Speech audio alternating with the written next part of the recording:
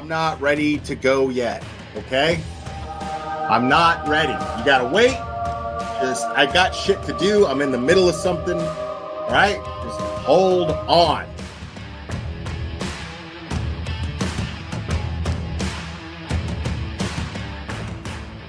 Watch your mouth or don't come in here. Uh-oh. Oh, yeah, people, come on, we're adults here. You know what? What is the point? Yeah, we're adults here. I got a fucking Burger King fucking thing on my head. We're all fucking adults here, guys. People in my chat, 2 words. What are they? 2 words. Let me see the chat flood. Let me see the chat flood. 2 words. Okay, next caller. Please. Let's get into the meat and potatoes, which translate in American to dick and balls.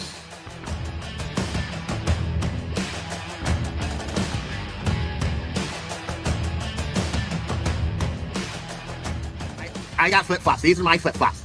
Yeah, I really like my flip-flops because I can put them on. Because look, watch me put them on. I can put them on all by myself. Watch me put them on. Look, are you watching? Look, these are my flip-flops. Thanksgiving Day. I remember it clearly. It was Thanksgiving Day. I was inserting myself in somebody else's fucking business as a cash grab, and you know. This channel is harsh reality. Karen Yak se jodió la sucia vida. Amen. This is Jonathan Lee Riches. I have cheeseburgers. I'm gonna put cheese on them. I'm gonna make sure that I have my hamburgers because I'm a big boy now and I can make the hamburgers. My mom lets me use the stove now.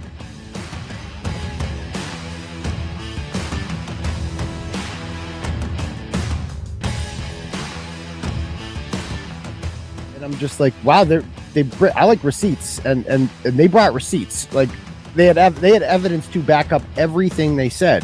And I'm like, okay, well, there's got to be another side to this, right? Like this can't. No, this is too fantastic. Yeah, because you're not going to just jump to the conclusion that there's a conspiracy amongst cops to cover up a murder.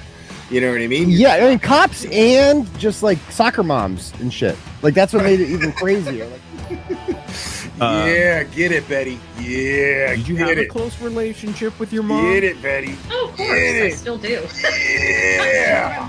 My older sister was kind of sad. She was more of the prissy girl that likes going. That is the best shit fucking shopping for the dresses with mommy. I was the tomboy that liked playing with the feet. Shout out to Cherry for just being easily the most faithful and loyal supporter that I've ever had, man. That someone could have that tenacity with loyalty. And I'm really blessed to have someone like Cherry be part of this channel and in my life. So it means a lot. And yes, I named him after Mr. T and Rocky. Say, woman. Say, woman. Say, woman. Since your old man ain't got no heart, why don't you come down to my apartment tonight and I'll show you a real man. Oh my God, I'm so in love with this little dude. Yeah, I'm going to go ahead and wrap this one up. I love you guys very, very, very, very much. And we will do this again very soon, my friends. Oh, say bye. Say bye. Oh, I love you too. Give me a kiss. Oh, I love you. Bye, guys.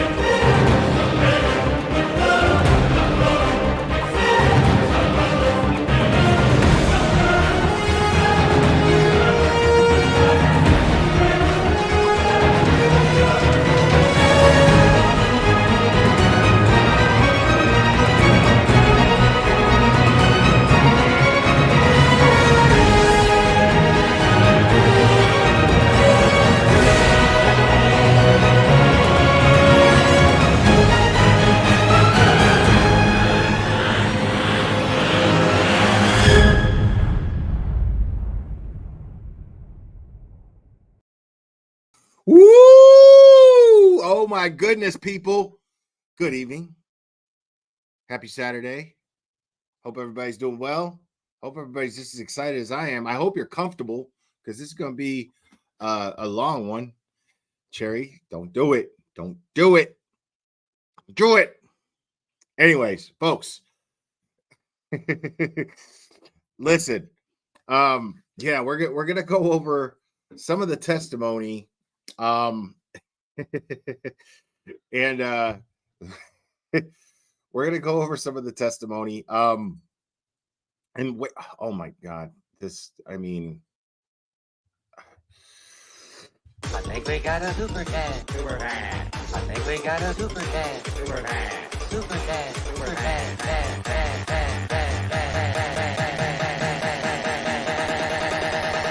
I think we got a super chat. I think we got a super chat. I think we got a super chat. I think we got a super chat. Super chat. There you go, Rose. To quote the fantastic Alan Jackson, seriously? Yeah. And yes, that was the Full Cock Church. Absolutely. And V. Kaser, member for 6 months. Woo! Yes. So we are we're gonna hang out a little bit. I'm gonna play this stuff in like fast speed because I'm gonna be pausing and I'm gonna be talking and blah blah blah blah blah blah blah blah blah. Because listen, it's gonna be a long weekend, folks. It's gonna be a long weekend, right? It's gonna be a long weekend, and we're not gonna get cross-examination on Jen Dirty Delete McCabe for until Tuesday. I mean, I think we got a super chat. Super chat. I think we got a super chat. Super chat. Super chat. Super chat.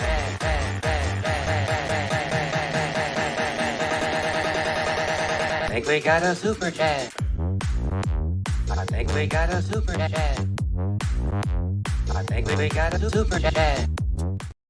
Okay, thank you, Paul. Appreciate you, buddy. Let's see, so many great lines this week, but I have to say my favorite was, of course, Judge, by David Yannetti.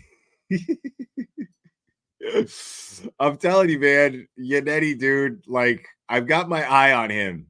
Because I love him and Alan Jackson equally. I do. For absolutely different reasons. Some for the same reasons. There's some of the same reasons, but I love them both equally because I think they're both excellent at what they do. Remy, member for 10 months, thank you. Seriously, free carry. And Shelby, say what? Member for 2 months, love you guys. And she's talking to you, chat, guys. Like, that's awesome. Like, my favorite thing about what this channel has become, and honestly, my channel's always kind of been like that. But this is my favorite chat that I've ever had, for sure. I gotta say that like Jerry can attest to this. Like, one thing I've always taken pride in with this channel is the camaraderie that takes place in the chat. Everybody gets along really, really well, and it's always a fun chat. This is by far the funnest, though, without a doubt, without any doubt whatsoever. This is by far my favorite ever. Yeah,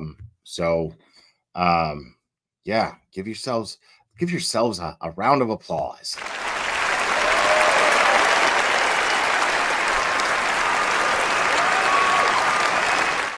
Yes, you guys do rock, Bookworm.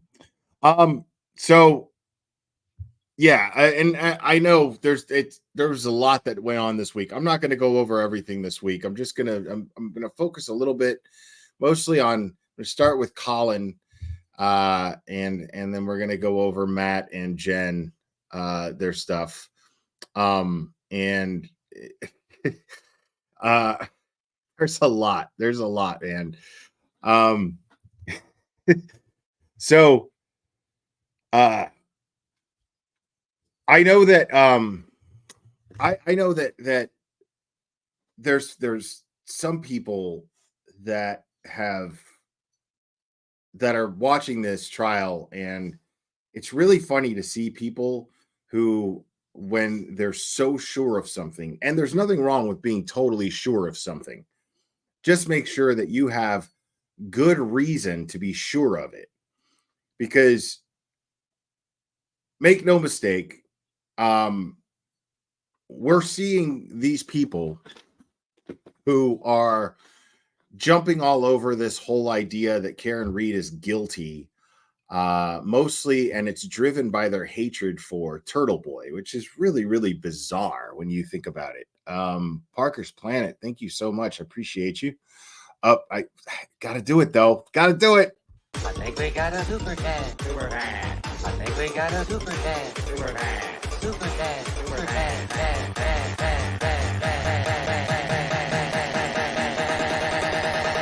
I think we got a super chat.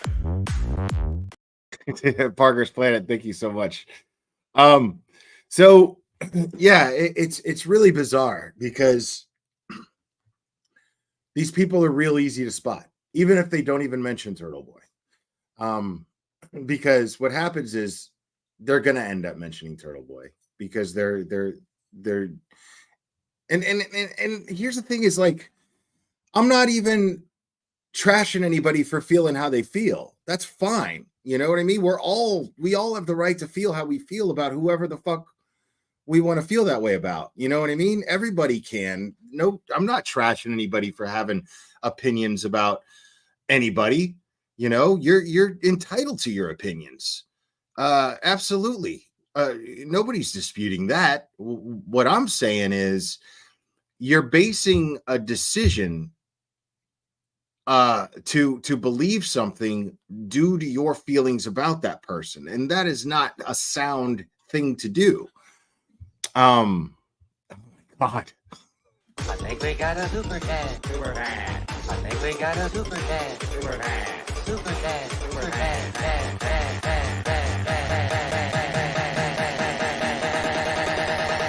I think we got a super chat. I think we. Jules Bentley, thank you so much. You said, I've loved your coverage from the beginning. Thank you so much. Appreciate that. And a lot of these people have been here for my coverage from the beginning. I just tagged Karen Reed and I was like, listen, I don't even know shit about this case. I want to explore this with you guys. And most of the chat just helped me with misinformation, which is fucking fantastic. The foundation that this particular community that I spent this entire live raving about so far, the foundation of it is everyone believing something so strongly, and then if I get some things wrong that can be verified, I'm corrected on it. And it's great. It's great. Like, you guys have fucking held my hand all the way through this, and I'm super. I mean, I think I'm pretty well versed on the damn case now, but I'm saying, you guys didn't care that I didn't know anything. You guys respected the fact that I was just, I wanted to learn. I wanted to know. I'm like, what is going on here? I see there's a bunch of people who feel really, really strongly about this, and I want to know why. And why is this not just another true crime case? What makes this different than every other case that I've ever covered? And sure enough, and Scott McGinnis, thank you so much. Will at the Glare has been pivotal in this journey. Your coverage of this has come so far, and now you are an integral part of this. You are with us in real time for so long now. You're awesome, man. I feel I don't agree with you, but like, I agree with you because that's how I feel about you guys. and specifically you being one of those people, Scott McGinnis. I mean, Scott McGinnis is out there every day, man. Every day. Tom CPU out there every day. And it was you guys being out there that made me go, what is going on here? What's happening? Couple of people told me about this case, and then I was like, all right, well, let me check it out. And then I'm like,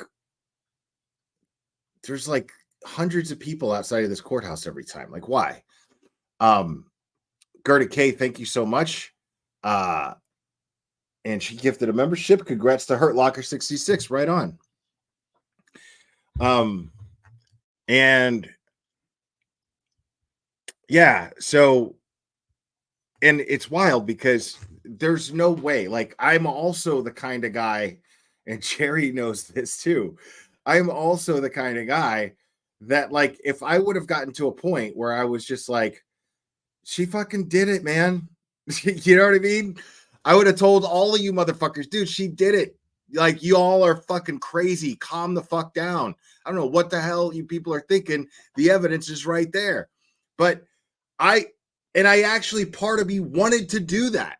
Part of me wanted to do that just because I have this very weird thing in me, man, that fucking, shut up, Cherry. God damn it. Every time anyway, I have this very weird personality trait, more specifically, that that makes me just go against, you know, I see, and trust me, if you follow true crime for a long time, you know what I'm talking about. There's just this herd mentality that takes place. And I was so ready for you all to be that herd, to have that herd mentality and just be part of this herd. And I was looking for, trust me, I was looking for it. I was like, okay, but I was proven absolutely wrong. I was proven wrong. And then I listened to people who were thinking that and have been saying it, right? And and then I start to pay attention to them, and then I realize that one consistent trait that they all had besides that was they seem to ignore evidence. They seem to absolutely ignore evidence. They cherry pick evidence. They cherry pick things that will fit their narrative. I'm not looking for that. I am looking for anyone. I am trying to be a part of a group of anyone who does not do that. And I've always been like this. And I feel like my channel probably would have grown a lot more significantly and faster had I been one of these people. But then, you know, at the end of the day, you're not you. You're a flash in the pan. I'm trying to hang out here, man. You know, I'm trying to be part of this community for a long time. And yeah, Andrea, Auntie Everything, and Pearl knows what I'm talking about. Became a member. Thank you so much, Andrea. And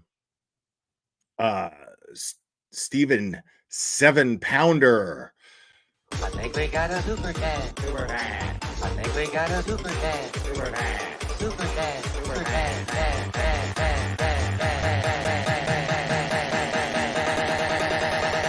I think we got a super chat. Thank you, Stephen 7-pounder. Turtles don't come in herds, but we never stop. There you go. There you go. Okay.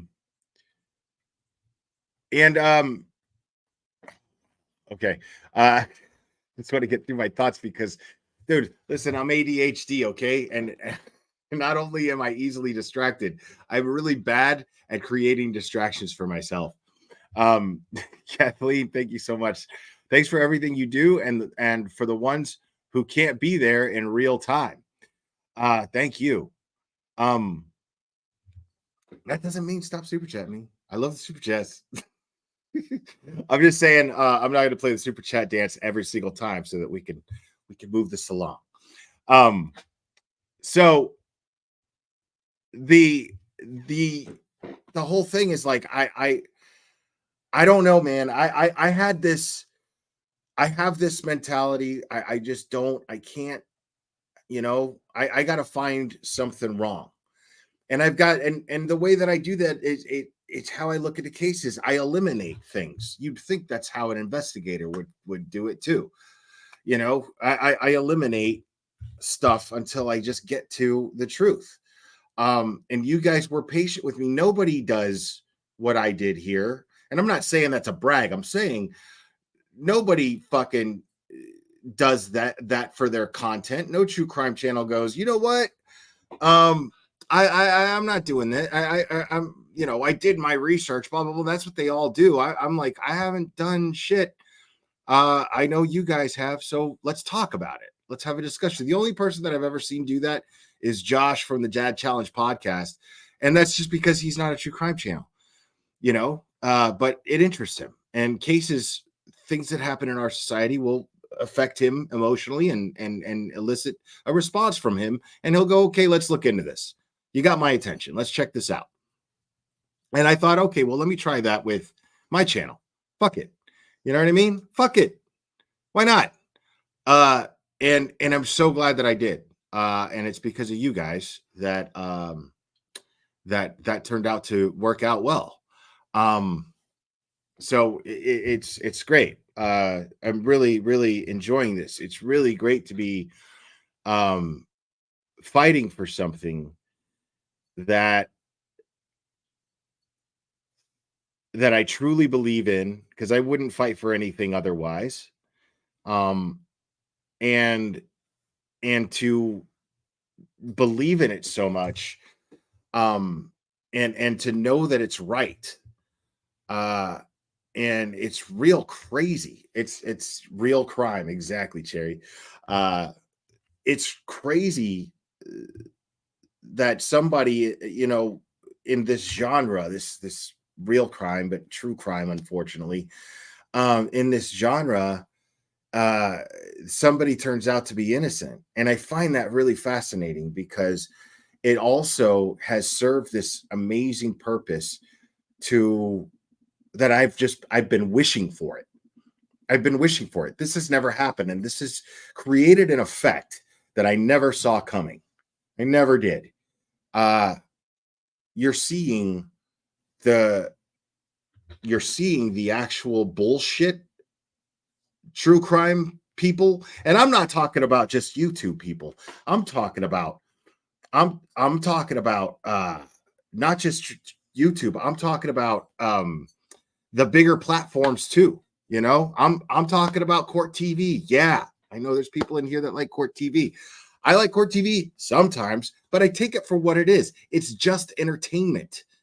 But the problem that I have with Court TV, News Nation, Law and Crime, all of these, the ID channel, you know, Dateline even, you know, the problem that I have with all of these is they will go with a narrative. They're just selling a product. I'm okay with that, but it's important that people are aware of this, because if you're not aware of this, you could be spinning a narrative that could be dangerous to somebody. And when you're dealing with real people in these crimes, like Karen Reed is a real person. John O'Keefe is a real person. His family are real people. Karen Reed's family are real people. When a kid goes missing, their loved ones are real people. Pointing the finger at a kid's loved ones is not okay when you have absolutely no evidence, when all you've heard are rumors that can't be proven, you know? And then the mob gets together and they harass these people. And I realize that some people who think that Karen Reed is innocent have probably engaged in some harassment against John's family. And that shit's not okay. It's not even okay to do it to the McCabe's and the Alberts. It's not okay. I don't condone that shit at all. But when I see the majority of people are simply using their platform in a responsible manner, all of the responsible people are supporting each other. Bigger and smaller channels alike are all supporting each other. Everybody's just trying to get the truth out there, you know? And this case has been showing the difference between people who want the truth and people who don't care about the truth. When the truth, as rare as it is in this case, the truth being as rare as it is, doesn't interest a lot of these creators because it's just not dramatic enough. There's nobody to point fingers at and harass and perpetuate because they know that they make their money off of an angry mob. I don't want an angry mob here. I want rational people. I want rational, logical, critical thinking people. And I got that immediately. And to you guys for that, I am so, so grateful. So I just wanted to tell you guys that. Andrea, and Auntie Everything Glare, I've loved you since Kylie Rodney when I found you. Love your open-mindedness and willingness to learn instead of jumping to conclusions. Thank you. That means a lot. And that's the kind of audience I want to attract. That's it. I can't put that any plainer. That is the kind of audience that I am interested in attracting. And I have always been consistent with this. And I've been on this platform for about 5 years. And I've always been consistent with this. And I've always been perfectly happy, no matter if my community consists of, if I have a chat that is, 10 people watching versus 1,000 people watching, or in some cases lately 6,000 people watching. That's great. I mean, the more the merrier, but the camaraderie and the love and the vibe that's in this chat is all that really matters to me. So thank you guys for that. So hold on, let me look. I was kind of talking here in chat. I don't know, Scott, what are you doing here, buddy? I want you here. That's why you're here. And everybody else does too.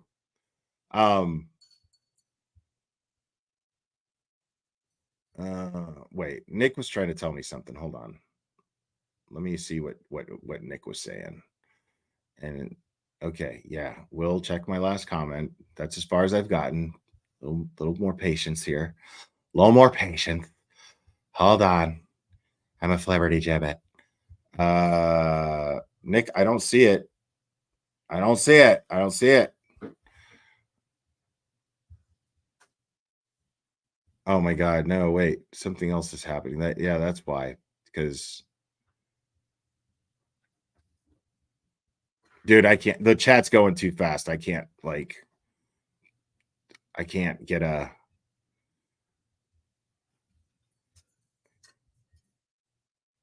Come on.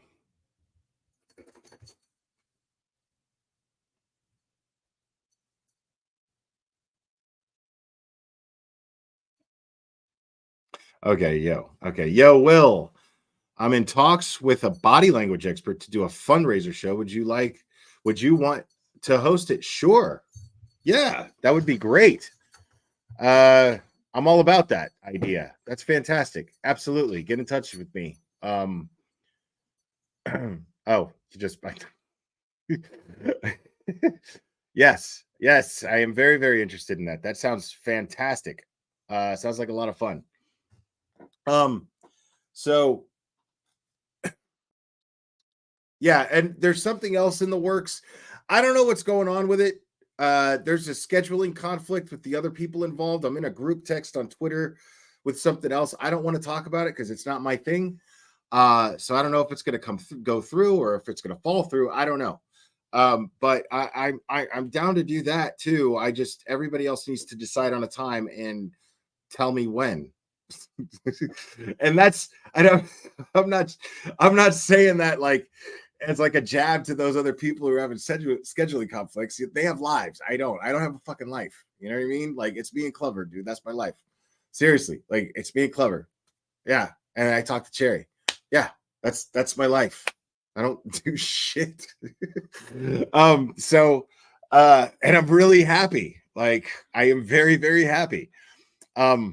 So like, my whole thing is just let me know when, and then I'll work it out. Now when I say I don't do shit, meaning I don't socialize with people. Like, you just don't. I don't socialize. I don't have people that I need to drive around and this and that, and I don't have a family that I live with that so. But I do have responsibilities and hopefully I can make it to Boston for at least one day. Hopefully I can. That is the goal. But if I can't, it's because of things here. But so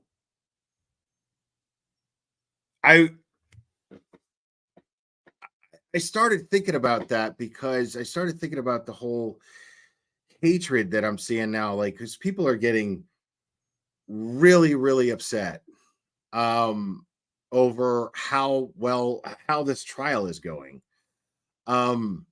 They're getting really mad. Like on one side of their mouth, they're saying, "Oh, everything is fine," and then the other side of the mouth, they're just trashing everybody else in a fit of anger.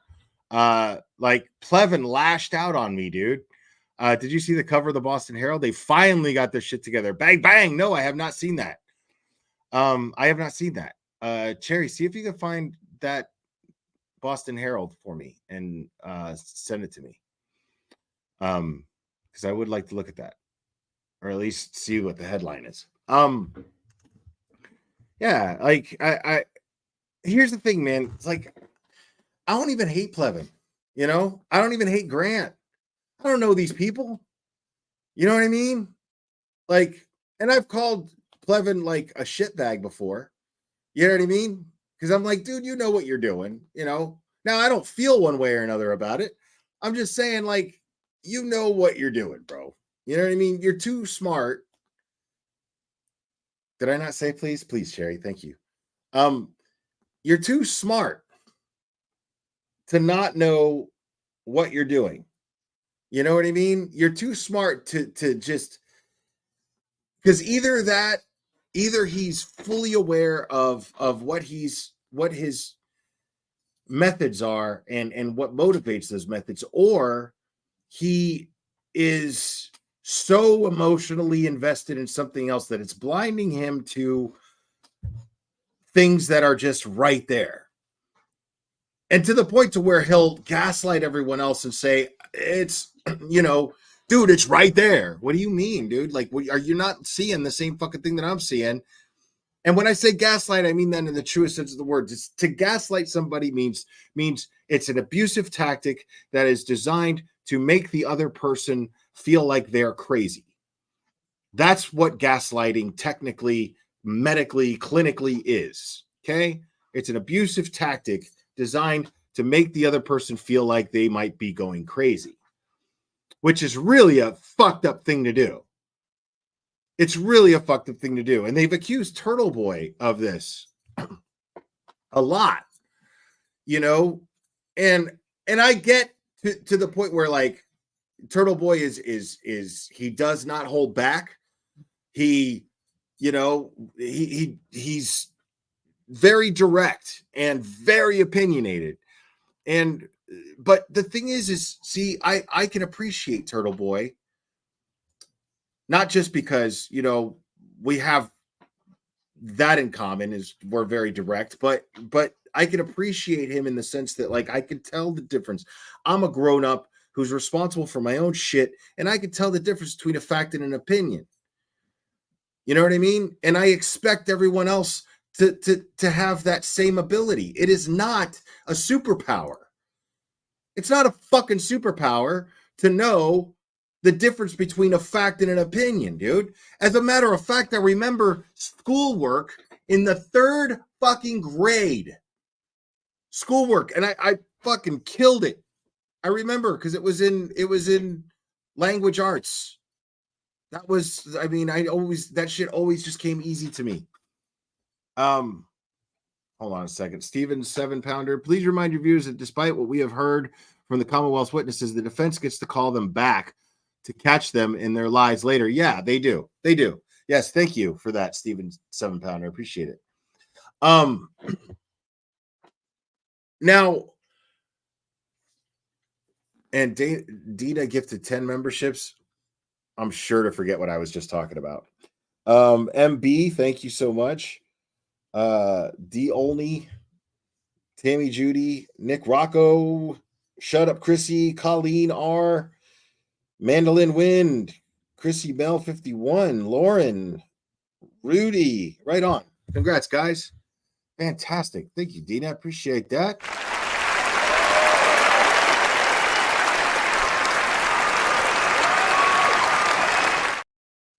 And I just remembered what I was talking about. Thank you. I will check DMs, Cherry. Thank you. I just remember what I was talking about. I just remembered So like, I mean, I remember in school in the 3rd grade, like language arts class, there was assignments, whole chapters. I think we went over it in the 4th grade too. I remember being in the 4th grade going, we did this last year, where they're like, okay, fact or opinion, circle fact or circle opinion, right? Read the sentence. They teach you this shit in the 3rd grade, dude, is my point. It's not a fucking superpower to know the difference between a fact and opinion. So therefore, I'm not going to get all pissy and upset when I hear Turtle Boy express an opinion that I don't agree with. That's what's cool about opinions, folks, is they're yours. That's it. My opinions are mine. They're none of your fucking business unless I make them your business, and you don't have to do shit with it. It's so easy. It's so easy. Like, all you have to do, if you don't like what I have to say and it affects you that much, that's it. Check it out. It's so easy. It is unbelievably easy. So I expect people to have this same common sense that I do. And it's never happened. But I've always had faith, and now I've found it. I've found it where the majority of people know this and understand this, and the minority of people don't. Like, dude, you have Plevin has Twattendoffer and Kate Peters on his channel watching this trial that everyone's watching, and nobody's watching it over there. Like, nobody who's worth a shit that has any fucking brain activity that's worth a shit watches it over there, because it's so obvious what's happening. Those are just a bunch of angry, bitter, hateful fuckers. You know what I mean? And we're talking about Jennifer Coffendoffer, who's been everywhere. She has a shit ton of followers on Twitter, and she can't get people to sit there and watch her. Think about that. People don't like his name. Sherry D, thank you, by the way. People don't like his name. They don't like how he went about it. But props to Turtle Boy for exposing the corruption. This is the thing. And I made this point a long time ago. I said, if you believe, because I wasn't even convinced yet, not 100%, but I said, if you believe that Karen Reed is actually innocent, give me a better way that you would expect Turtle Boy to execute getting that information that he's gotten. Give me a better way to do that when the people who you're trying to expose are incredibly powerful. And I mean incredibly powerful. The Norfolk County DA's office. Can you imagine where those tentacles go? How far they reach? How many there are? Think about that.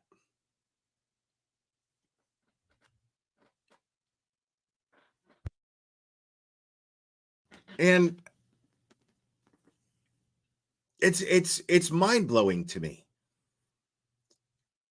And I like, it's funny because Plevin, like, well, he messages me after I reposted something, and I was just like, and I don't even remember what it was, but he was like, you are such a scumbag, you know, like, just so angry about it. And it's like, okay, man, you had it, you were in full control before. You know what I mean? You and Olivia and you and Sean back and forth on Twitter, and you arguing and you gaslighting and them entertaining you. I was onto your game immediately, and I was like, I'm not doing this with this dickhead. You know, once in a while I'll drop a little comment, but I'm not going to fucking get into it with this dickhead, because I see what he is, man. And frustration is part of his game. He wants to frustrate you. He wants to smile and sound like he's totally rational. And then, you know, he can only do that for so long until he pops. And we've seen him pop a couple of times. And right now it's like, at this point, really, Like, how do those three people not see how fucking dumb they look at this point? And then it's like, all right, well, you know, their philosophy also is, well, there's a lot of sheep out there. And I get it, because I've been there where I'm like, holy fuck, where innocent people have been accused of a crime, and everybody, except the difference is the majority of people think that that person is guilty, when it turns out that they're not. And I'm not an innocent victim's advocate necessarily, nothing like that. I care about evidence. I've always been on YouTube fascinated by the following. Court TV's only giving you a product, dude. There's a demand for it, so they supply it. It's simple. It's the American way. It is the cornerstone of American capitalism. Period. I'm not mad at Court TV, but I'm gonna call them out when they do something wrong. You know, not that it matters, because I'm just a small channel, but maybe I won't be one day. You know, and the thing is one thing about this case that I've never seen. Maybe I haven't paid attention to enough cases. That's fair. But one thing in this case that I've never seen is what's going on in Court TV right now, which is Vinnie Politan seems to be on an island by himself, trying to fight an uphill battle. Clever, give me that. That's not happening, buddy. Nice try, though. Trying to fight an up. He's going to get it again because it didn't go where I wanted it to go. Trying to fight an uphill battle because he has Julie Grant and all these other people, like these experts who go on panel, and they don't know anything. They don't know anything. And then they decide that they're going to talk about this case like they're experts. Dude, 70%, and I think Vinny knows the truth too. And Vinny is just, you know, doing what he's got to do. But I've never seen that before.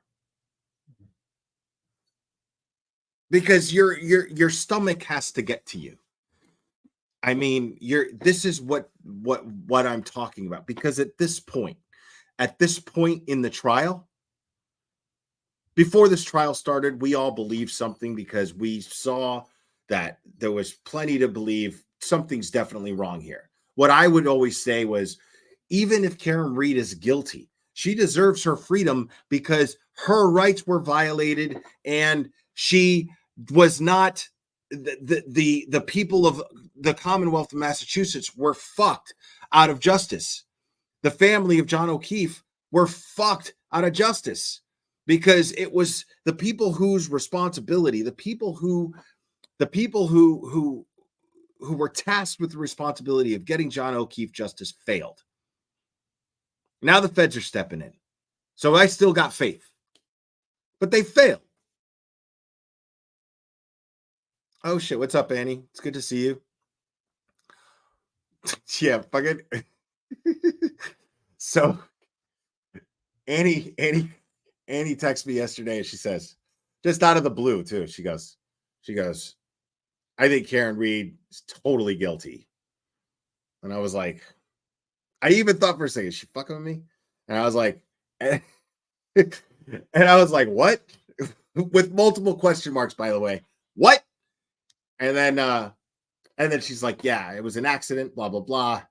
You know, and then I was just like typing, it's physically fucking impossible. You know that, right? That was going to be my next text. It's physically fucking impossible. You know that, right? And of course, she goes, psych. I just wanted to piss you off on a Friday. Ha ha ha ha ha ha ha. So yeah, Annie. Fuck you. Get the fuck out. Just kidding. We love Annie. But Annie's going to be at Crime Con. I think that's the beginning of June.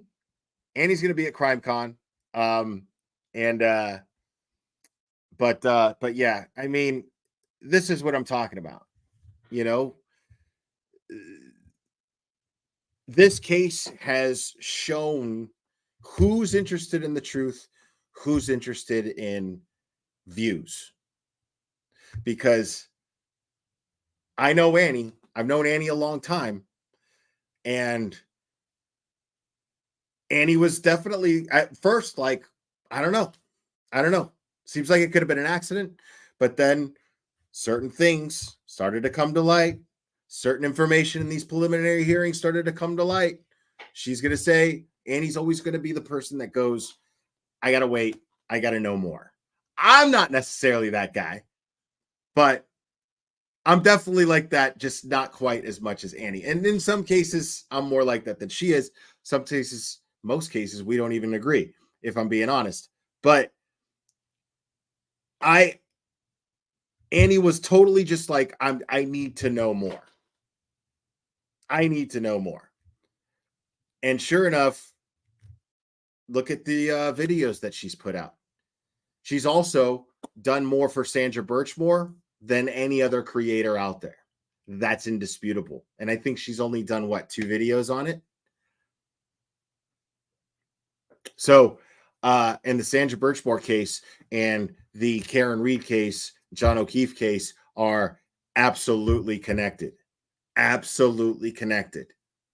Because the truth is, you cannot tell, as I've said many times, the Karen Reed, John O'Keefe case, that story, without telling the Turtle Boy story. But you also can't tell it without the Sandra Birchmore story. That's not possible. It's just not possible. Not if you're interested in getting to the truth and exposing the truth. That's just not possible. I mean, but Annie found the Sandra Birchmore case on her own, covered it on her own. It wasn't until we talked, and then it was like, well, that it was the same, because we were talking about the Karen Reed thing, and I was like, it was the same thing, the same investigators. Lank was involved in the Sandra Birchmore case too, a couple other people, and she was like, wait, what? She was like, wait a minute.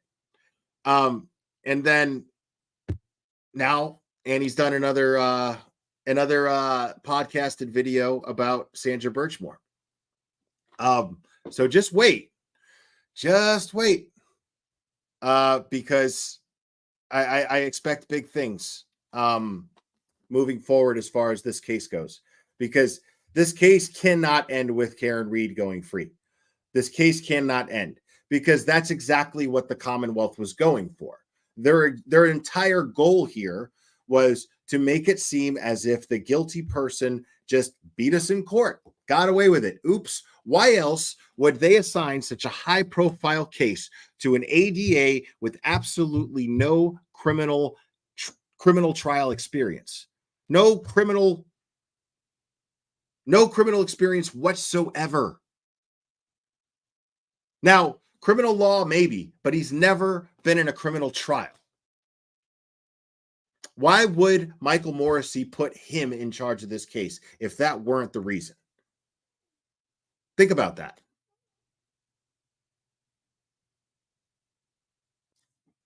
I mean, am I crazy here? So,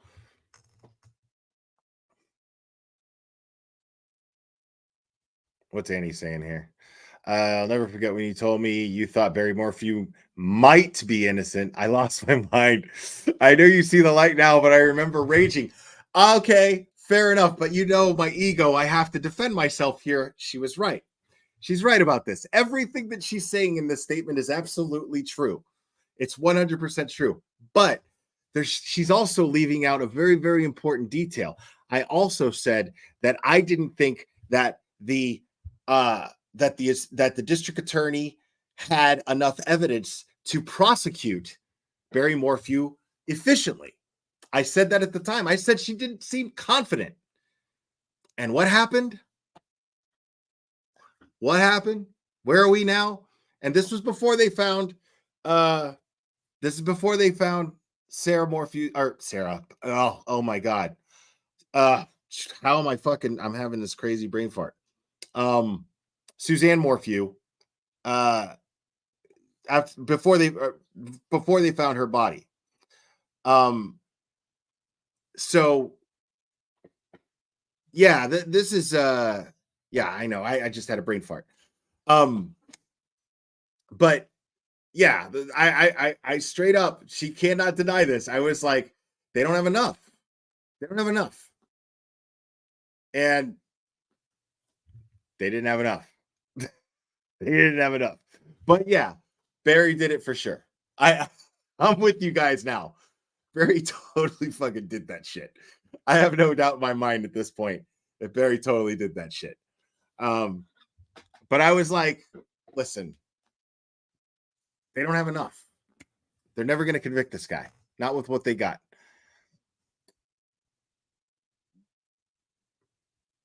Man, I didn't know you said about Barry Morphew the glare. This is going to make me.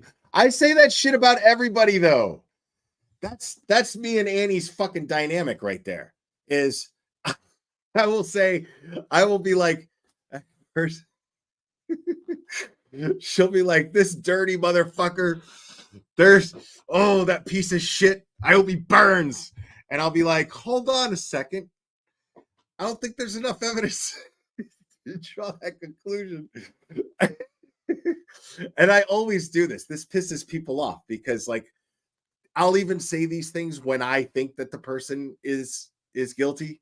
I just have to, like, I just won't say the shit out loud because I will only say shit out loud based on what I see the evidence, like what's made available as evidence to me. That is the only thing that I will, like, ever express my opinion out loud about, is based on the stuff that is already made public. I'll never just out there and be like, fuck that motherfucker. So to do that with a case, and point fingers at a bunch of people, I never thought I would ever be part of something like that. Never, ever.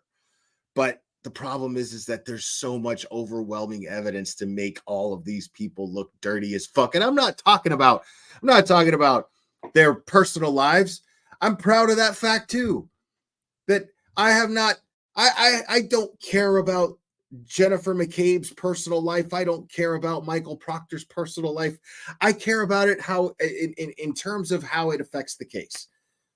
Do I care about their personal life in the sense of the fact that the Proctors and the McCabe's and the Alberts have a relationship? Yes, I care about that aspect of their personal lives because it relates to the case. It affects the case. So, but, you know, this happens in cases all the time. And it really, really bothers me. It happens in cases all the time where you'll see there'll be a missing kid, and then someone will say, oh, well, that person has a charge for starting a bar fight, you know, and then you're like, they must have done it. You know, you're like, wait a minute. How do you connect the bar fight? How many people out there have records? Because these are the same people that on one side of their mouth, they'll say, oh, that person is guilty because he has a police record or he has an arrest record. But at the same time say, oh, well, that person's going to have fun in prison because they don't like child killers in prison. Well, I mean, doesn't that tell you that most people in prison wouldn't kill their kids? So just because they have police records doesn't make them child murderers? So calm down. Use your fucking brain for just a second. Just chill out and think. It's not that hard to just stop and think. You know what I mean? So I've been ranting for an hour. Okay. We're going to start to do this. Thank you for indulging me. But those are just a few of the reasons. I could talk about it all day, but those are just a few of the reasons why I love being part of this community. And I love this community that that has embraced me. You guys are amazing, and I'm grateful to you guys. So thank you guys for that. So I'm gonna go over. Let's start a little with Colin here.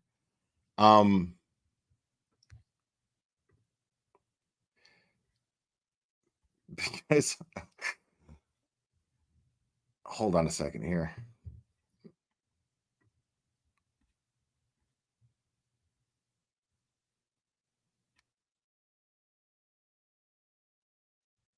How long is this one? All right. And I'm just gonna go over cross because we only have so much time. I'm only going to do I'm only going to go over cross because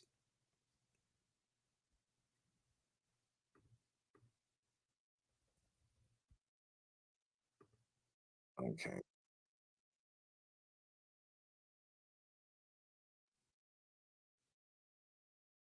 All right, here we go.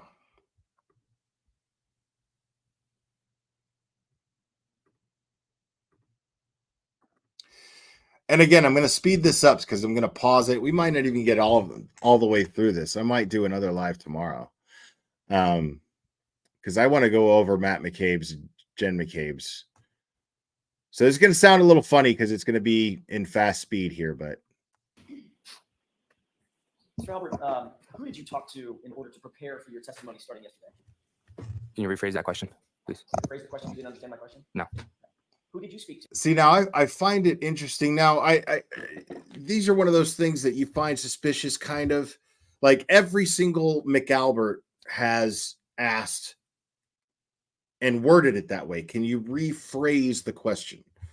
Like David Yannetti's initial response to that was, no, I won't. I won't rephrase it. I'll ask it the same way, and then you can give me an answer, which I loved. But I noticed that after that particular, and I think it was Brian Albert who started it. Brian Albert, it was, or maybe it was Chris, who started asking, can you rephrase the question? I never heard that worded like that. But all of the people that are in this family to any degree seem to be asking, can you rephrase the question? And obviously they were prepped, whether it be by Brian Albert or Lolly, who's supposed to prep them. I mean, I don't think it's wrong for him to prep them, but it's kind of weird for a prosecutor to prep. A defense attorney would prep, but a prosecutor prepping the witnesses is kind of weird, if not downright suspicious. But I'm not a lawyer, so I don't really know. But the more I think about it, the more I think it's weird that the prosecutor is prepping the witnesses. Speak to in order to prepare for your testimony yesterday? My lawyer. Other than your lawyer, who did you speak to prepare for your testimony yesterday? No one. Did you speak to your parents? No. Did you speak to your mom, your dad? Nope.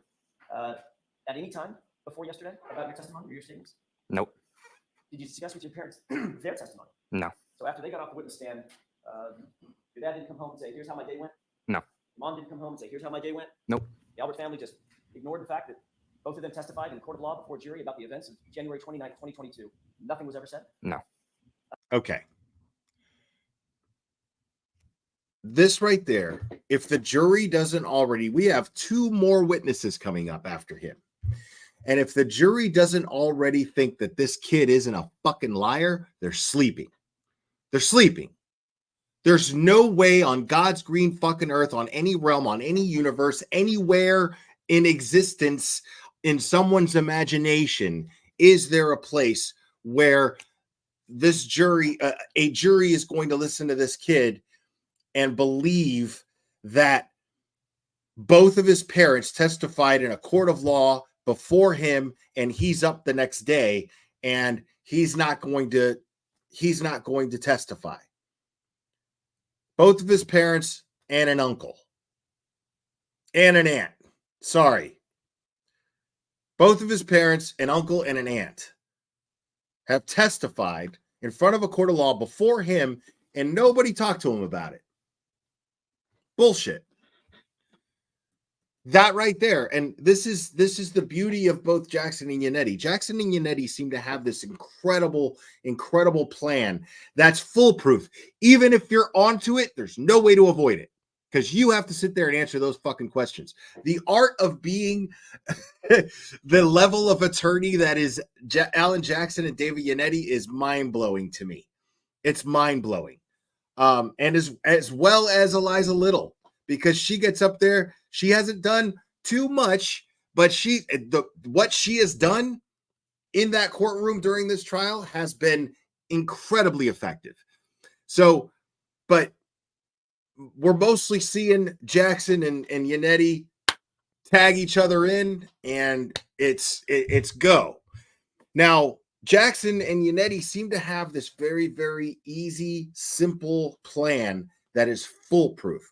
That is to establish the witness on the stand that they're cross-examining as a liar, and then start asking them the real questions about the night of January 28th in the early morning hours of January 29th, 2022 at 34 Fairview Road. It's genius. It's just a straight up plan that cannot lose. Oh man. Wow. Willem Liberink, I think I said that right. Gifted 10 memberships. Thank you so much. Appreciate it. I'm not going to read them all up, but congrats to all you guys for getting memberships. Thank you so much.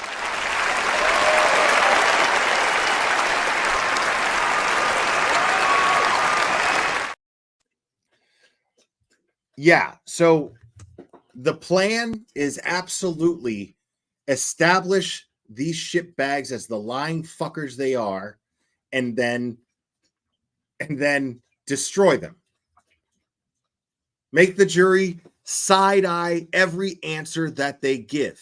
Show the jury that they're liars, and then start asking them questions that are going to exonerate Karen Reed. It's beautiful. You can hear Clubber drinking his water. Did you talk to Mr. Lally at any point, before yesterday in preparation for your testimony? Before yesterday, you said? Right. Yes. Tell me when. I want to say a month ago about. What did you talk about? I got prepped for this. Tell me what that means. What does it mean to prep for this? What I'm going to be getting asked. Okay. Remember my very first question this morning? I said, if you spoke to anybody in order to prepare for your testimony, you said no. Yeah. Okay, so that's not true. Spoke to Mr. Lally. Boom, he's a liar now. Yes.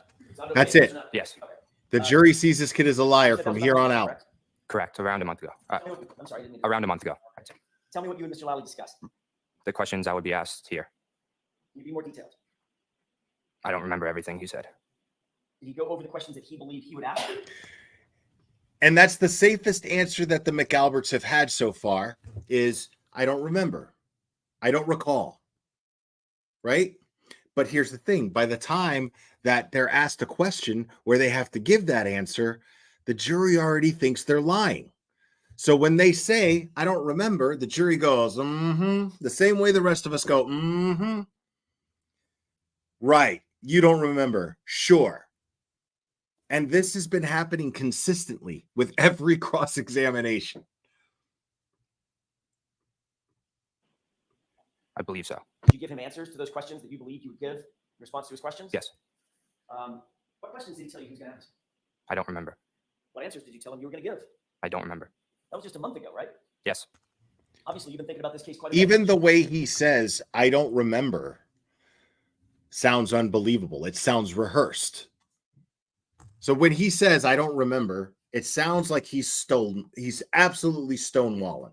He's totally stonewalling. He's like, I'm not going to tell this guy shit. He might as well have written in marker all over his face, I'm not going to tell this guy shit. Haven't you? Yeah. Over the last 2.5 years? No. How long have you been thinking about this case? Since people started writing about me on the internet. How about since... Oh, poor baby. Where an individual ended up dead on the lawn the next morning. Now, see, what's ironic is I hate that shit. I fucking hate that shit. I hate when people get harassed on the internet. I can't fucking stand it. Because also, if you're doing that to these people, let me explain something to you. It gives him that shit right there. It allows him to sit right there on that stand where it matters. And if there's one place where somebody talks in a crime case that matters, it is where that little kid is sitting right now. Sorry, I called him a little kid. He just looks like a little kid to me. It's where he is sitting right now. That's the only place it actually matters. So if you're harassing these people, then what you're doing is giving him, and if you believe Karen Read is innocent, you're giving the prosecution something to make the jury feel sorry for them about. That's bad. That's not good. You understand? So it makes no sense to do that. What Turtle Boy did was much, much different. Okay? What Turtle Boy did was seek answers as a journalist. There's a big difference. As a journalist, he sought answers. He pressured these people to speak. When everyone else starts taking jabs, texting them about their personal appearances and texting them and calling them and tagging them in social media platforms and saying all of these horrible things about the way they look, about things in their past, about things about their family, then what you're doing is you're only victimizing them because they're not answering you. So you're victimizing them.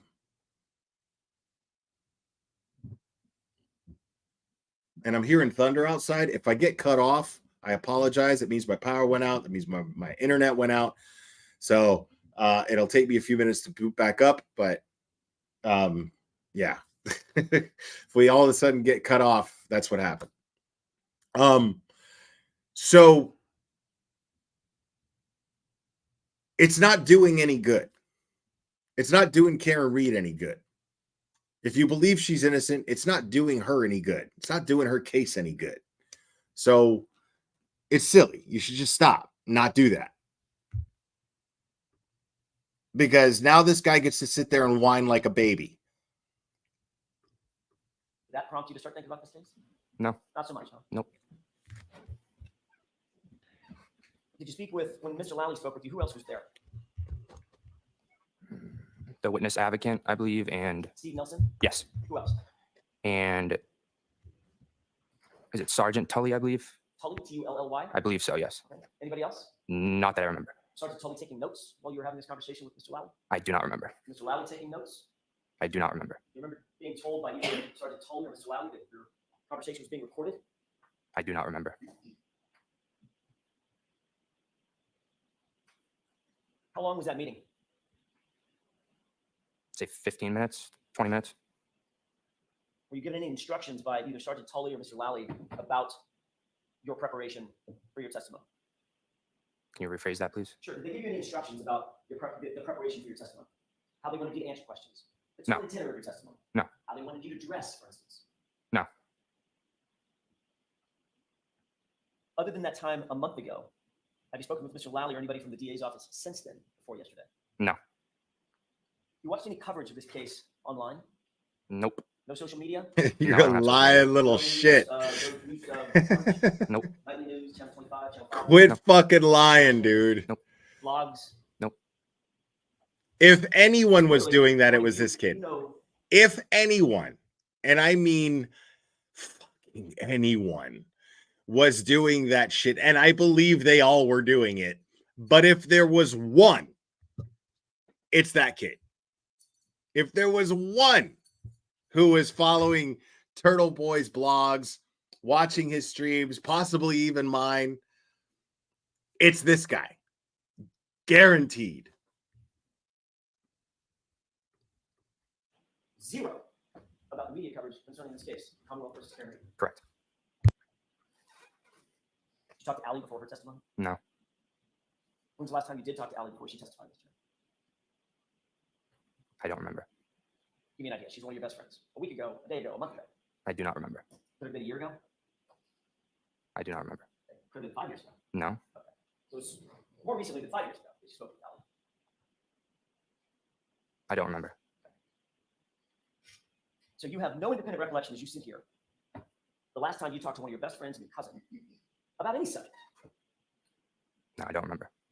Were you ever told in preparation for your testimony, if you start to get stumped or nervous, just say, I don't remember? Nope. Nobody ever told you that? No, sorry. See, Alan saw that shit. He saw that shit. See, that's why he makes the big bucks. That's why he's a fucking he's a high profile defense attorney. He knows the game. And he was like, yeah, okay. Like, let me remind the jury that this kid's a fucking liar. Because as soon as he started saying, nope, I don't know. I don't remember. I don't know. Sounds like a robot. He's a bad liar. And so it's important to remind the jury that he's a fucking liar. And it's great to ask him questions like that because, again, why the fuck is the prosecution prepping these people so much? Like, if you saw something, you saw something. You just ask. You know what I mean? It's a bad look if the prosecutor is prepping his witnesses. It's a bad look. Simple. Like, there's no reason why, if you're telling the truth, you would need to be prepped to tell the truth. I'm going to simply ask you some details about that night, and you just tell me what you remember, and that's it. Swear on the Bible. Don't lie. That's it. Easy. But that's not happening here. That is the biggest red flag of this entire trial. Well, one of. So nobody ever informed you that you might get nervous on the witness stand. There might be tough questions. Easiest way to get out of that is just say, yeah, I don't recall. No. So you just don't recall because your memory is that bad. You literally don't recall the last time you spoke with a cop. Objection. Ask that differently, Mr. Jackson. Sure. Your testimony is you were not instructed to say, I don't remember. You just literally don't remember. Correct. It's an issue with your memory, not an instruction that you received. Correct. Right. But you do remember 2.5 years ago, you left 34 Fairview at 12:10 a.m., correct? Down to the minute. Correct. Did Mr. Lally, during this meeting that y'all had, did Mr. Lally show you anything? Items of evidence, photographs, videos, anything like that? No. Did you two talk about any evidence that you might see? Photographs, documents, videos? Not that I remember. He didn't show you the series of text messages between you and Ms. McCabe, Allie? I don't remember. Okay, so you're not saying he didn't. You're just saying, again, you just don't remember. Correct. Okay. And this was just a month ago. The month. Correct. Could have been sooner than a month. All right, let me ask that a different way. Could have been more recently than a month. I don't know. Don't know that either. Mm-mm. Yeah, no. So, Mr. Albert, you have to answer yes or no, not just. All right, sorry. Where were you when this meeting a month ago took place? At the DA's office on Sham Road. Who contacted you to come to the DA's office? I do not remember that. Don't remember that either. No. Phone call from Mr. Lally, maybe? I don't believe that I received a phone call. Maybe my lawyer did or my father, but I don't know. I don't believe I did. So if your father received a phone call and then told you need to go to the DA's office to meet with Mr. Lally, that would be a conversation with your dad. I won't spend a lot of time on this point, but for anybody who's going, oh my God, it's suspicious that he got a lawyer. I've made this point many times. I always have to make it. You're stupid if you don't lawyer up. If the cops are asking you questions and you have the means to be able to have an attorney present, do it. It doesn't matter. I don't care if you're innocent. I don't care if you're a witness. I don't care anything. Like, if you have the means to have your lawyer present during police questioning of any kind whatsoever, do it. I don't find that suspicious at all. I find it suspicious that it's him. You know what I mean? But just generally, I'm not going to go, well, oh, it's weird that he had a lawyer. No, it's not. It's not. I wouldn't say so, no. You would categorize that as such? No. Okay. Because, of course, even though you went to the DA's office to meet Mr. Lally and a sergeant from the Massachusetts State Police to talk about your testimony, you didn't mention that to your dad? No. You didn't mention that to your mom? No. And when you got done with that meeting, Dad didn't ask you, how'd it go, son? Nope. Your mom didn't say, how was that meeting? No. About this massive murder case? Objection. Let me ask you a different way. Do you consider this to be a high-profile murder case? Objection. Sustained on relevancy. Ask it. In your mind, this is an important case, correct? Obviously. Correct. But according to you, it just never comes up in the Albert household. No. Okay. You were asked to look at a couple of text messages yesterday. It's a little bit like this. You seen that before? Yes. When did you see that before? Yesterday. Before yesterday, had you ever seen that before? On my phone, yeah. Okay, other than on your phone when you made a screenshot, had you ever seen that before? Mr. Lally ever showed it to you? Not that I remember, no. So you two didn't discuss that in your meeting a month or less ago? We could have. I don't remember. But again, you don't remember. Mm-mm. Is that no? No. Did Mr. Lally tell you why he wanted to question you about those text messages? I don't remember. Did Mr. Lally tell you anything about what you might be asked on cross-examination? No. Did he ask you about any videos that you've ever posted? No. Did he ask you about any comments you've ever made online? Nope. Any photos you've ever been in? No. Any fights you've ever been in? Nope. Who's Courtney Proctor? She's friendly with my aunt, Jillian. I'm sorry? My aunt Jillian, she's friendly with. When you say friendly with, describe that. What do you mean by friendly with? I know that they're pretty friendly. Have you ever been to Courtney Proctor's home? Yes. How many times would you say over the years? 4 or 5, maybe. Her family is close to your family, it's fair to say. Not that close. Close though. When you say not that close, but close though, what does that mean? I'd say we're more close when I was younger, not when I got older. Okay. How old are you now? You're 20? Correct. You're on. May I approach you? Okay. I have a photo I'd like to show Mr. Lally first. May I? Yes. Thank you. Take a look at that photo. Tell me if you recognize it. Just look at it to yourself, please. Let me know if you have to study it for a second. Yep. You recognize the photo? Yes. Who's in that photo? Objection. So the objection sustained as to the content of the photo. Did you want to come to sidebar and explain it to me? Fucking sidebar.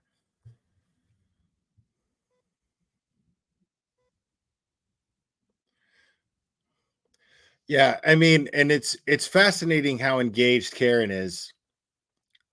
And it's just always really funny to me to hear people be like, "Oh my God, look how guilty she looks. She looks so guilty." Dude, if I was guilty 9 out of 10 times, dude, when you're watching a guilty person in trial, they look fucking bored. You know what I mean? Like they look bored. Even if you can tell when they're just trying to look engaged. This is not someone who's trying to look interested. This is not someone who's even trying to look good for the jury. This is someone who I'm looking at thinking she doesn't give a fuck how she looks to the jury, because how she looks to the jury doesn't fucking matter because she's fucking innocent. That's what's fascinating to me, because I've never watched a trial where somebody was actually innocent. I've never actually done that. It's never happened. And now I'm watching a trial where somebody is clearly innocent. And it's fascinating to watch her. She's not hateful. They're like, oh my God, the audacity on her. Yeah. I mean, in theory, think about it. Every time I've watched a guilty person, they dress to impress the jury. No, she dresses classy. She dresses nice. But what I'm saying is she doesn't give a fuck if the jury sees her giving stink eye to the person on the stand. She does not care. And the reason why that is because those people sitting on the stand that she's giving stink eye to have all been proven to be liars. So every time she gives the stink eye, by the time she's done giving the stink eye, that person gets up, walks off the stand, and the jury is looking at that person sitting on the stand as a fucking liar.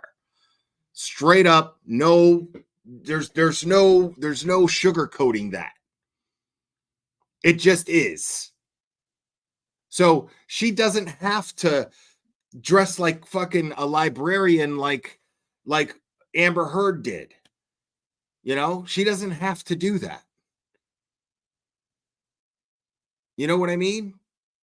Like, nobody believes that Amber Heard dresses like that and puts her hair up like that and fucking wears glasses and shit. You ever see every single time they always wear glasses. All of a sudden, these defendants wear fucking glasses, dude. Every time there's a guilty shitbag, unless you're insane Letitia Stout, unless you're her, or just idiotic Daryl Brooks, who represented himself in court, they always wear glasses. Always. All of a sudden. Dude, Like, check me out. I just got charged with murder. I'm going to go on trial.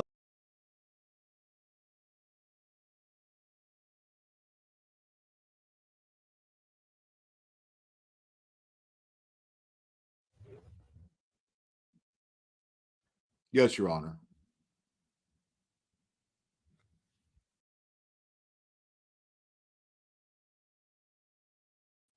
Totally different person. Or at least they think so. Right? At least they fucking think so. But it's not. It's a lawyer's trick to make the defendant look innocent to the jury. For some reason, glasses make you look more innocent to the jury. It's just bizarre. It's so bizarre because I always go, look at him. He's wearing glasses. He's guilty. Like every fucking time. Every time I watch a trial and then all of a sudden I see the defendant wearing glasses, I'm like, they fucking did it. They fucking did it. Every time. Unreal, bro. Like, Karen does not care how the jury sees her because she doesn't need to convince the jury of anything. She doesn't have anything to convince them of. She's innocent.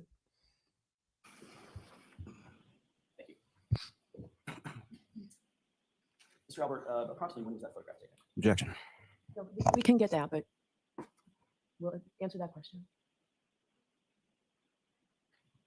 10 years or less ago, I'd say. I don't. You were the ring bearer in Courtney Proctor's wedding, were you not? Objection. I'll allow that. Correct. So when you say we're friendly, but not that, or we're close rather, but not that close, you were actually close enough to be a member of her wedding party when she was married to her now husband, correct? When I was younger, correct. Well, of course it was when you were younger. It was 10 years ago. Mhm. Is that yes? Yeah. That's my question. So for at least a decade, your family and the Proctor family has been close enough such that you and Albert were in her wedding, correct? Objection. Ask that differently, Mr. Jackson. For the last, well, at least at that time, 10 years ago, your family was close enough to the Proctor family such that you were a ring bearer in Courtney Proctor's wedding, right? Correct. And who's Courtney Proctor's brother? Michael Proctor. And is Michael Proctor in the photograph that you're looking at? Yes. The person on the far left Correct. looks like he's in a tuxedo. Correct. You were also in a tuxedo. Objection. Sustain. What I'm getting at is you all were part of the same wedding party, correct? Correct. And that's a photograph of Courtney Proctor's wedding and the entire wedding party, correct? Objection. Sustain. Is that a photograph of a wedding party? Objection. Sustain. You are. May we approach? I mean, this kid is just acting as though like he's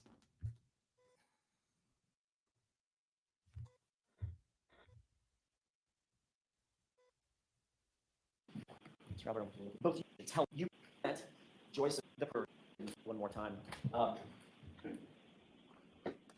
Both you and Michael Proctor depicted in the photograph, correct? Correct. How long have you known Michael Proctor? Since I was a little kid. And you've known him well enough to know, I want you to tell me or tell the jurors, but you know where he lives. Yeah.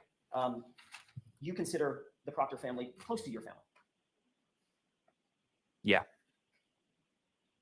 During the course of, for instance, just as an example, during the course of this event, Joyce event at a wedding, you actually sat at the head table along with the Proctor family because you were given the honor of being ring bearer in Courtney's wedding, correct? Correct. And you know, of course, that being in a wedding party is reserved for those special family members and friends, correct? Objection. Sustain. In your mind, was that a special honor? Objection. Is that what you thought when you were little? When you were in that?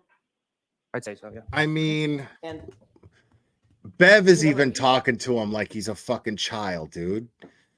Is that what you thought when you were little? When you were a little tyke? Dude, why are you wiping this kid's ass? Nobody says that. No judge. Like, that's a grown fucking man sitting there. I mean, I even called him a little kid. But it's still a grown fucking man sitting there. I'm not a judge. You know what I mean? Like, that's a judge. Like, just why are you wiping his ass? It's so weird. Is that what you thought when you were little? Interviewed by Canton Police Department in connection with this case, correct? No. How many times were you interviewed by the Massachusetts State Police in connection with this case? Once. And that was in July of 2023, correct? I don't remember exactly when it was. About a year and a half after the events in question. Is that right? Around there. Okay. Would it refresh your recollection if you saw a copy of a report of that interview? Just to get the date? Sure. Yeah. Yeah, Coach John? Yes. Yeah, he's football boy, dude. He's football boy, dude. Brian Albert, or sorry, Chris Albert. Chris Albert just fucking like congratulates him and pats him on the back all the time. And Julie Albert just fucking in like, I don't know if this is a fact, but I picture Julie Albert just sitting there with a fucking endless box of fucking wine. It's just like, yeah, you're the greatest, sweetie. Whatever you want. Sure. That's fine. Mom, I gotta wash my clothes. Can you wash them? I need them done like right now, though. Well, I'm washing clothes for me right now, like they're in the middle of the cycle. Yeah, but I need my clothes washed though, Mom. Okay, hold on. And then like, well, fucking like just empty out her clothes in the middle of a fucking cycle. Like that's not how it was in my house. I mean, I'm not saying that that's what happens, but I bet it does. I bet it fucking does. Some shit like that. You know what I mean? I'm going to tell your father. Tell him what? Just win another trophy. You know what I mean? Like, I can't stand people like this. I can't stand it. I can't stand it. And like, I'm not saying that that's exactly what happens, but you know what I mean? This kid he is the run of the house. He has the run of the house. You know? Dad doesn't want to hear shit. Dad doesn't want to hear shit but good things. That's it. You know? So mom just does shit, you know, just to not piss off the men in the house. Like, that's it. That's her job. Don't piss off the men in the house. Like, it's weird. It's weird. This dynamic, I've seen it. Like, when I was a kid, I'd go to friends' houses and it was just like, I'd be like, dude, how the fuck did you talk to your mom like that, dude? What? That's crazy. Like crazy shit. Like I'd see some kid just be like, fucking, Mom, what the fuck? Well, come here. Fuck, man.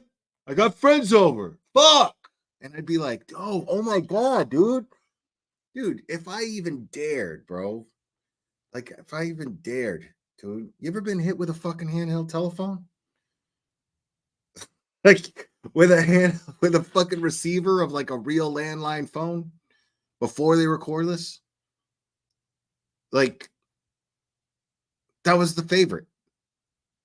Long cord. Just pull it back. That's what mama did.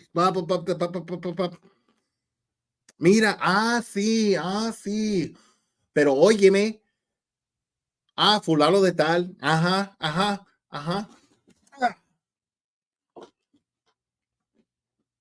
Cochino. Mira. That's how that shit went down in my house.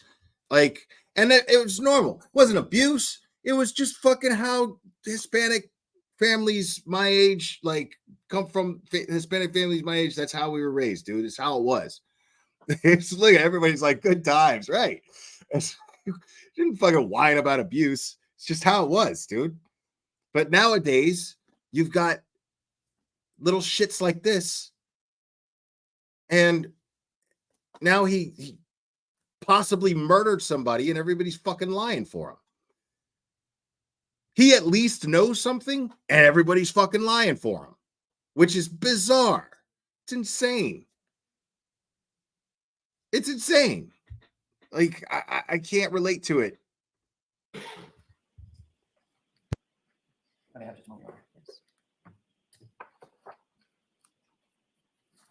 Look at paragraph 1. It's in the middle of the paragraph. You'll just read that to yourself, please.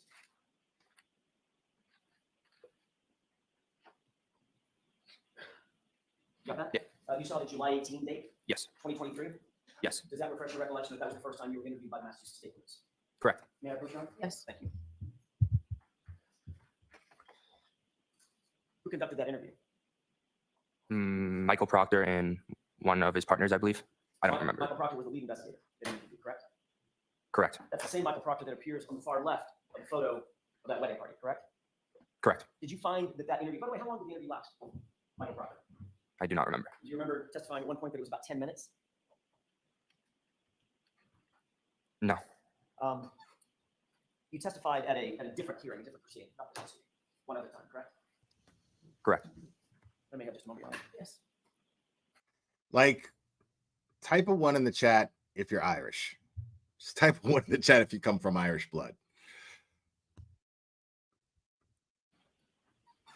May I approach? Yes. I need a foundational question first. I apologize. It's my fault. Do you believe that a refresh your recollection as to the link of that first interview if you were to see your testimony from a prior proceeding? Yeah. May I approach? Yes. Thank you. Oh my God. Take a look at this, and I'm going to direct your attention to line 18 and 19 of that transcript. Oh my God. Yes? Yeah. I never thought. I mean, I knew. Wow. Jesus Christ. This chat needs a fucking kilt. Like, what? How many of y'all are drunk right now? Jesus Christ, dude. This is... Oh my God, dude. I had no idea. Like, I had an idea. That's why I asked. Obviously, I had an instinct for it, but yeah, dude. Like, Jesus fuck, man. Oh my God. I've got like the biggest Mick chat ever. This is insane. Oh my God. So much fun. I love it. This is why you guys get what I'm talking about, because that's why I asked. The reason why I asked was like, I bet Irish families, like the way you guys were brought up, is not much different than the way Hispanic families are brought up. You know what I mean? Like so I feel like it's, I feel like that's why you guys got it. It's not something that you whine about, dude. It's just it's how it was, man. It's not something you whine about, you know.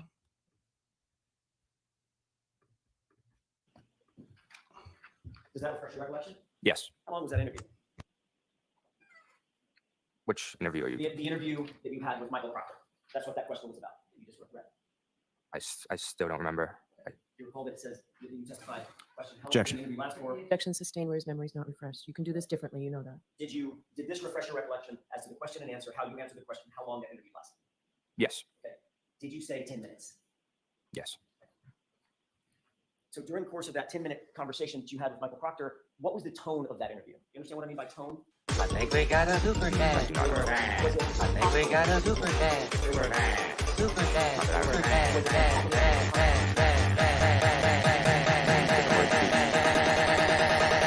I think we got a super dad.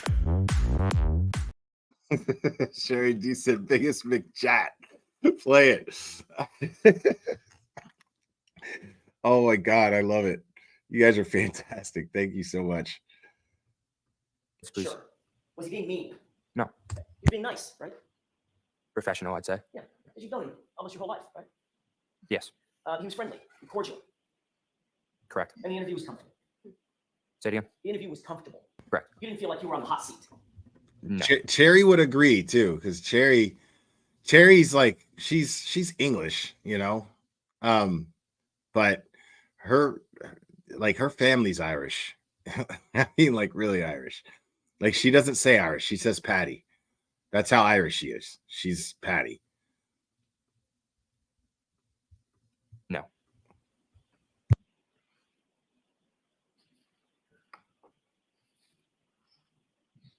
Did you find that the interview with Michael Proctor was consistent with the relationship that you've had with him your whole life? Meaning he's always been friendly to you. He was just as friendly in that conversation. Not really, no. How is he different? I'd say more professional. Okay. Obviously, he was doing a job, correct? Correct. But when you walked in, you recognized him. Yes. He recognized you. Yes. You made natural greetings with one another, correct? Correct. He questioned you about a few things. Correct. He didn't look at your phone. He didn't have to take your phone away from you? No. You didn't have to seize your phone or seize any other physical items from you? No. You weren't asked to come down to the police station and sit in an interview room or an interrogation room, were you? No. Matter of fact, where did the conversation take place for those 10 minutes? In the DA's office on Sham Road. DA's office on Sham Road. Who else was there other than Trooper Proctor and his partner at the time, Trooper Clark? Can you Who else was there? Was it just Trooper Proctor, Michael Proctor, and Clark?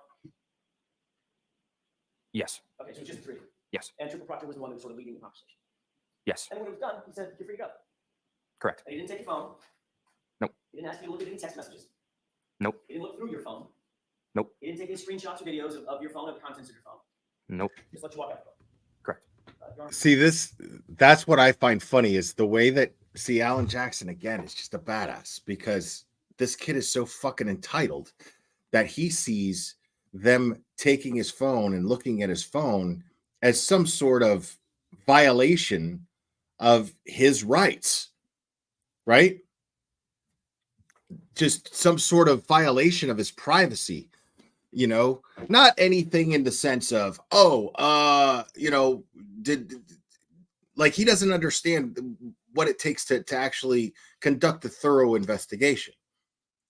So the way he's willing to, my point being that he's willing to volunteer these answers so well and so freely because he thinks that that Alan Jackson is saying something positive about, he's asking questions that shine a positive light on Michael Proctor, on this person that he's so close to and he's trying to keep a secret about.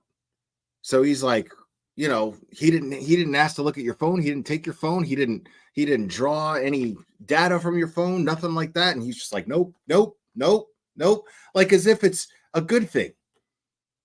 This kid doesn't understand that he's making Michael Proctor look horrible right now.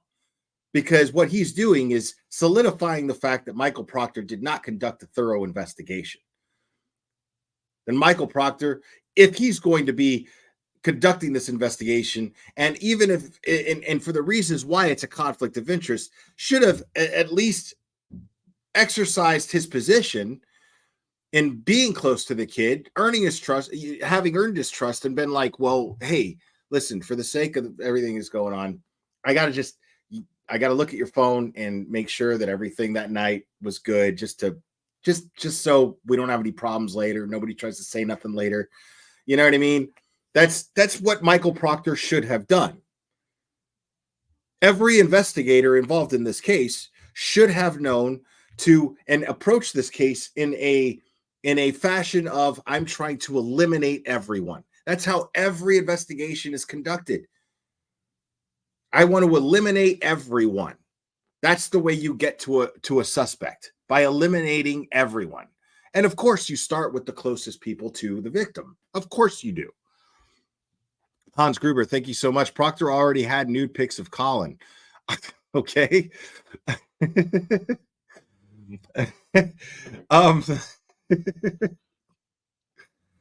Yikes. So I love this chat so much. Yeah. So he's looking at it like this idiot, this dumb kid thinks he's protecting his family friend, Michael Proctor, because he's making it look like he would have been doing me dirty if he would have asked for my phone. He would have been doing something wrong. He would have been being mean to me if he would have taken my phone. So he's hurting Michael Proctor, thinking that he's protecting him by going, nope. Because all it's doing is this kid is right now solidifying the fact that Michael Proctor conducted a very, very flimsy investigation, to say the least. To say the least. As far as what the jury is concerned with right now, is whether or not Michael Proctor did his due diligence to get John O'Keefe justice. Ruth, thank you so much for the super sticker. I appreciate you. So, I mean, think about that. That's the genius of Alan Jackson right here. It's fascinating. It's amazing to watch. Why don't you come over here for just 1 second? Can I have that, please?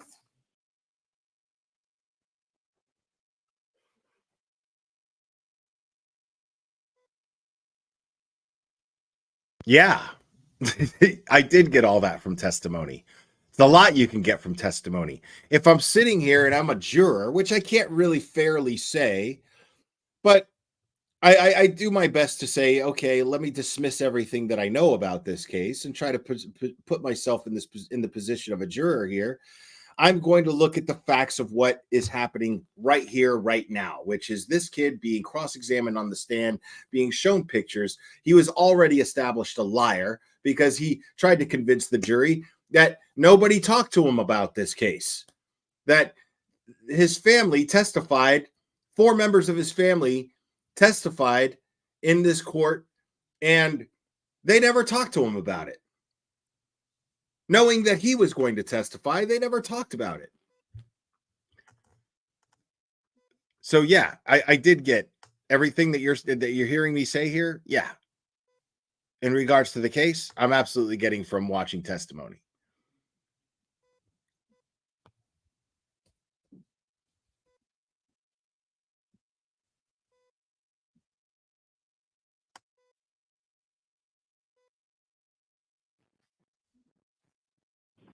May I inquire? Yes. Thank you. Mr. Albert, I'm going to shift gears for a quick second. On July 27th, you and your attorney appeared at a hearing in a separate proceeding, correct? Let me ask it a different way. You testified in a different proceeding, not this trial, but a different proceeding. Correct. Okay. You put under oath, you appeared with your lawyer, you gave testimony, and that's part of what we looked at a second. Correct. But when you met with Michael Proctor, you did not feel the need to take an attorney with you. It was just you, Michael Proctor, and Investigator Clark, correct? Objection. That's sustained.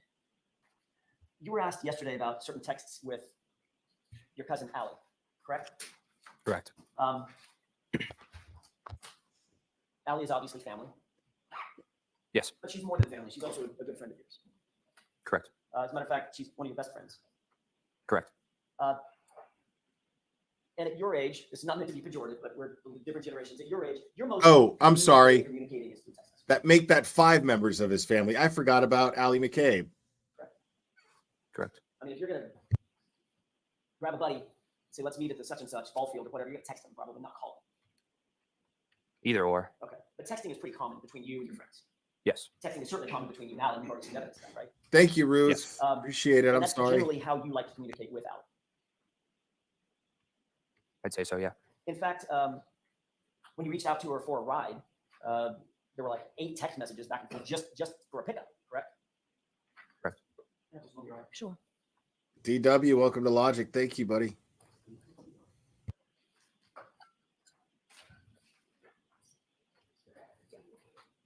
May I approach John? Yes. I just want you to have that in front of you. Your Honor, with the court's permission, can you place Exhibit 81 on the screen? Okay. Your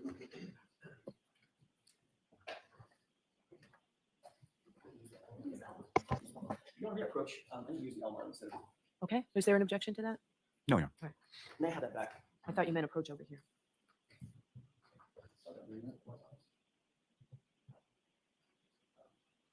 Do you want the Commonwealth to pull it?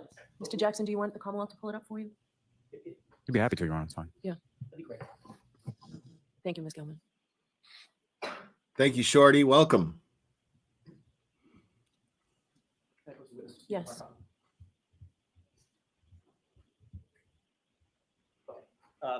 You see what's displayed on the screen? Yes. It's only part of the text string, but does that look like it's an accurate representation of what you're looking at? Yes. And this is a series of texts on or about January 28th and 29th of 2022. Is that right? Yes. And Mr. Albert, you needed something as simple as a ride. You were just asking Allie to give you a ride. Is that right? Yes. And that's because you said that it's common for you guys to text back and forth. You just texted her, hey, you can get me now. Is that right? Yes. And then you texted if it's easier. And then she said, okay, I'm dropping people off. And there was an exchange back and forth. Is that right? Yeah. And there were at least 8 texts between the two of you, if you just count them up real quick, just about getting picked up. Yeah. But if you scroll down a little bit, after the end of that text string, that ends at 12:10 a.m. and says, okay. You see the next date? Yes. What date is that? February 20th. That's nearly a month later, correct?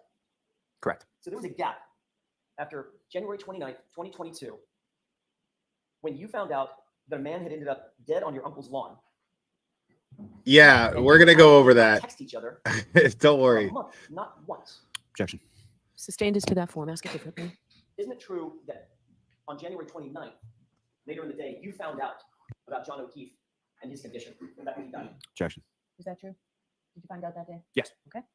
So you were well aware of, we can take that down. You were well aware, Mr. Albert, that something very tragic had happened at your uncle's house, Brian Albert's house, right? Correct. And you were aware that you had been at your uncle's house that night, right? Correct. You're also aware that, according to you, Allie McCabe was the one that picked you up and took you from that location. Correct. And notwithstanding the fact of this tragedy, you and Allie didn't text each other one time for a month. Is that right? I don't think that's correct. So where are those texts? We text on other platforms too. So I'd say other apps. So is there a reason why you decided for the next month to just switch platforms to maybe Snapchat? See, the kid is so cocky. No reason. See, now I look forward. I got really excited. Honestly, I got really excited when I heard when Nick Rocco asked me to do that. To host a body language expert. I've always wanted to talk to a body language expert about this stuff, and there's nobody better that I'd rather want to talk to about this case right now than a body language expert, because I'm seeing a lot of liars. I'm seeing a whole lot of liars, and I'm not a body language expert. Like, I get mad when I see people like go, "Oh my God, look at the way he's doing this, look at the way he's doing that, blah, blah, blah, blah, blah." And they do this constantly. I'm like, you're not a body language expert. Like, and they do this in with parents who are no, right on, Nick. Thank you. They do this with parents who are accused of disappearing their own kids, where they're just missing. We don't even know what the fuck happened. And then they're like, "Oh my God, look at them. Did you see the way that she rubbed her eye right there? Blah, blah, blah." I don't fuck with that. I try to stay away from that because I'm not a body language expert. You know what I mean? And I see it happen to innocent people, and it's really annoying when I see that. Ruth, thank you. Thank you from Boston for seeing through all this BS. Oh, it's my pleasure. Thank you for sticking with me. I appreciate it. Right. Everybody's an expert on everything. It's really annoying. But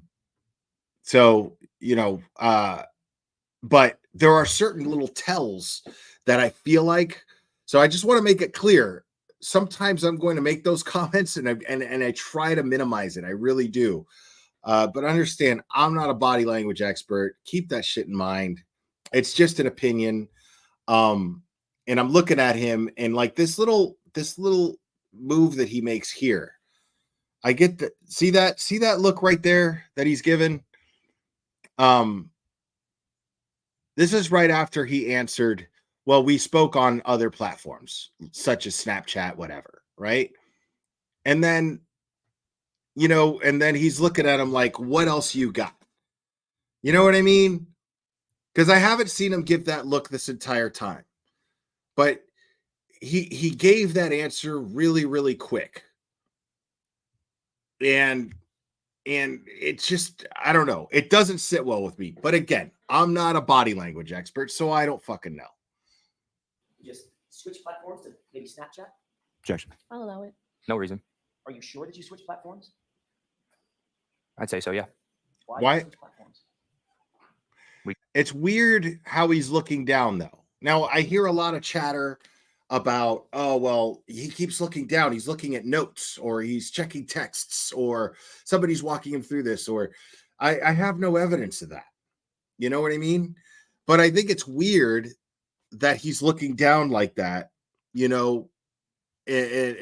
every time that I don't know if it's suspicious in the sense that he's looking at something, but just the fact that he's disengaging like that and then re-engaging. You know what I mean?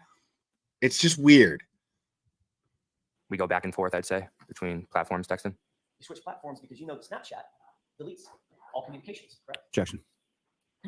Ask it differently, Mr. Jackson. Do you know that Snapchat has an auto-delete function on it? If your app is set to that, yes. Your app was set to that, wasn't it? I do not remember that. So again, your memory is failing you. Can you rephrase that? Sure. Once again, your memory is failing you. You don't remember. Objection. Ask it differently, Mr. Jackson. Isn't it true, Mr. Albert, that you either switched platforms or deleted the texts because you did not want your text communications with Alan McCabe to be discovered? Objection. Overruled. Is that right? That's not true. So where are those communications? I do not know. Can't produce them right now, can you? I'm not sure. So in the days, the hours, and days and weeks following the death of John O'Keefe, your communications with your best friend, Allie, the person who gave you a ride home that night, they're just gone, right? I'm not sure. You testified that you provided Exhibit 81, what we were just looking at, and you're still looking at in front of you, as a screenshot of your communications on January 29th, 2022 with Allie McCabe, correct? It was a screenshot. You say that again? Sorry. You provided that item as a screenshot, not as an actual text to law enforcement. Is that right? I don't believe so. Okay. Do you know what a screenshot is? Yes. What's a screenshot? When you take a picture on your phone. That's a picture from your phone. Yes. Okay. So it is a screenshot. Yes, it is a screenshot. Okay. That's my question. When you met with Michael Proctor in that interview that lasted 10 minutes, Michael Proctor did not get the actual texts underlying that screenshot, did he? No. He never looked for those actual texts, did he? No. He never asked you for those actual texts, did he? No. And you never volunteered to give him those actual texts, did you? I think I volunteered to, yeah. On that day? Oh, no, not on that day, no. Not on that day. You know what a phone extraction is? Not familiar. Okay. Have you ever heard of a phone imaging or a phone extraction or a forensic extraction? Any of those words sound familiar? Not really, no. Michael Proctor never asked you, I think it's fair to say now, from giving that answer, Michael Proctor never asked you if he could do a phone extraction of your cell phone, did he? No. He never asked if he could take a forensic image of your phone, did he? No. Do you know what metadata is? Nope. You know the dates and times. You take a photo on your phone. Sometimes, well, not sometimes, all the time. You can capture the date and time of the photo. You know that? Objection. I'll hear this answer and it may end your inquiry. Do you know that? Pretty sure I do, yeah. Have you ever heard of Bev's that? getting fed up. The dates and times and geolocations. Have you ever heard of that referred to as See, for some reason, Bev acts like the defense is wasting the jury's time with these types of inquiries, when the truth is that it's vital to exonerating Karen Reed. And it's not like they're just playing games and they're just saying things and beating a dead horse. They're not doing that. They're showing receipts. They're showing text message threads. They're showing pictures. She's deciding whether or not the pictures should be shown. It's like, dude, lady, this is fucking evidence. How are people not supposed to think that Beverly Cannoni is biased when A, we know that her brother represented his father in a murder case? That's a fact. That happened. That's not a rumor. That's a fact. That fucking happened. I'm not even sure Annie knows that. But Beverly Cannoni, her brother represented his father in a murder trial. His father factually killed somebody with his vehicle.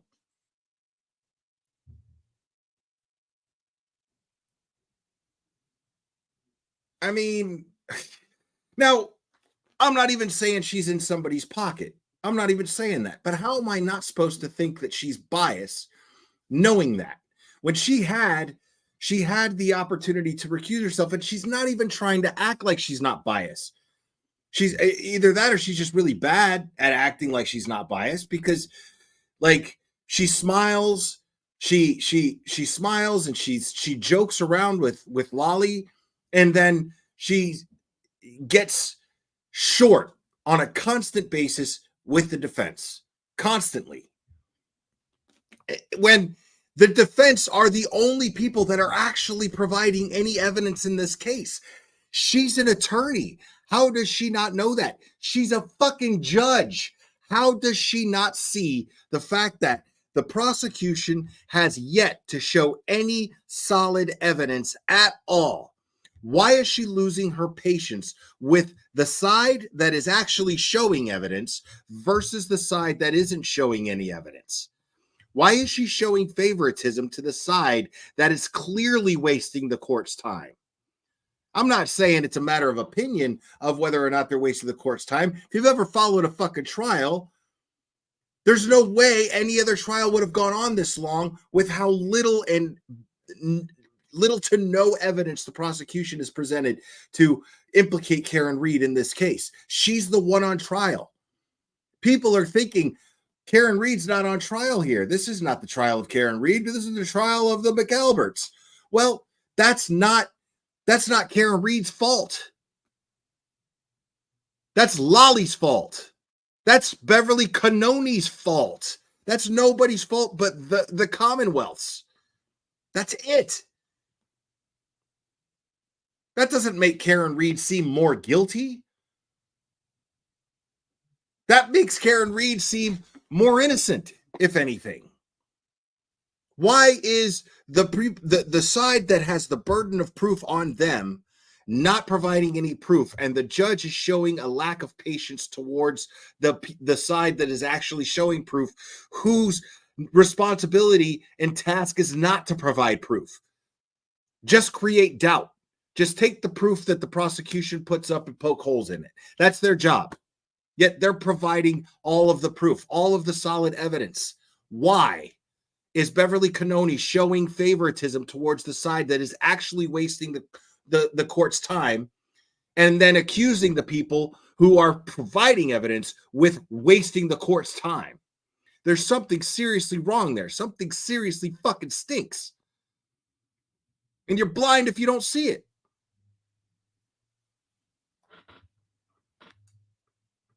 To his metadata. No. Okay, so I'll just use the word date and time. You know that on your phone, if you pull up a text, you can go behind the text and see the date and time that it was actually sent or received, right? Yeah. But on a screenshot, you're left with just what's on the screen. You can't go behind the screenshot, right? Yeah. Okay. You provided just the screenshot. Ultimately. See, that's Not the thing. actual text, correct? Is I'm willing to entertain the idea that she's just incompetent before I jump to the conclusion that she's corrupt. But I'm sorry, I think she's corrupt. And that doesn't mean that she's taking money from somebody or something. I don't know. The fact of the matter is that she's not doing her job. And she was presented with an opportunity to recuse herself in the interest of justice, nothing else, just the interest of justice. She was given an opportunity by the defense, filing a motion to recuse herself for clear reasons, for clear justifiable reasons. For the reasons that I named earlier. That her brother represented his father in a murder case. That is a conflict of interest right there. And she denied the motion, like she denies all of the defense's motions, seems like. She denied the motion, and yet here we are at trial. Here we are at trial, months and months and months and months later. Here we are at trial, and she is proving, or at least showing, that there's reason to look deeply into that.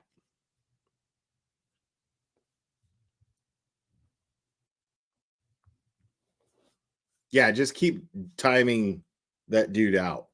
Just keep timing him out. I'm not even going to hide him. Just keep timing him out.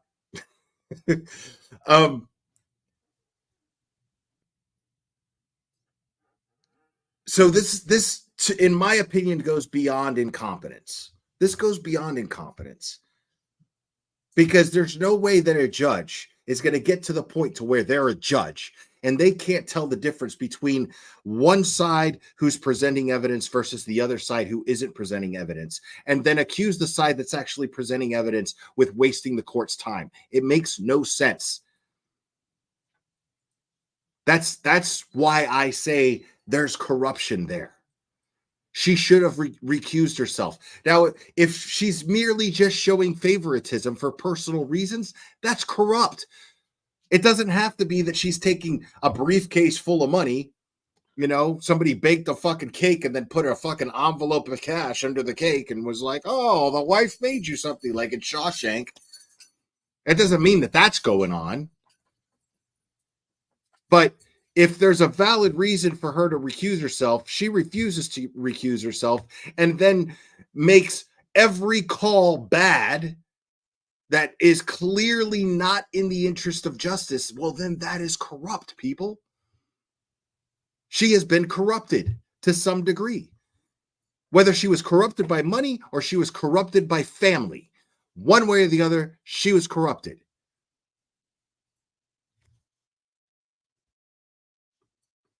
And I'm not jumping down your throat there about, your opinion. I'm just saying, the reason why I say she's corrupt is for the reasons that I just explained. That's the only reason I go beyond feeling like it's just a question of incompetence. She has to know better. Cherry, I'm going to time you out in a second. Don't worry about me ranting. Correct. But in September of 2023, Michael Proctor's partner, a man by the name of Yuri Buknik, you know that name? Yeah. He contacted you and said he wanted to talk about your text messages, correct? I don't remember. Do you remember that you told Yuri Buknik when he asked about the text messages, you did not have the screenshot anymore. You sent it to your father, Chris. I don't remember that. Do you recall telling Yuri Buknik if he wanted to get the screenshot, you weren't going to give it to him. He'd have to get it from your dad. Do not remember that. Do you remember Trooper Buknik agreeing with you and saying, sure, I'll just call your dad and get it from him? Don't remember that. You certainly don't remember ever giving Trooper Buknik a copy of that screenshot. No, I don't remember. Because you didn't, did you? I do not remember. But you did give it to your dad, right? I do not remember. Do you remember anything about this case? Objection. I'll withdraw. To this day, you've never been required to present your phone to any law enforcement agent. Nope. It was never imaged. It was never downloaded. Nope. You still have the same phone? Yes. If you had the actual texts on your phone, why did you provide law enforcement with just a screenshot? Objection. I'll allow that. I'm not sure.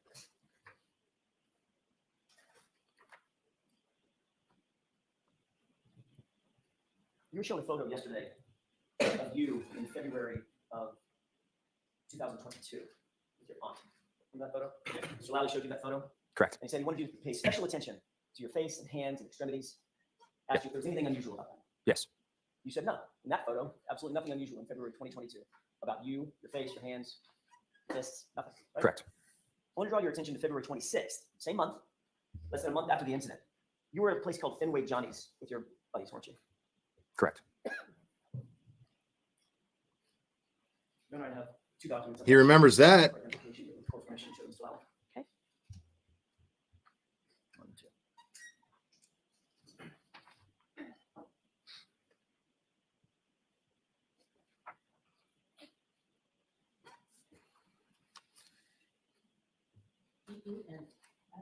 Thank you.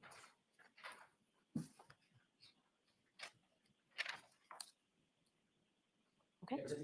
Yes. May we approach? I may as well see them. I'll end up seeing them anyway.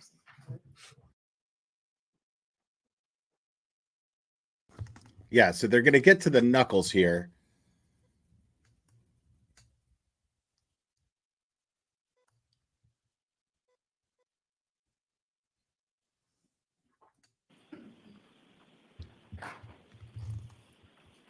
So you recognize those two documents? Yes. Taking a look at the one that's got multiple documents on it, I want you to tell me what's on it. Just tell me if you recognize the picture that's in the middle to the right. Yes. Okay. And then looking at the second document, which I believe is marked EE for identification at this point, does that appear to be a true and accurate enlargement of the first thumbnail? Yes. And those were taken on February, that photo was taken on February 26, 2022. Yes. At the place called, I think it's called Fenway Johnny's, right? Correct. May I publish the... Put it into evidence first. Move for the admission of just EE. So you need to get it to the court recorder. May I, sorry, just FF? May I approach? Yes. EE or FF? Oh, no. Okay. Give it to Madam Court Reporter to put the exhibit number on it.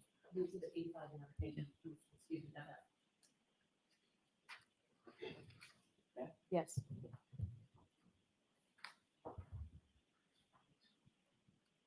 You see that photograph that's being displayed? Yes. Are you in that photograph? Yes.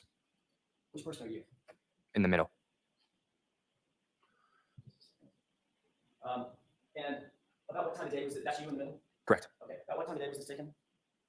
Not sure. Was it at an event, some sort, of just you were at a bar? Just at a bar. Okay. I want you to take a look at your right hand. Now, Can you see from there? Think about that. Your right hand? He's only 20 on the stand now. This was 2 years ago, right? So he's maybe 18. He's maybe 18. This should give you an idea of how powerful his family is. This kid, without a care in the world, can go into an establishment that serves alcohol, hang out just there at a bar. Now, Alan never asks him if he was drinking that night, but he's just there at a bar. Why is an 18-year-old kid allowed to just hang out in a bar? Maybe fake IDs, maybe, possibly, but I seriously doubt it, because why would the owners of that establishment take that picture and post that picture with pride without any worry whatsoever about their establishment being fined or even shut down for having people that are possibly underage drinking there? Nobody wants that kind of attention. No establishment wants that kind of attention.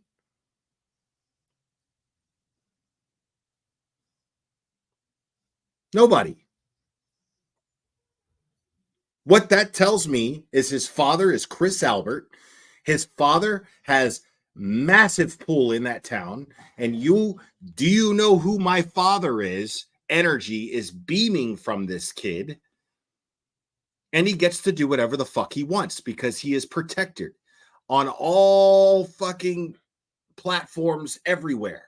He's protected as far as the town of Canton goes. He is powerful. Do you know who my dad is? Energy is beaming from this kid. Why the shit would this establishment so proudly take this photograph and post it of a kid who the whole town knows who he is? So they got to know how old he is. He's a football star, right? If they follow local football, they know who this kid is. Not to mention the fact that they know who his father is. They know who his uncle is. They don't have to worry about anything. They don't have to worry about anything unless they're afraid of his father and his uncle knowing that they served a kid that they didn't want drinking because he's underage, serving him alcohol. They wouldn't want that. Of course they wouldn't want that. Right? But we know that's not true, because why else would these people feel so I mean, why else would they feel so cavalier about taking and posting this picture with so much pride? It's like he's a celebrity. He's an underage kid hanging out at a bar. Nobody's asking questions. Why is nobody asking questions? Because A, his family doesn't give a fuck that he drinks, guaranteed. And B, his family is powerful. You're going to give my kid a hard time?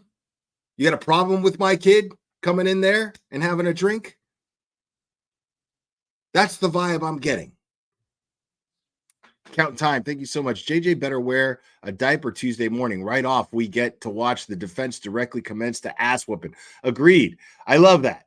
Thank you, Count Time. I appreciate it.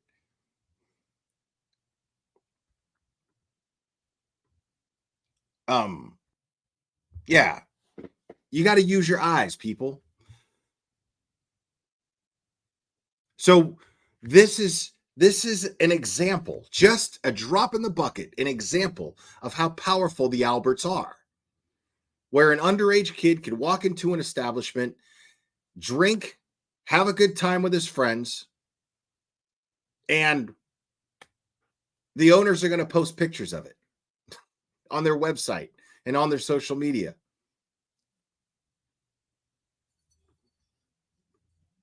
Right hand? Yes. What do you notice about your right hand? It's cut up. Your knuckles are injured, correct? Correct. Now, you didn't take this photo, did you?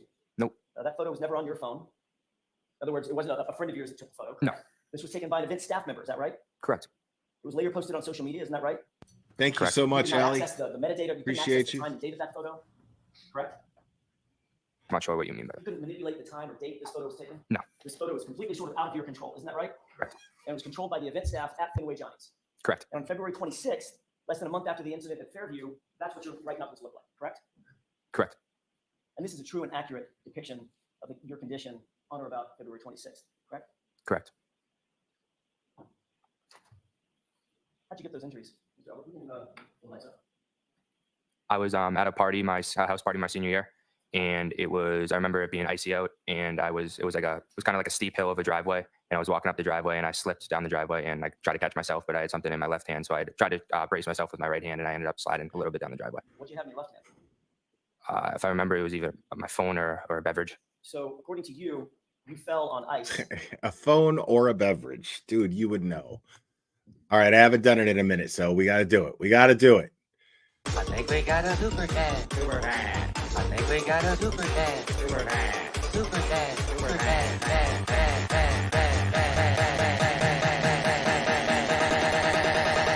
I think we got a super dad.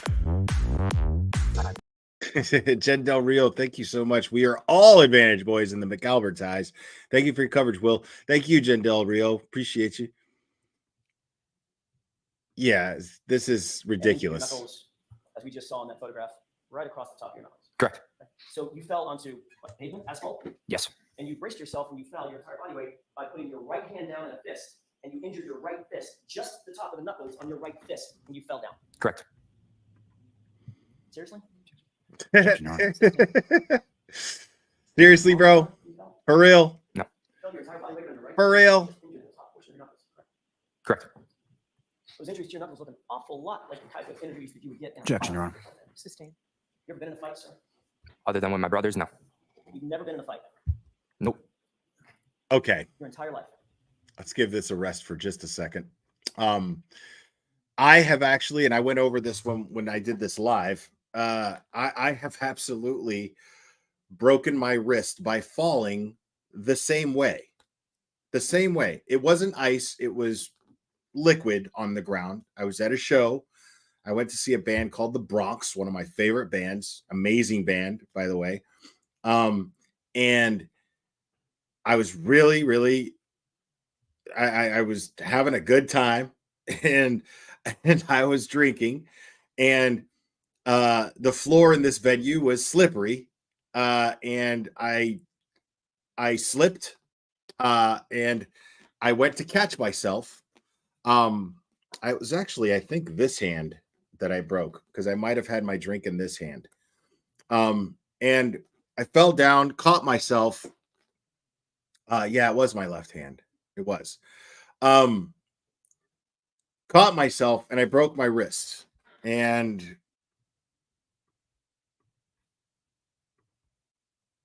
this is a few years ago. I absolutely broke my wrist.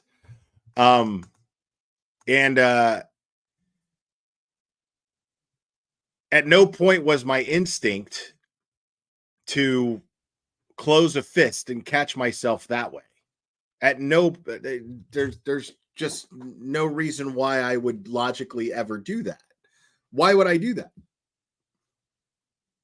It makes no sense.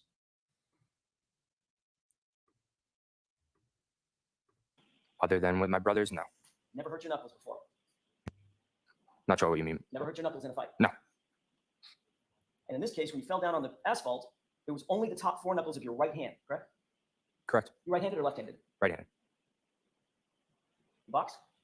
Nope. I'm sorry, you don't box? Nope. You've never boxed? Never.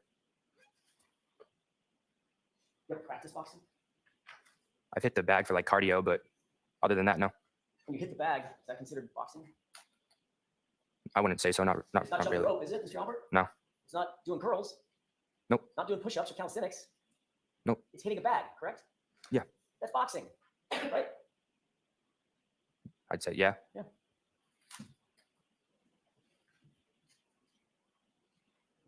When that photograph was taken at Fenway Johnny's, those knuckles look like they had been re-injured from a prior injury.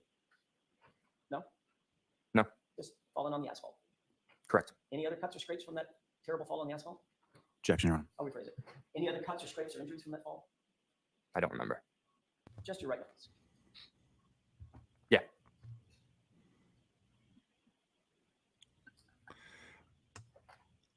Yeah, I agree, Pearl. I absolutely agree. You said you've never been in a fight before. Nope. That's a fucking lie. Did you post a video? And maybe he wasn't. That you're going to... Objection, Your Honor. The objection sustained. I'll see. I mean, I don't believe it, but the thing is like either you're a fucking poser or you're a tough guy. You know what I mean? And we know that dad, well, not dad anyway, but Uncle Albert, who he's very close to, Uncle Brian Albert, who he's very close to, feels as though, you know, it's a point of pride to be such a tough guy. You know, what's up, Brandy Churchwell? Good to see you. It's a point of pride to be such a tough guy. You know what I mean? It's clear. It's clear that Brian Albert is this guy. Like, he's totally the uncle who, if this kid is 10 years old and he says, Uncle Brian, this kid's picking on me, Uncle Brian Albert is going to go fucking, well, knock him the fuck out. Hell, I don't even consider myself a tough guy. I told my son the same fucking thing. Said, I got a bully in school. He's always picking on me. He's always doing this, blah, blah, blah, blah, blah. And I'm like, all right, here's what you do. And the way that he explained it was, you know, it was always showing off. My kid was smart enough at the time to be like, he's just showing off in front of everybody. And it sucks. You know, he's bigger than me, blah, blah, blah. And I'm like, it doesn't matter if he's bigger than you. This is what you got to do. Hit him square in the nose. Make sure everyone sees it. It's important because it won't really matter. It could, but it won't really matter. This is insurance. Insurance for that he'll never pick on you again. Make sure you punch him square in the fucking nose and make sure everyone around sees it. Simple. Right? I mean, that's what you do. I mean, that's in my opinion how you handle a bully. The bully's trying to show out, embarrass the fuck out of him in front of everybody. Nothing like that kid looking tough as fuck and then after 1 second not looking so tough anymore because he's holding his nose like this and there's blood. Yeah, you'll get in trouble in school. If I told you to do it, you won't get in trouble with me. Simple. You know what I mean? I'm going to be proud of you that you stood up for yourself. You know, and of course you have the whole talk why bullies suck. Bullies are shit, you know? But this is common sense. You're going to tell me that Brian Albert never fucking encouraged this kid to fight? We just watched him play grab ass with Brian Higgins in a bar. Like, these are grown men, law enforcement officers who don't have enough sense to just to not keep their fucking hands off each other in public. And you're going to tell me Uncle Brian isn't telling this kid to fucking knock kids out? Get the fuck out of my face. This kid's never been in a fight before. I call bullshit. Sherry D, thank you so much. Icy out, steep hill of a driveway. I was walking up the driveway. I slipped down the driveway and I tried to catch myself. Physics says you fall backwards, not forward, right. Yeah, I fell backwards too. If I'm wrong, I'm wrong. I fell backwards too. Why am I going to close my fist? No, that's why I broke my wrist. Because, yeah, I fell backwards. Thank you, Sherry D. I appreciate it.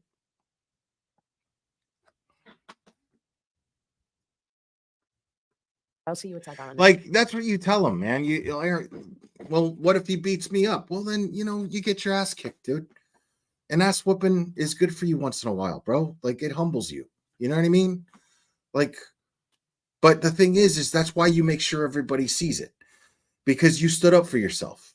And it's not going to impress anybody anymore. Natural instinct is it's not going to impress anybody anymore. It probably doesn't already. But people are going to respect you for standing up for yourself. Because if he's a bully, they're afraid to go against everyone else who's encouraging it. The one person, it's a chain reaction. It's bad. You know? But the majority of people probably don't like to see you get picked on. You know what I mean? But so if you stand up to them, you're doing exactly what all of these people wish they had the guts to do. And you did it. They're going to respect you. Period. That's why you make sure everybody sees it.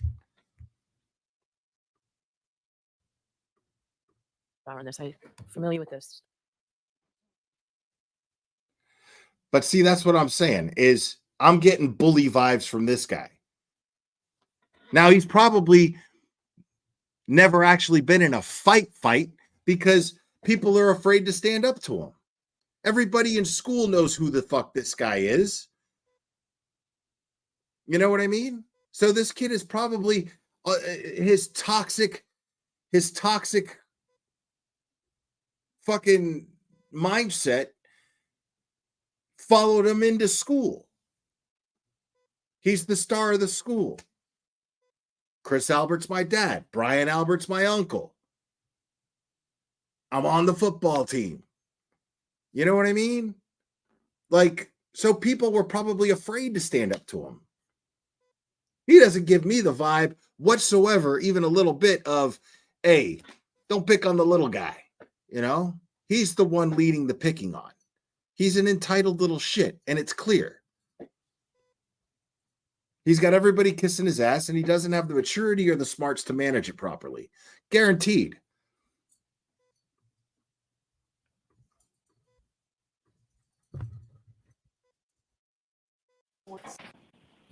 All right. So the first one, are they okay? Let's just get right to it. The one in my left hand, with the court's permission, this is, I'll call this Bang Bang.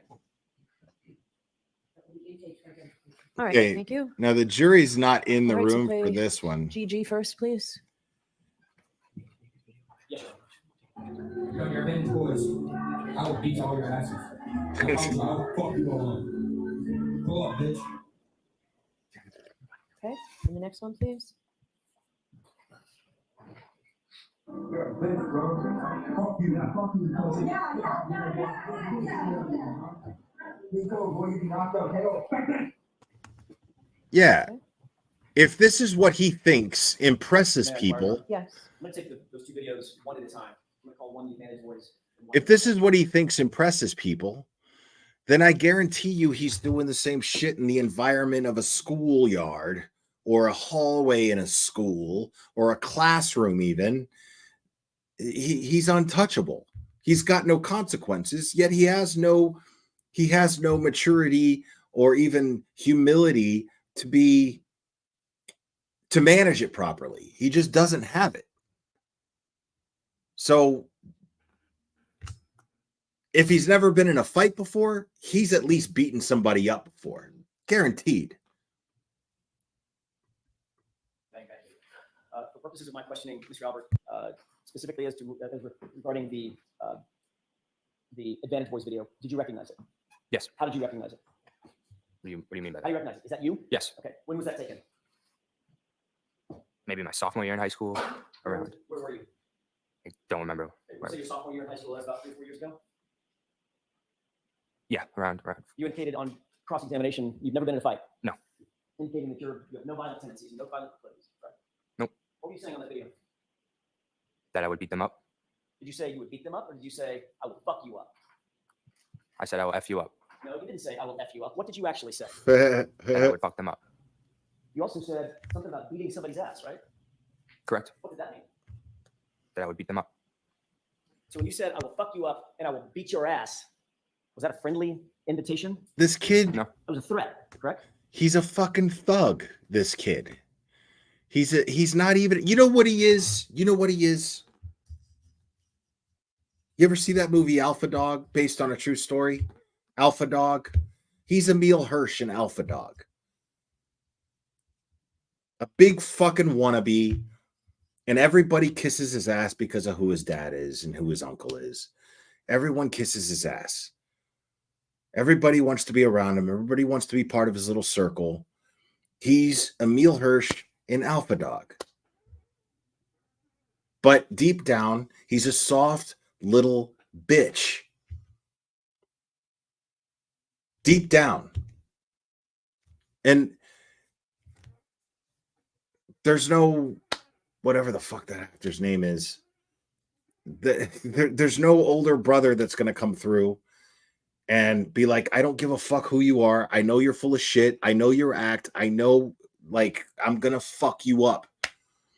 I'm crazy enough. Nobody's fucking going to break into his house and then take a shit on his floor. Nobody's doing that. They're too scared of him. They're too scared of of his reach. Even if I win in a fight against this kid, I'm going to have the Boston police after me. I'm going to have the Canton police after me because his dad fucking runs Canton. So I'm not even going to fuck that. You know what I mean? It's not worth it. This guy has no consequences. Russell Diedrich, thank you. Did the judge change to Bev after the Murder 2 upgrade? Did they upgrade again? I don't know. That is something that I don't know. That's a great question, though. I'd like to know the answer to that. I don't know if I would call it a threat. I'm not sure. And thank you so much, Russell. Appreciate you. If someone did, walked up to you and said, I will fuck you up. I will beat your ass. You would take that as a threat? If they walked up to me, yeah. But if they didn't walk up and just shouted across the street and stood there and said, I will fuck you up. I will beat your ass. That's not a threat. I'm not sure. Yeah, I think you are sure, sir. All right, so that I'll strike at the Commonwealth standing up. Were you threatening these Advantage Boys guys, whoever they are? Yeah, kind of. Were you threatening them with violence? Kind of, yeah. Yeah. In the second video, you said, fuck you a number of times. And then you said, KO, you said, pull up. Huh. Interesting. KO, bang, bang. Okay. Right? Correct. Explain that to me. I'm not sure. Like, explain what I said. Is that a threat? Yeah. Pull up, bitch. Right? Yeah. Who are you talking to? Those same Advantage kids. Got it. So you're threatening them yet again a second time. Yeah. What does pull up mean? Now, again, this is a kid who, I mean, here he is. He's so brave that he's posting a very public video of him trying to pick a fight with a hockey team. And you've never been in a fight before? Because either you're a poser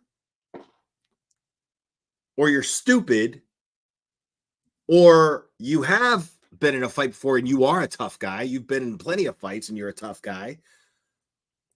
Or two out of the three.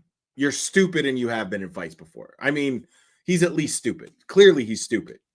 He's not a smart kid. Thank you so much. Welcome to Logic Summer Dawn. Appreciate you. I mean, that's where I'm at. Because this kid is brazen enough to post a video threatening a fucking hockey team. Hockey is hitting a puck with a stick and fighting. Skating, hitting a puck with a stick and fighting. That's what hockey is. 1/3 of hockey is fighting. That's 1/3 of it. Get the fuck out of my face with that. And you are brave enough to call out a hockey team?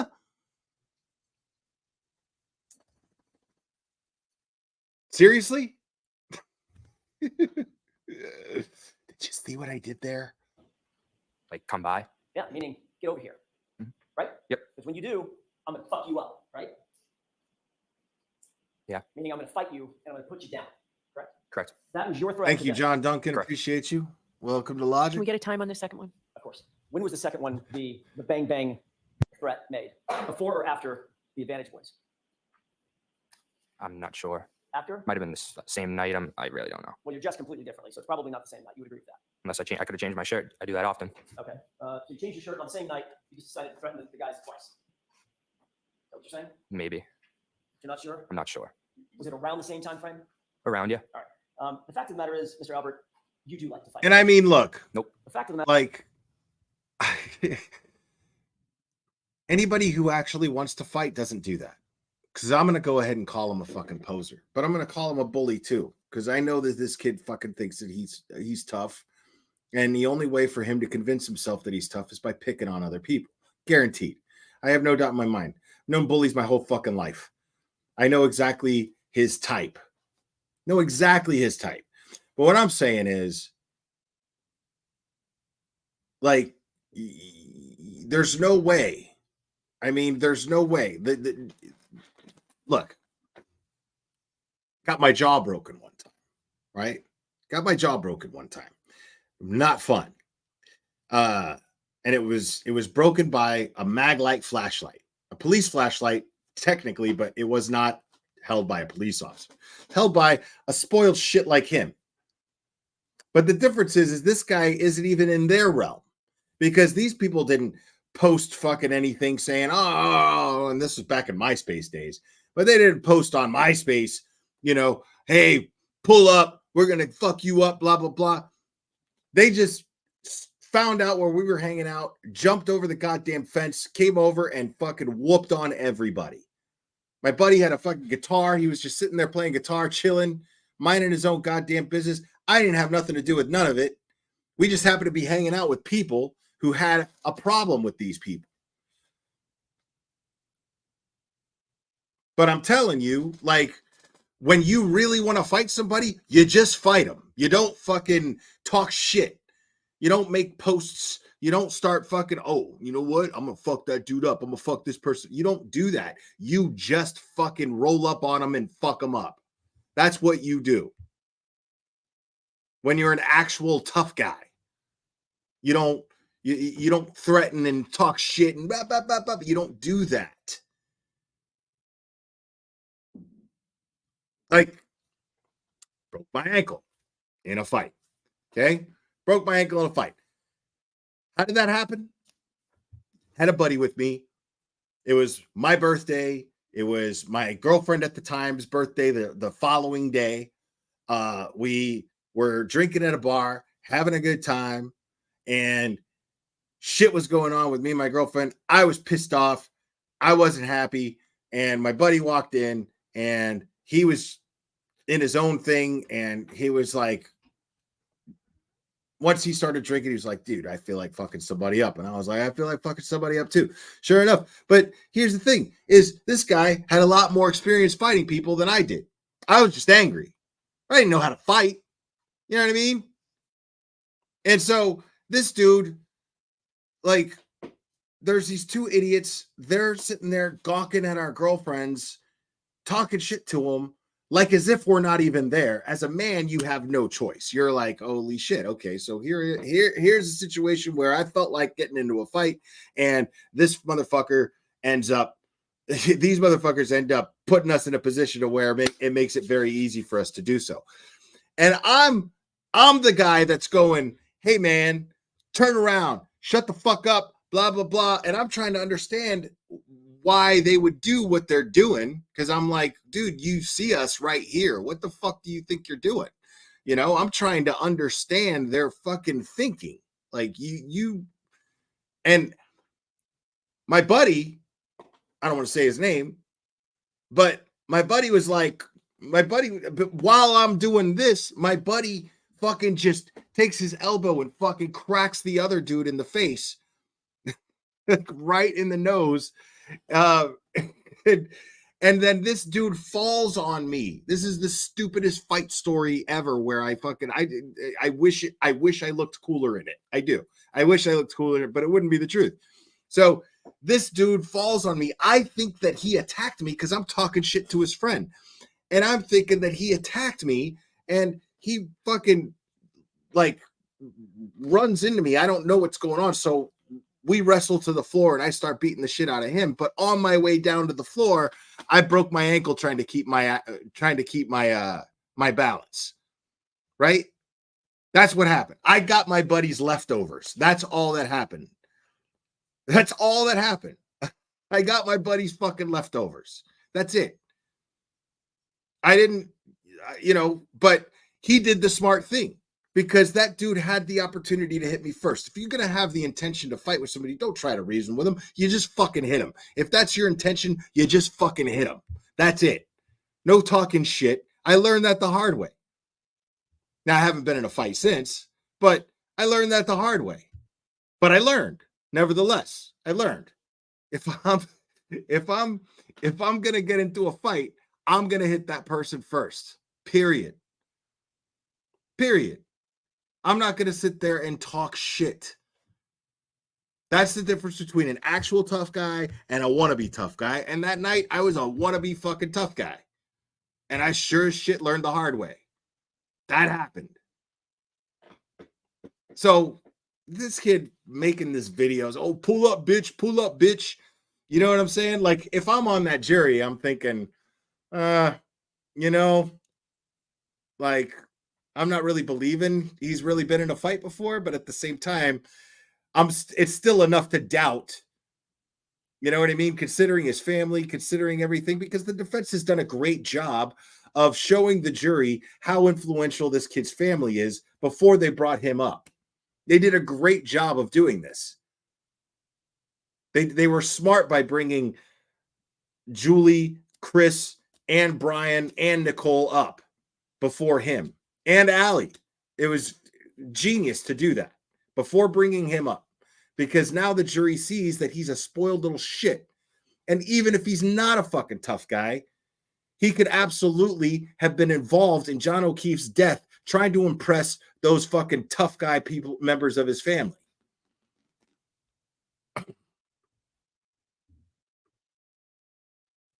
So I'm going to fast forward just for the sake of saving time. We're all familiar with his testimony, but I want to get to the cross of Matt McCabe here.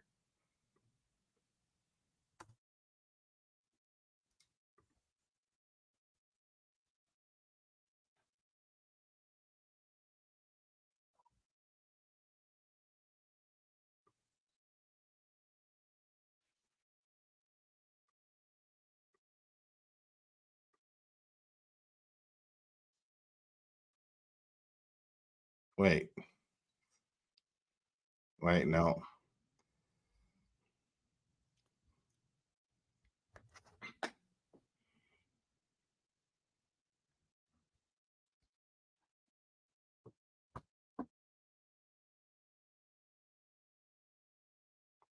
Yeah, these things are like titled wrong.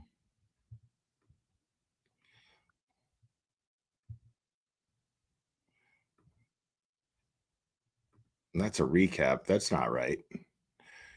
Oh, okay. That's why.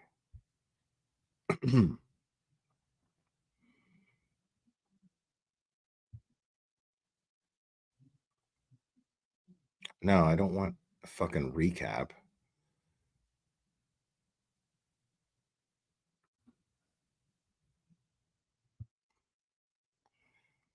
All right. So here we go. We're good to go now.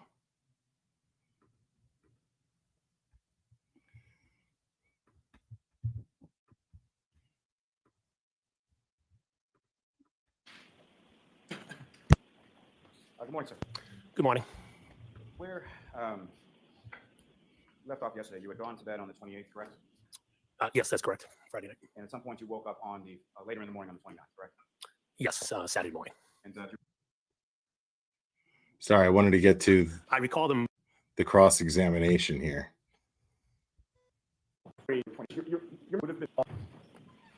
Yes. I had just asked you if your memory of your observations of Karen Reed and John O'Keefe from January 29th would have been better on April 26th of 2022 than it would be today. Yes, I think that's fair to say. And that's because your memory doesn't get better over time, correct? I don't know. I would say it's fair to say, yes, my memory would be better that day. And on that day, you were asked by Mr. Lally, quote, did either of them strike that? I'm going to go back to the previous sentence just to put it in context. Yes. The previous sentence was from Mr. Lally. Obviously, you've had social occasions with Mr. O'Keefe and Ms. Reed before, correct? And your answer was, oh, yes, right? Objection, Your Honor. I'm going to let that one go. My answer is yes, I had previous. I don't know if I said, oh, yes, but my answer was yes, of course, I had previous relationships with them. I'm sorry, I cut you off, sir. I'm saying, of course, I had previous relationships with them. And the question that I wanted to direct you to, just to put it in context, was did either of them, speaking about John and Karen, on this particular evening seem sort of overly intoxicated to you? You recall that question? I don't recall the specific question, but that's the question. And your answer was no to that? Yes, if that's my answer, then it was no. In terms of whether you can confirm that that was the question and answer, if I showed you the transcript, would that refresh your memory? Yes, of course it would. This is 2103 lines. Oh, right on. That's awesome. Great news, Nick. Yeah, get in contact with me, buddy.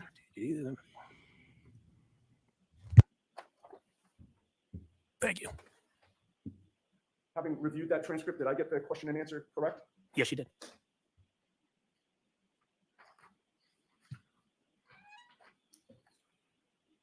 Okay, just a couple couple more things about the waterfall. I wanted to ask you about Brian Albert and Brian Higgins, sir. Yes. They were both there that night while you were there, correct? Yes, they both were there. And they are both pretty big guys, correct? Objection. Can you answer that?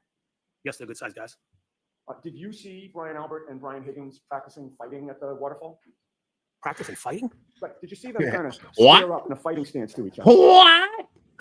I recall them grabbing each other. I don't recall them squaring up like they were fighting each other. No, they were playing a little grab ass with each other. I did see them grab each other. I don't recall a physical, hey, let's go, duke it out. I do not recall that. Okay, so are you saying literally that they grabbed each other's asses? Is that it? No, I'm saying grab ass. It's a figure of speech. Okay, but what they didn't grab each other. They were in a fighting stance, weren't they? Didn't they crouch down low with each other? They grabbed each other. I'm telling you, I don't recall seeing them crouching in a fighting stance. I recall someone grabbing. No, I don't remember. No, they grabbed each other. Grabbed who? I just recalled like a bear hug or something. I thought I recalled them doing a bear hug. All right, so you recall them, one of them getting behind the other one and kind of restraining them or grabbing them? I think there was a bear hug. Yeah, that's what's in my memory. I don't. And you would agree with me that after closing time, Brian Albert and I mean, let's just fucking be honest, bro. Like, I spent a lot of time during the the testimony of Brian Higgins or Brian Albert, and I nicknamed him in the on the banner at the bottom of the screen, Brian Grab Ass Albert, and I wonder if that was a Freudian slip. I wonder, because you're not going to tell me these motherfuckers don't watch YouTube. Like, stop it. Now, I'm not saying they watch me, but come on, like, well, this dude sat in open court and said that Brian Higgins and Brian Albert were playing grab ass with each other.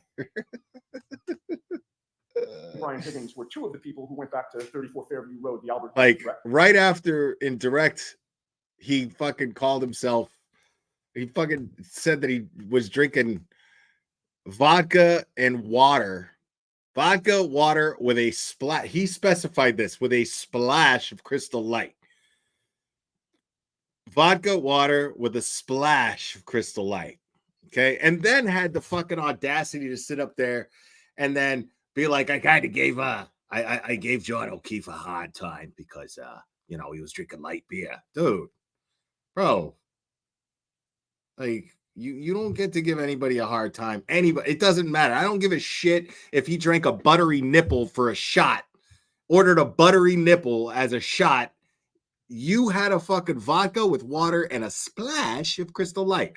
That is, you don't get to like say, give anybody shit for anything that they're drinking. That shit is like, yeah, like, okay. All right. Yes, I know I look like a man, but I have a vagina. So give me the appropriate drink for a man with a vagina. And that would be a vodka, water, and a splash of Crystal Light. Totally, dude. Come on. Stop it. Yes, that's correct. But and then you're going to say something like grab ass. They were playing grab ass with each other. That everyone was welcome back at Brian Albert and Nicole Albert's house, correct? Yes. Karen Reed and John O'Keefe were both there when that invitation was announced, correct? Yes. And you would agree that it was expected that Karen Reed and John O'Keefe would go to the Albert home that night, correct? If they wanted to come, they were welcome. Yes. And that plan would have been for them to go inside the Albert home, correct? Yes. Recall what time you left the waterfall? Oh my I God, left the Crystal, waterfall after bro. midnight, give or take 12:10, 12:15ish. I don't know the exact specific time. Well, a little before 12:15, but definitely Splash 12:10ish, show 12:15ish in Crystal there. Light. And you were one of the last to leave the waterfall? Yes, as I mentioned, Nicole Albert's and I walked out together for the waterfall. Your wife, Jennifer McCabe, had walked out of the bar physically before you did, correct? Yes, that's correct. And you actually met her in the parking lot? She was already in the vehicle in the parking lot, correct? And then you got into the car to drive to the Albert's home, correct? Yes, that's correct. All right. So I'm going to ask you about the ride back to the Albert's home in a bit, but right now I want to skip to when you got there, okay? Okay. When you first got there, your wife parked your vehicle in the driveway, correct? Yes. Which side of the driveway did you park your vehicle in? As I mentioned yesterday, I don't recall if it was immediately on the left, meaning the left towards the lawn, or if she was in the next spot over. She pulled in. I don't remember exactly if it was here or one spot over. But she pulled in. This guy's like a caricature too, bro. Like this case is so many fucking characters. I don't know. I don't know if they were like I don't know, bro. Like How am I not supposed to make fun of you, dude? How me being me, how am I not supposed to fucking make fun of you, dude? Just the way you even talk. How am I not supposed to do that? If there was more than two. So if there was at least two, those two would have been parked abutting the garage area. In other words, would they be? Let me rephrase. So there are 2 lanes in that driveway, correct? My recollection is 2 lanes, but there's more space. I know when we go over and we've gone over, there's more space to kind of park 3 cars Right? to the right, correct? Okay. But we weren't to the right. We were either left or middle. You were behind one vehicle, whichever lane you were in, or were you pulled right up to one of the garage entrances? I don't recall if we pulled all the way in or not, but I don't remember. So there were at least 2 vehicles in the driveway before you got there, correct? In the driveway? Yes. Yes, there were cars in the driveway. And when you parked in the driveway, fair to say that there was no black SUV at the Albert's home? Are you referencing Karen's SUV? I don't know what color the Albert's cars were. Oh, are you referencing their SUV? Put it this way. Yes, I'm referencing Karen's SUV. That was not at the home. And that was not in the driveway, correct? Karen's SUV was not in the driveway. And it was not adjacent to the property or on the street anywhere that you could see? Correct. It was not there. All right, but you say that there was a Jeep in the street at that time, correct? There was a Jeep parked in front of the end of the driveway in front of the mailbox. And that Jeep belonged to Brian Higgins? I found out it belonged to Brian Higgins. I didn't know it was his Jeep when I arrived. So far, unless I'm mistaken, but so far, this is the only witness that testified that Brian Higgins' Jeep was parked in front of the house. Which is amazing because it still makes it more impossible it makes it less possible for Karen Reed to have been able to hit John O'Keefe. Like, at what point does he say that Brian Higgins' Jeep left before Karen Reed came and went? So now there's a Jeep in the street where John O'Keefe was allegedly run over by Karen Reed's SUV, making it even more impossible for her to be able to pick up the speed and hit John O'Keefe. Wouldn't Brian Higgins, if a person isn't going to pick up the data, if a person isn't going to set off the safety sensors in her Lexus, wouldn't a vehicle do that at some point? Yet no data was retrieved from the data expert that worked for the Massachusetts State Police. No data was retrieved. Yet he still somehow determined that John O'Keefe was a victim of vehicular homicide. Explain that shit. Explain that. And it had a plow on the front of it? Yes, it did. It was parked adjacent to the Albert's property on Fairview, facing up the hill toward Chapman Street, correct? Yes. And at the time that you arrived, that was the only vehicle that was parked on Fairview Street adjacent to the Albert property, correct? Yes. And your testimony is that Jeep remained parked in front of the Albert house, just to the left of the driveway as you face the house, until Brian Higgins finally left and drove it away at the end of the night, correct? That's my recollection, was his Jeep was out in front of the mailbox. With the court's permission, could we display Exhibit 66? Okay.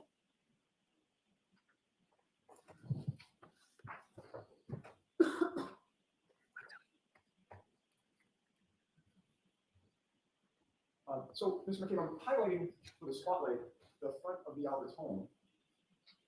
When I get to the point where the Jeep was parked, can you stop me? And you can adjust it right or left if I go too far. Objection, Your Honor. Can we have him use the Like another example of how, and there's microdots. I was hoping I didn't have to do this. I don't have one. No. You could, yeah, please. The Jeep was right there. John Duncan gifted 5 memberships. On the edge of the driveway, it's right there. I believe it was a two-wheel Jeep. Congrats to Maureen, Laura, Little Irish Girl, Marcia. Nope. Where the mailbox is. Citizen the Jeep was Sleuth, right. It was and not Truth blocking the Nation Uncensored. Congrats, guys. Thank you. Thank you so much, John Duncan. The mailbox that's spotlighted there, would that have been where the back of the Jeep was? Yeah, the back would have been right in the vicinity of the edge of the driveway in the mailbox. I see. So it wasn't blocking the driveway at all when you saw it? No. And it was facing to the left as we look at Exhibit 66, correct?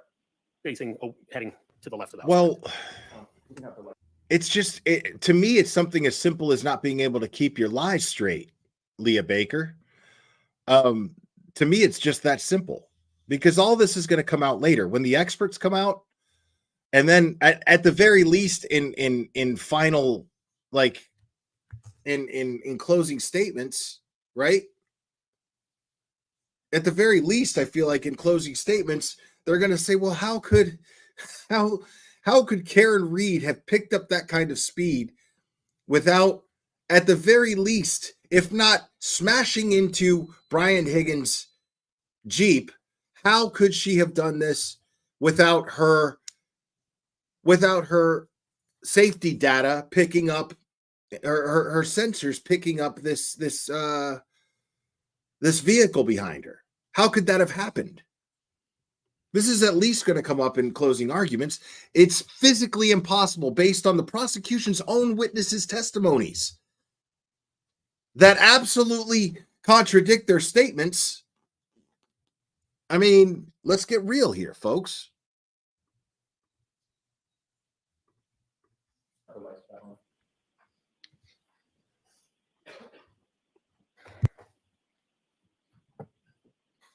And as you testified, that Jeep was there the whole night. Brian Higgins didn't go out to move it at any point, correct?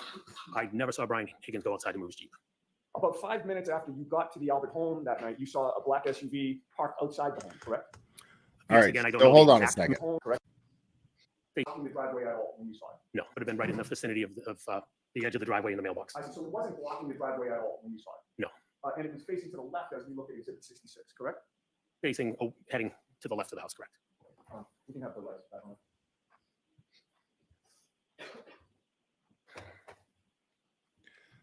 Annie's channel is 10 to And as life, you testified, Michael. That Jeep was there the whole night. Brian Higgins didn't go out to move it at any point, correct? I never saw Brian Higgins go outside to move his Jeep. About 5 minutes after you got to the Albert home that There night, it you saw is. a black SUV parked outside the home. There it is right there. I never saw Brian Higgins get out and move his Jeep. He saw Karen's SUV do everything except hit John, but he never saw Brian Higgins move his Jeep, implying that the Jeep was there when Karen Reed gets there, right? Correct. Yes, again, I don't know the exact minutes, but give or take 4 or 5 minutes. And when you saw that black SUV parked outside the Albert home, Higgins' Jeep was still there, correct? Yes, to my recollection, the Jeep was still outside. There you go, right The there. black SUV was parked in front of Higgins' Jeep with the plow in the front, correct? That's correct. How far or close to that Jeep was the black SUV? I don't recall the exact distance. Again, when I looked outside, I noticed my focus was on the black SUV, which looked outside would have been in front of the front door. See, right now he's panicking. Right now he's panicking. I don't want to talk about. Tell me you don't want to talk about Brian Higgins' Jeep anymore without telling me that you don't want to talk about Brian Higgins' Jeep anymore. You're sitting here going, my focus was on Karen on the SUV. My focus was not on the Jeep. It was on the SUV. But stupid. You are absolutely implicating everyone else in that house, because the fact of the matter is, it's simple. It is simple, Matt McCabe. If Brian Higgins' Jeep was there the entire time that Karen Reed's SUV was there, she could not have hit John O'Keefe. She did not have enough room to pick up that kind of speed. Or at least it sure as shit didn't happen the way the prosecution is trying to present that it did. It sure as shit didn't happen that way, right? At the very least. And the other side to that is, if Karen Reed didn't hit John O'Keefe with her SUV, since it's now physically impossible that she did, it's physically fucking impossible that she did, the only place to turn as to what happened to John O'Keefe is inside 34 Fairview. There's no other way to go. There's no other where to go. That's it. That's it. Because the FBI determined that John O'Keefe's injuries are inconsistent with anyone who was hit by a vehicle. It's just simple. This guy right now just sunk anyone, probably Colin, who was inside 34 Fairview, because everybody has been lying about Colin being inside the house when he was there. Everyone has lied about that. And so now he's placing Brian Higgins' SUV behind Karen, or Brian Higgins' Jeep behind Karen's SUV. No way she could have hit John O'Keefe. There's no way. It couldn't happen. Not with Brian Higgins' Jeep there. Couldn't have happened. And the black SUV, was it greater or smaller than the distance between you and me right now? Oh, it'd be smaller. If I'm the end, if you're the end of the Jeep and I'm the end of the Let's say that I'm the Lexus, rear end of the black SUV and you're the front end of the Jeep. yeah, say you'd be a little closer to me. With the court's permission, may I walk closer to the witness so that he could give an estimate? And you can just stop me, sir. I don't know. Again, when I looked outside, I was focused on the SUV. I wasn't focused on the Jeep or the truck. I don't know. Right. I wasn't focused on the Jeep or the truck. I'm a fucking idiot. Shut up for a second. So on top of everything that I just explained, it was icy. There was snow on the ground. There was a blizzard about to start. It was snowing already. By the time everybody left the Waterfall Bar and Grill, it had been snowing. The road was slippery. Everyone was talking about how carefully they drove from the waterfall back to 34 Fairview, or from wherever they came from to 34 Fairview. They had their hands at 10 and 2. They were driving so carefully. Everyone was driving so carefully because it's such dangerous conditions in the road. And you're going to tell me that Karen's SUV has super brakes? Did she have snow tires on? I don't think so. How could her SUV pick up that much speed with Brian Higgins' Jeep right behind it, hit John O'Keefe, and she's able to slam on the brakes with that much speed and not hit Brian Higgins' Jeep? How could that have happened? It could not have happened. It is impossible for that to have happened. Couldn't have happened. This is what we need to be talking about. This is what we need to be talking about. Besides the bombshell that he drops earlier, I mean, know the exact distance. You could walk 3 more feet or 3 feet that way, but it or was out in front of the house. drops later, sorry, in this testimony. You will agree with me that you've given conflicting information about where the black SUV was when you first saw it? If you tell me I gave conflicting information, you can show it to me. I don't recall. I've always said the SUV was in front of the house. Right. And when you said in front of the house, He keeps talking about the SUV and trying to direct the attention away from Brian Higgins' Jeep. My opinion on that is he knows he fucked up. He knows he should never have mentioned Brian Higgins' Jeep. Why do I believe that? Because he's the only one to have mentioned. He's the only one to have mentioned Brian Higgins' Jeep. Everybody else had enough sense to fucking keep it out. Because everybody else knows if we're trying to frame Karen Reed for this, Brian Higgins' Jeep being parked in the road behind her, it makes it impossible. Everyone else knows this. He slipped up. And he's trying to play a game of, I'm standing by what I said, but at the same time, let's keep the fucking direction off of my slip up and talk about Karen's SUV. That's what I was prepared to talk about. So let's talk about that. That's where his mind is right now, in my opinion. The house, you meant that as you look out the front door of the Albert residence, which on Exhibit 66 would have been the door to the left. That's the classic front door. The classic front door looking at the house on the main part of the colonial. Looking straight out from there, that's where the black SUV was positioned, correct? In that vicinity, correct. Right. It would have been sort of directly in front of you as you look out that front door, correct? Like I said, in the vicinity of looking out the front door was the black SUV. If it was 3 feet this way or 3 feet this way or 3 feet that way, I don't know. It was just out in front of the house. Right. And that was where it was when you first spotted it, according to your testimony today, correct? Yes. See him getting flustered here? Michael Proctor during the afternoon. He's getting real frustrated. Yes, I did. That was the very day that these events occurred, correct? Yes, it was. You would agree with me that your memory of where that black SUV was when you first spotted it on January 29th would have been better on that very day than it would be today, correct? Possibly, yes. It's almost 2.5 years later? 2.5 years that I've lived in my memory, yes. But your memory does not get better over time, correct? Objection. On January 29th of 2022, when you spoke to Michael Proctor, you told him that you saw a black SUV parked to the right of the residence as you look at the property from the street. Did you not? I did not. Can you elaborate what you mean by to the right of the residence? Well, I will just repeat the question. Did you tell Michael Proctor on January 29th of 2022 that you observed a big dark SUV parked to the Okay, so even though 24 miles per hour isn't that fast, which I believe is it's too fast to be able to brake in time to not hit Brian Higgins' Jeep. I also think that, let's just say it is, right? She hit John. John didn't fucking smash against Brian Higgins' Jeep. Brian's gonna go fly, or John's gonna go flying to the side and land in the lawn. That doesn't make sense, and it doesn't even matter which side the tail light's broken on. It doesn't even matter. He's gonna go back and or to the side, but he's gonna go back for sure. Whether he goes to the side or not, I don't believe. I call it bullshit on that. He's not gonna go to the fucking lawn. He's not gonna land in the lawn. I mean, I just call bullshit on that. Captain Skidmarsh, thank you. Ryan and Ricky didn't mention a Jeep, right? I don't think anybody did. Leah Baker, thank you so much. Nicole and Brian Albert mentions the Jeep. So does Matt McCabe. Okay, the Jeep is now important to ask yourself why.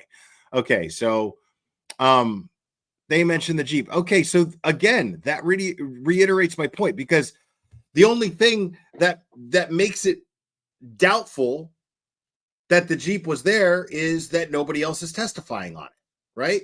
What I'm saying is, if multiple people testified that the Jeep was there, it makes it impossible for Karen Reed to have hit John O'Keefe in the manner of which the prosecution is trying to convince everybody that he did. It makes it impossible. There's no way. Can't be done. John would have at least hit Brian's car from the impact, going flying back at 24 miles per hour. But I call bullshit. Yeah,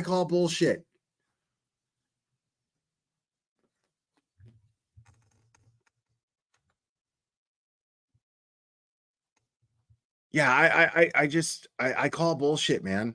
Thank you, Leah Baker. Appreciate you. I call bullshit. Like, the whole theory is fucked. All this does, all the Jeep being behind it, solidifies it. That's all it does. It solidifies it. It makes it absolutely impossible, beyond how impossible it physically already is. Based on his injuries, based on the damage to Karen Reed's car, or the lack thereof. I mean, it doesn't add up.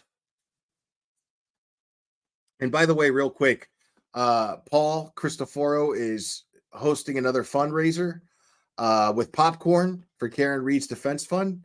So if you want to donate to Karen Reed's Defense Fund and get some popcorn, Cherry's just dropped the link in chat. To the right of the house. What right? Looking at the house to the right, or looking at the house to the left? When you say right, I don't know what you mean by right. Is your memory exhausted as to what you told Michael Proctor? No, not at all. So if your memory is not exhausted, would you agree with me that while you were at 34 Fairview, you told Michael Proctor that you observed a big dark SUV parked to the right of the house? That could have been the second time I informed him of seeing the SUV.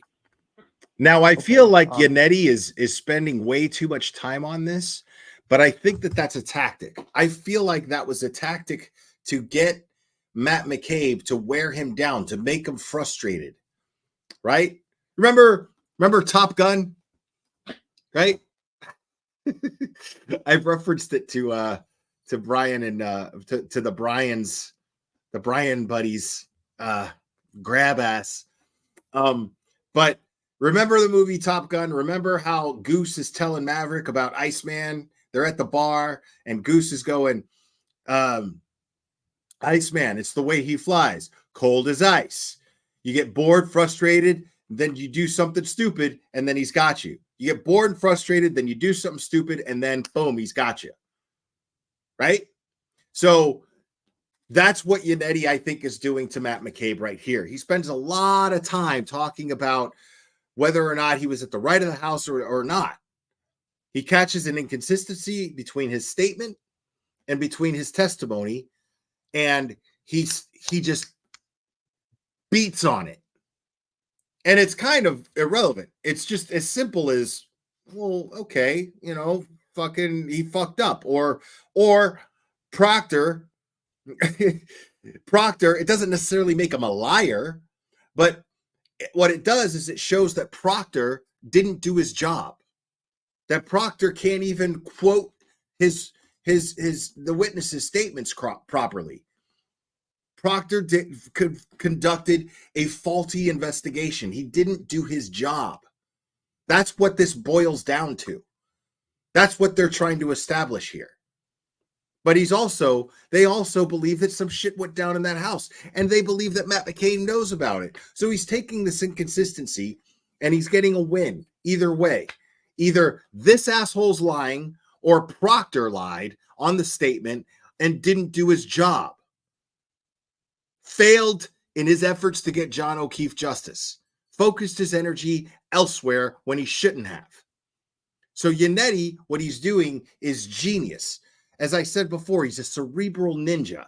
So what he's doing is, in one hand, he's making the jury see that there is an absolute inconsistency in Michael Proctor's investigation and how he took the statement of Matt McCabe, and he's also going to take the opportunity to make Matt McCabe out to be a liar in front of the jury.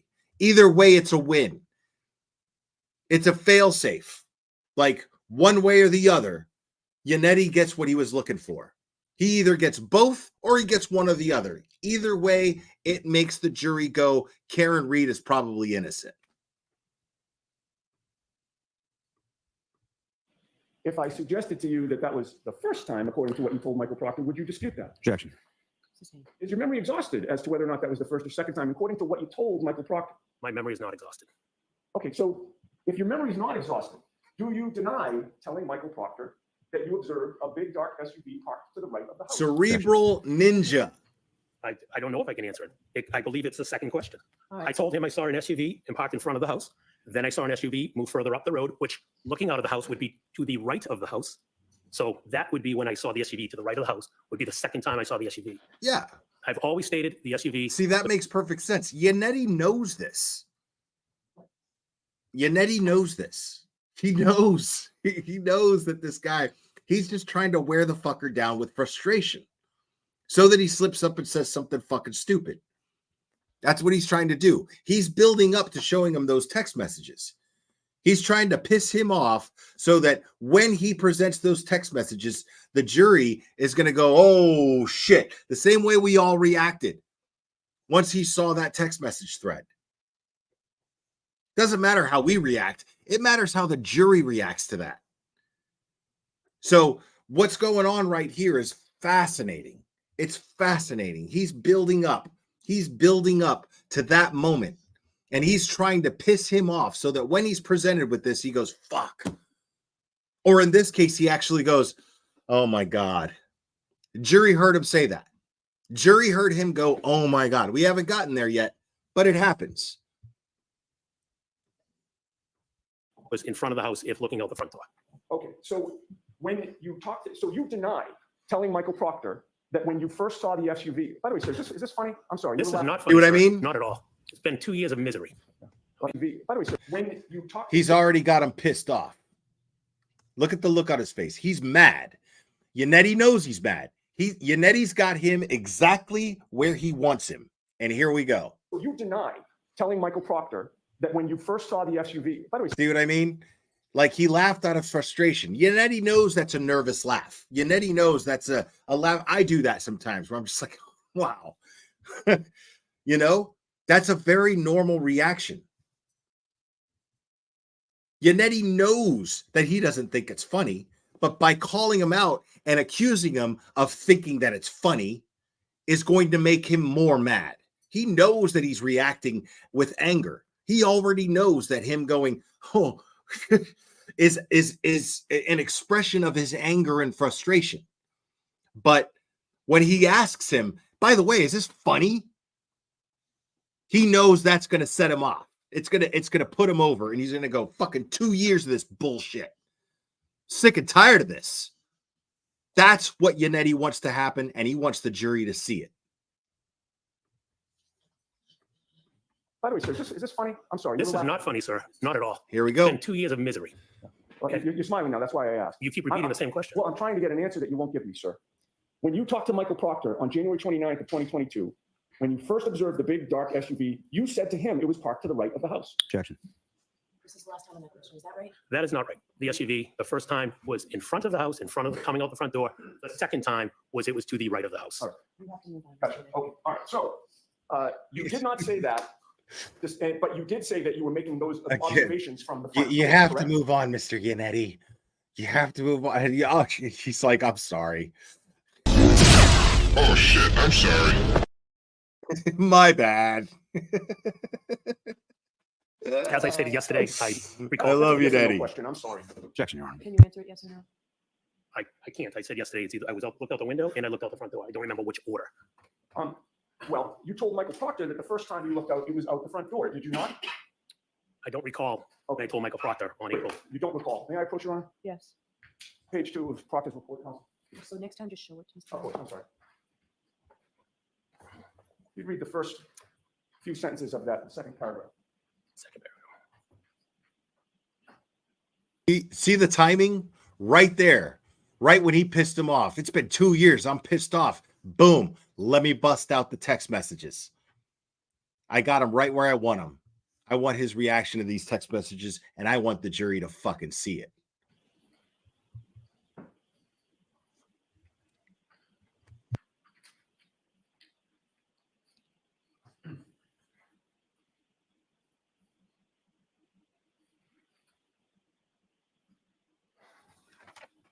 Yes. You had said that you don't remember what you told Michael Proctor. Did that report refresh your memory? I'm sorry, it's the Michael Proctor I'm not saying report. I don't remember what I told Michael Proctor. So I'm stating what I remember. He's still in piss him off mode. Excuse me. Sorry, he hasn't gotten to the text messages yet. Hold on a second, sir. You just told this jury that you don't remember what you told Michael Proctor. Those were your words. Yes, at the point I'm reading, I don't remember the exact wording, but I know what I told Michael Proctor. Right. And you told Michael Proctor that you observed the big dark SUV parked to the right of the house. Did you not? At some point in the conversation, yes, I told Michael Proctor that a big dark SUV moved to the right of the house. Moved to? That would piss anybody off. Because I'm not even 100% sure that Matt McCabe is a liar, besides the fact that he's covering up, helping cover up. But I'm talking about the things that he's being accused of lying about right here. That's going to frustrate him. Because nobody likes to be called a liar, even liars. Shit, especially liars. Because they don't want to be caught. So if he's being made out to be a liar right here, he's going, he's going to get mad. He's going to be like,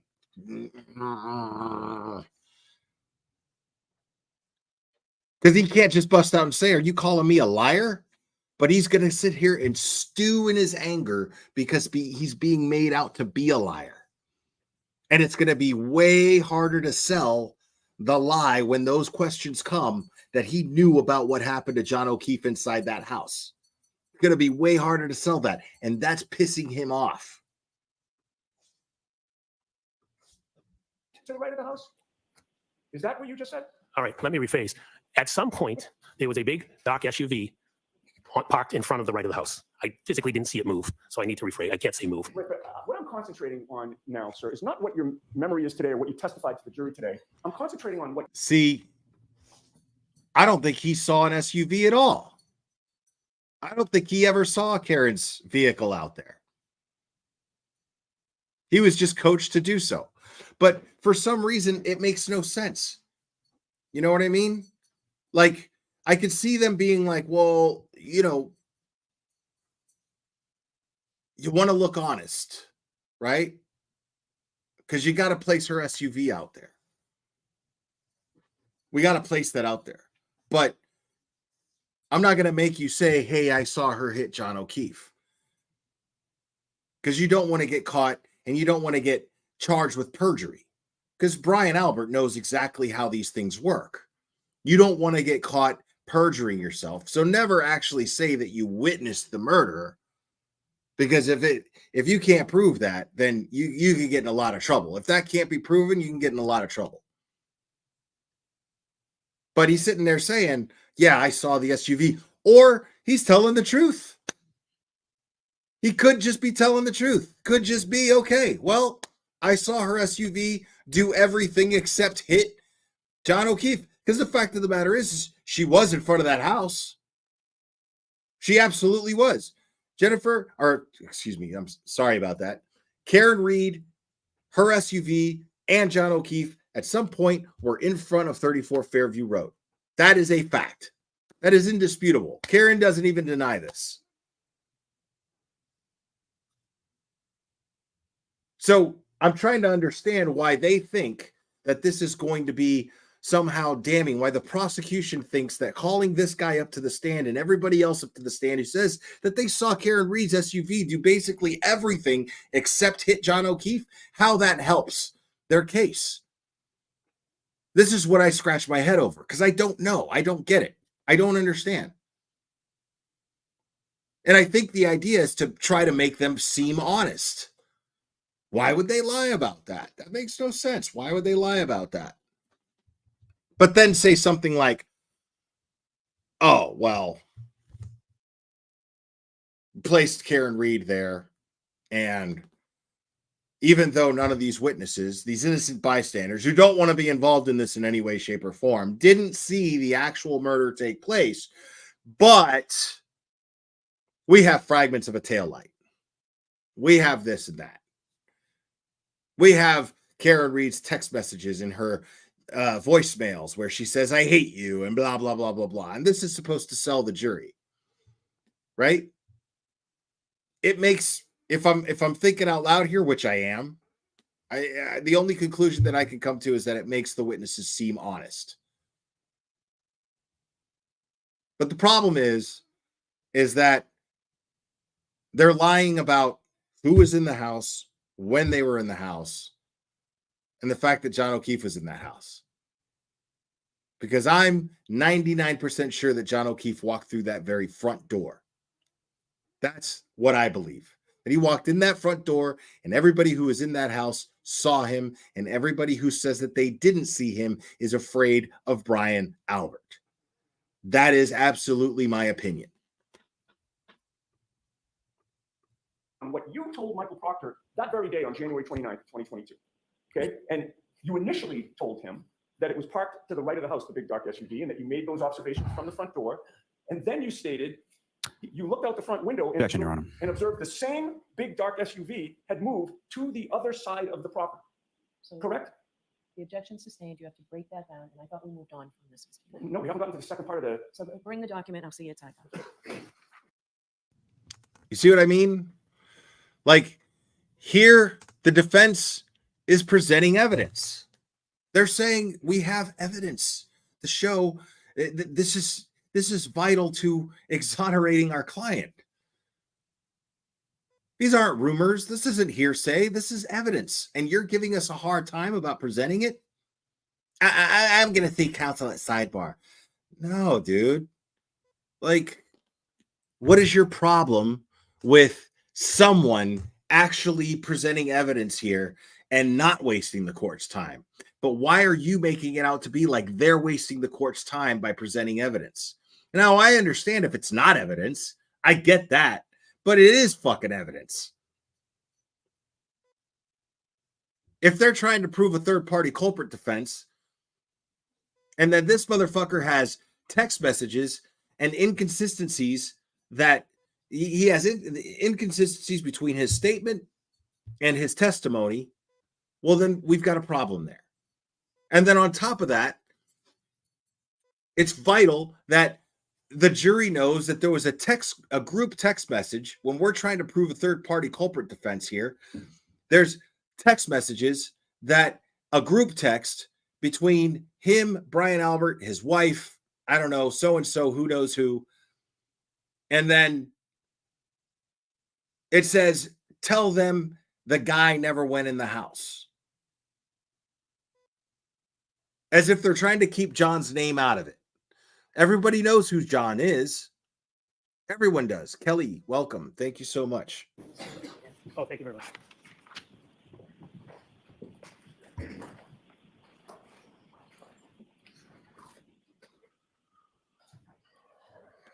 One last question on this, Mr. Mayor. Yes, with regard to Trooper Proctor's report that you have in front of you, right? It's I for identification.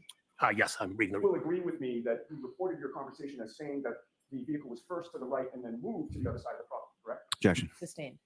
You testified before the grand jury regarding this issue on April 26th of 2022, did you not? Yes, I did. And you talked about the vehicle moving from point A to point B, correct? Yes, at some point. And you estimated that it was 15 to 20 feet or so that the SUV moved along the property line, correct? Yes, again, I don't know the exact distance, but estimates. And you, at that point in time, you were asked to clarify what you had meant when you said that the vehicle was first on the right side of the property. Do you recall that testimony? I do not. Do you recall that Mr. Lally asked you, to the right would have been toward the driveway side of the property, and that you answered that's correct? I don't remember the conversation. And again, to the right, looking at the house, or to the right, looking out of the house? Well, that's what I'm talking about. To the right, looking at the house would be toward the driveway. To the right, looking at the house would be toward the driveway, correct? And that's your testimony where the vehicle started out, correct? And then moved toward the flagpole the second time? The vehicle started in front of the house and moved towards the flagpole, correct? So looking out of the house, it moved towards the right. No. Excuse me.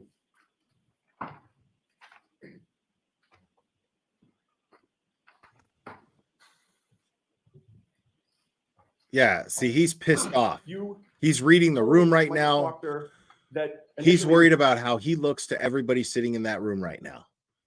He's got a second to think about it. He's got a second to stew. Watch him. Look at him. Scanning the room.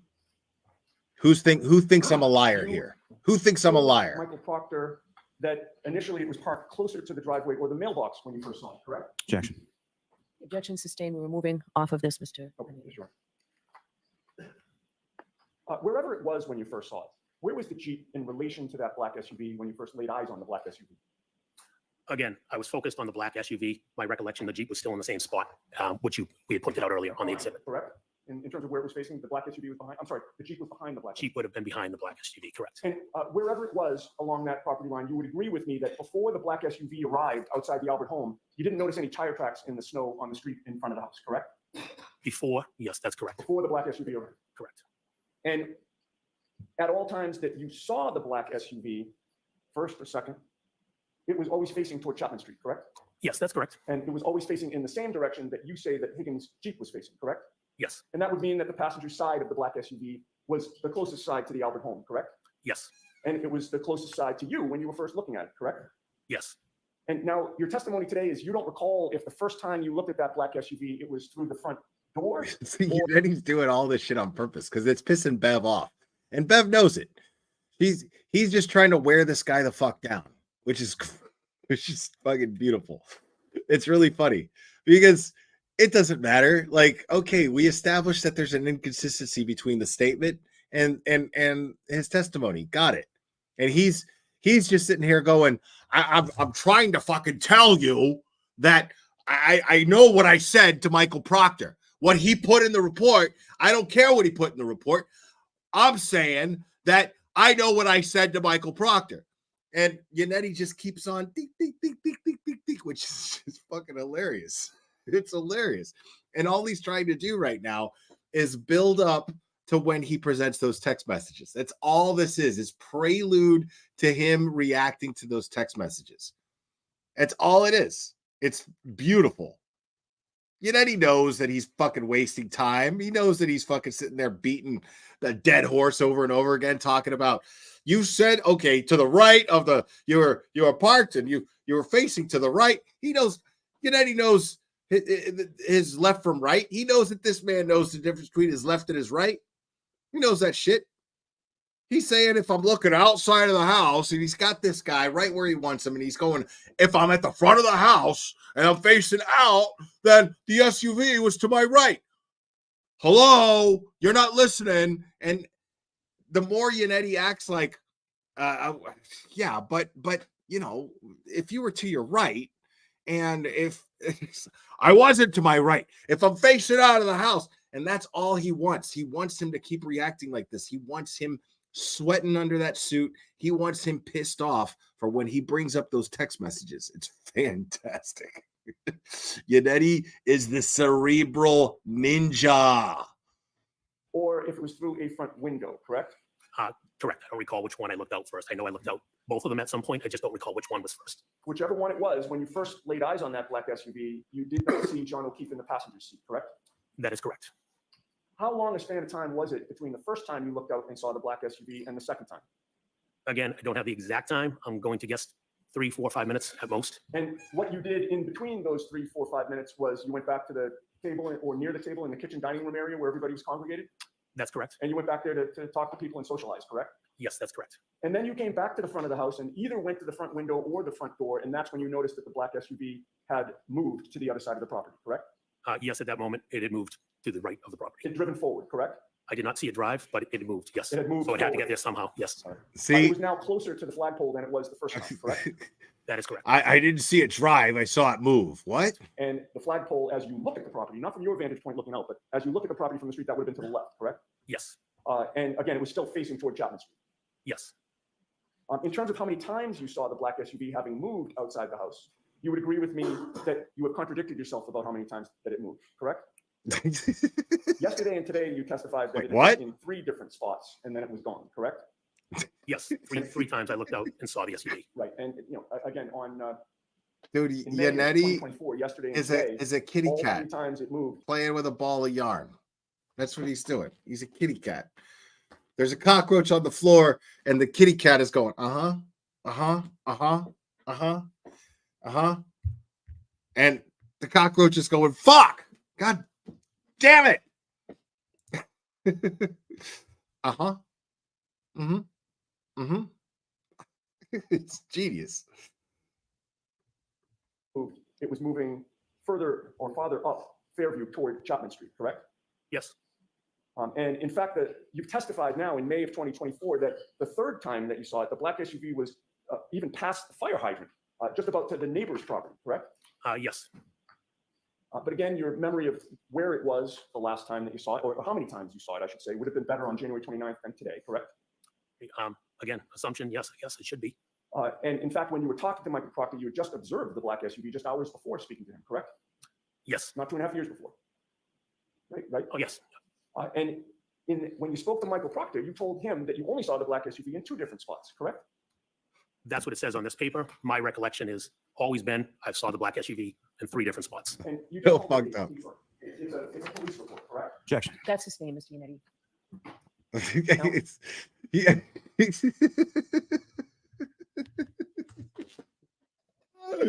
You know, he's so funny. He's like, you called it a paper, the police report. And he knows that he's going to be like, dude, it's fucking paper. Like, it's made of paper. Yeah. And then he knows exactly what he's doing with this guy. It's fucking great. I love this shit. Now, since you talked to Michael Proctor on January 29th of 2022, it's fair to say that you've had multiple conversations about this case with your family, correct? Of course, I've talked about this case. That includes in-person conversations, correct? With my family? Yes. Yes. As well as phone calls and texts? Yes. You've also, since you talked to Michael Proctor, have had multiple conversations about this case with your in-laws, correct? Yes. That also includes in-person conversations as well as phone calls and texts, correct? That is correct. And since you gave that statement to Michael Proctor, you've had multiple conversations specifically with Brian Albert, correct? Yes, I've talked to Brian Albert. That includes in-person phone calls and texts, correct? That is correct. Would you agree with me that in terms of the changes in your version of events from what you've testified during this trial to what is in Michael Proctor's report, you put the SUV farther down Fairview toward Chapman Street now, correct? Objection. Your testimony during this trial puts the SUV past the fire hydrant, almost toward the neighbor's house, correct? That is correct. But however many times you saw that black SUV, you'd agree with me, you never observed any damage to the rear of that vehicle, correct? Correct. Never saw any damage to the rear right tail light, correct? Correct. You'll also agree with me that every time you saw that black SUV, the vehicle had its headlights on, correct? I was looking as we talked about it moving up the property. I was looking at the back. I could see the back of the SUV. The assumption is the headlights were on, but I wasn't looking at the headlights. All right. Well, that would have meant that the area in front of the vehicle was lit up, correct? Yes, but like I said, it was further up the road. Now, sometime after that black SUV first arrived, you noticed that there were tire tracks, I should say. Let me see what this says. For those who have been following the case from the beginning, question: why Higgins' Jeep with the snowplow keeps coming up? Certain people witnessed it and others never saw it. The movement of the Lexus is comical, right? I mean, that's what I'm saying. It's fucking impossible for Karen to have hit John O'Keefe and killed him in the manner of which the prosecution is saying so, with Brian Higgins' Jeep parked there right in front of the mailbox with a fucking plow right in front of it. Like, there's no fucking way. In a V shape on the street in front of the Albert home, correct? That's correct. And those tire tracks were from the curb in front of 34 Fairview toward the neighbor's property across the street and then back toward the curb, correct? Yes, it came out, waved out towards the cross the street and came back in. All right. And the pattern of those tire tracks that you observed were consistent with the vehicle making a 3-point turn, correct? Objection. Can you answer that? I don't know if the vehicle made a 3-point turn. It could be consistent with because it was a wavy pattern. I've never looked at a tire tracks after I've done a 3-point turn to determine what they actually look like, but in and back out. There was nothing about those tire tracks that ruled out a 3-point turn to you, correct? No. All right. You didn't see those tire tracks again until the black SUV arrived at the home, correct? Yes, I didn't see them previous to the black SUV. And Higgins' Jeep was already there before the black SUV arrived, correct? Yes. So Higgins' Jeep was already parked and stationary when there were no tire tracks in that area, correct? I didn't notice what I parked my car. We parked in the driveway and I walked in the house. So I wasn't looking at the tire tracks. So, but Higgins' Jeep was already parked. Right. You didn't see tire tracks at that point, is my point. Yeah, I didn't see any. And at the point that you saw those tire tracks, there were no other vehicles in the area along the Albert family property line on Fairview other than Higgins' Jeep and the black SUV, correct? That's my recollection, yes. Okay, so now we're going to go back to where I had left off with regard to meeting your wife, Jennifer McCabe, in the car after leaving the waterfront. You recall that we sort of left off with you getting in the car and starting to drive home. Yes. Once you got inside the car, your wife ultimately called John O'Keefe along the ride home, correct? John O'Keefe had texted my wife, and my wife had called him. He was asking where to. I think he was asking for the where to was the address. So she called him to tell him. And you knew that he was asking that because the Bluetooth of the car was connected to her phone, correct? I believe the Bluetooth was on. Again, I could hear his conversation. Yeah. My assumption is the Bluetooth was on. You could hear both sides of the conversation, correct? I could hear John as well, yes. Yeah, your wife and John, correct? We also sit next to my wife. I could hear her. And you heard John tell your wife that he was planning to go to 34th. Thank you, Melissa McSweeney. Yeah, you're right. He had told your wife in your presence that he and Karen would meet your wife and you there, correct? He said we're on our way. Right. And you knew, again, the plan was to go inside 34 Fairview, correct? Yes, that was the plan. You heard your wife tell John that 34 Fairview is off Chapman Street, correct? Either I was also talking, so I don't know if my wife was repeating, but yes, we did say off of Chapman Street. It could have been you, could have been your wife, but he was told it was off Chapman Street, right? That's correct, yes. And then your wife hung up with John, at least temporarily, but then John called back, correct? Yes, that's correct. He indicated he needed more specific directions to 34 Fairview, correct? Yes. And then you heard your wife, or maybe you participated in the conversation. I won't rule that out, but between the two of you. Right. Amanda Capone, you're saying it's because Matt changed his story to go along with Karen moving up 62 feet. His first story was the 3-point turn. Well, the thing is he never said 3-point turn. He's saying that the police report says that what he said was consistent with a 3-point turn. He's saying that he never told Proctor that there was that she made a 3-point turn. That Proctor just put that in there. He's like, I know what I told Proctor. I never said she made a 3-point turn.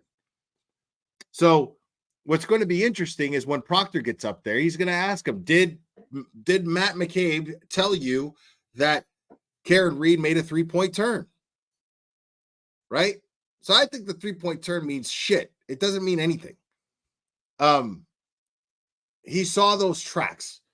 What they're going to focus on is he saw tracks that were consistent with a 3-point turn. Whether he saw her make a 3-point turn or not, they were consistent with a 3-point turn, and he saw those tracks, and he testifies, I saw those tracks. What matters is if he saw those tracks that were consistent with a 3-point turn, it doesn't matter the mechanics of whether or not Karen could have hit him or not. I still say it's impossible that if Brian Higgins' Jeep was parked in front of that mailbox with a goddamn snowplow in front of it, there's no way that she could have been able to hit him, pick up that speed, and he's going to fly off that far to the side in the fucking into the yard. It makes no sense to me. And especially with John O'Keefe's injuries, it just doesn't add up. There's no way that Karen Reed hit John O'Keefe, especially with Brian Higgins' Jeep parked behind her.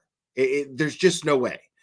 So what he's getting at, what matters here is if he saw the tracks that are consistent with a 3-point turn, tracks that are consistent with fucking anything in that road beyond that yard, and he didn't see Karen, or he didn't see John O'Keefe laying in the yard, in the snow, a 6'2" man, 220 pounds. There's no fucking way that Karen Reed hit John O'Keefe with that SUV.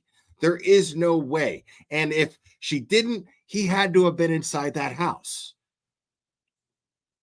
So there's just no way. It just boils down to that simple fact. How could you have seen those tracks that are consistent with a 3-point turn or fucking consistent with fucking doing a goddamn donut out in the road? Doesn't matter what the car was doing or what the tracks looked like. What matters is that he was able to see that and not see John O'Keefe laying in that yard.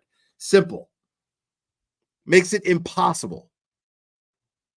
You did give him more specific directions, correct? Yes, we did. And either you or your wife, and you can correct me if you know if it's one or the other, but one of you told him to go down Chapman and take Fairview as if they were going to Bella's house, correct?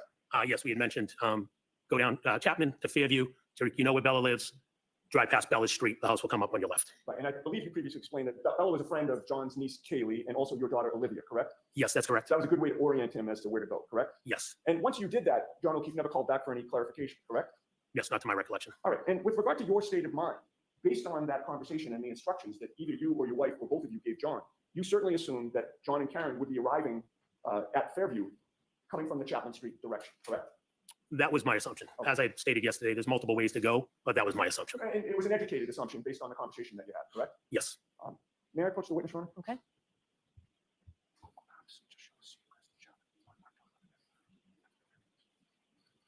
Finding him Thank you. document. I have handed you something. If you could take a look and tell the jury whether you recognize what that depicts. Yes, this is a map showing Cedar Crest Road intersecting with Fairview Road. On the opposite side shows Chapman Street intersecting with Fairview, as well as other streets in it's called the Cedar Crest neighborhood, in the Cedar Crest neighborhood. Okay. Realizing that you don't have a compass or a ruler, does it appear to be generally to scale in terms of where the roads are? Yes. And it appears to be a fair and accurate depiction of the layouts of particularly Cedar Crest, Fairview, and Chapman Street? Yes. Okay, I would offer that, Your Honor. Is there any objection? Okay. Exhibit 86. And Mr. McCabe, why don't you hand over the other one?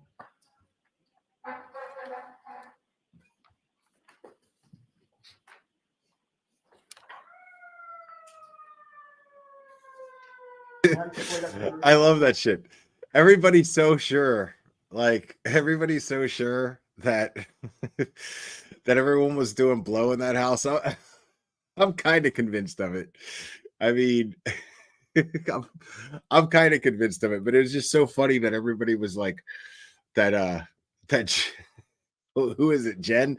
Somebody was just, I don't know, she's cleaning. She's always cleaning. And then somebody was like, yeah, when somebody in my chat, when she said that, it was like, yeah, when I used to do coke, I used to clean like crazy too. There was always somebody at a coke party who was cleaning. God bless that person. Yes!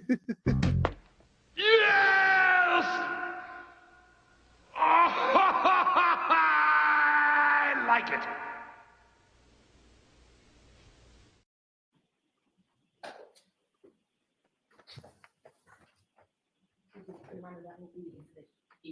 Oh, thank you.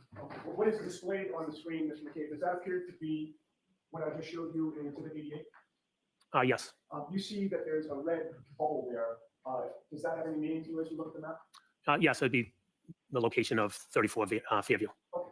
And as we look at the map, Cedar Crest is up the top and Chapman is down the bottom? That is correct. With regard to the directions that you gave, or you or your wife gave John O'Keefe, if they were coming as you directed them on Chapman Street, would they be taking a right onto Fairview or a left? If they went the way that we mentioned, they'd be taking a left. Okay, so in terms of looking at this map, they'd be traveling on Chapman Street really from the left to the right as you look at Exhibit 88, correct? Yes, left to right, correct. And that would allow them to take a left down Fairview, heading towards Cedar Crest, correct? That is correct. And you would agree with me that that would put the driver's side closest to the Albert property if they just kept going straight all the way to Cedar Crest, correct? Yes, the driver's side would have been closest to the property. Okay, we can turn the lights back on. That would mean, well, strike that. So you agree with me that your state of mind was that was the direction that they would go? That's what I thought they would have, that's how I thought they would have come into the neighborhood, correct? But you never saw the black SUV traveling in that direction or parked in that direction, correct? That's correct. That would mean that in order for the SUV to be facing in the other direction, one way would be for it to make a 3-point turn, correct? Objection. I'll allow it. So we're saying if they came down from Chapman and then spun around and facing back up towards Chapman, is what you're asking? Yes, at some point she would have had to turn around. Or do a 3-point turn, correct? She could do a 3-point turn, or she could just loop around at Cedar Crest and come back up. Either one. Right. And a 3-point turn would be consistent with what the V-shaped tire tracks that you saw when you looked out the front of Brian Albert's house, correct? Objection. Sustain. When you were interviewed by Michael Proctor on January 29th of 2022, you had not spoken with Ryan Nagel, correct? No. So it's fair to say you did not know what, if anything, Ryan Nagel had seen in terms of how or what direction the black SUV arrived in, correct? Objection. Sustain. When you spoke to Michael Proctor on January 29th of 2022, the phone conversation that your wife had with John O'Keefe that you were either participating in or listening to, that was regarding the directions. That was fresh in your mind on January 29th, correct? Yeah. Those directions had just been given to John, the night before or really hours before, correct? Yes.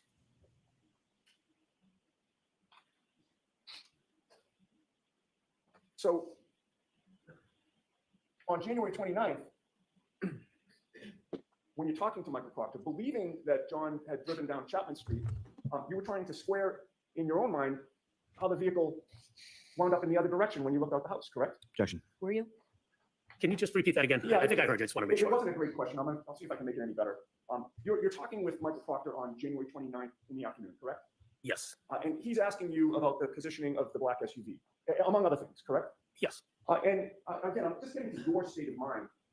Your state of mind was that you gave the direction, you or your wife gave the directions to John, and you're thinking he came down Chapman, but you never saw the vehicle in that direction. It was only in the other direction facing toward Chapman. Is that fair? Yes. And so you're naturally trying to square in your own mind, trying to make it make sense as to how that happened, correct? Objection. You can answer that. Were you trying to square that in your own mind? I wasn't trying to. I don't know if I was trying to square it. I just knew that for some reason her vehicle was facing up Chapman. Are you asking? I didn't know what she did. I just know her vehicle was facing up Chapman. And to you, that was the significance of the V-shaped tire tracks when you were talking about, right? Objection. Was it?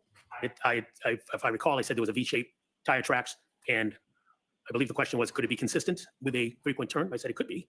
I didn't know if it was a 3-point turn. It could be because there was weird tracks. Again, I did not see the vehicle.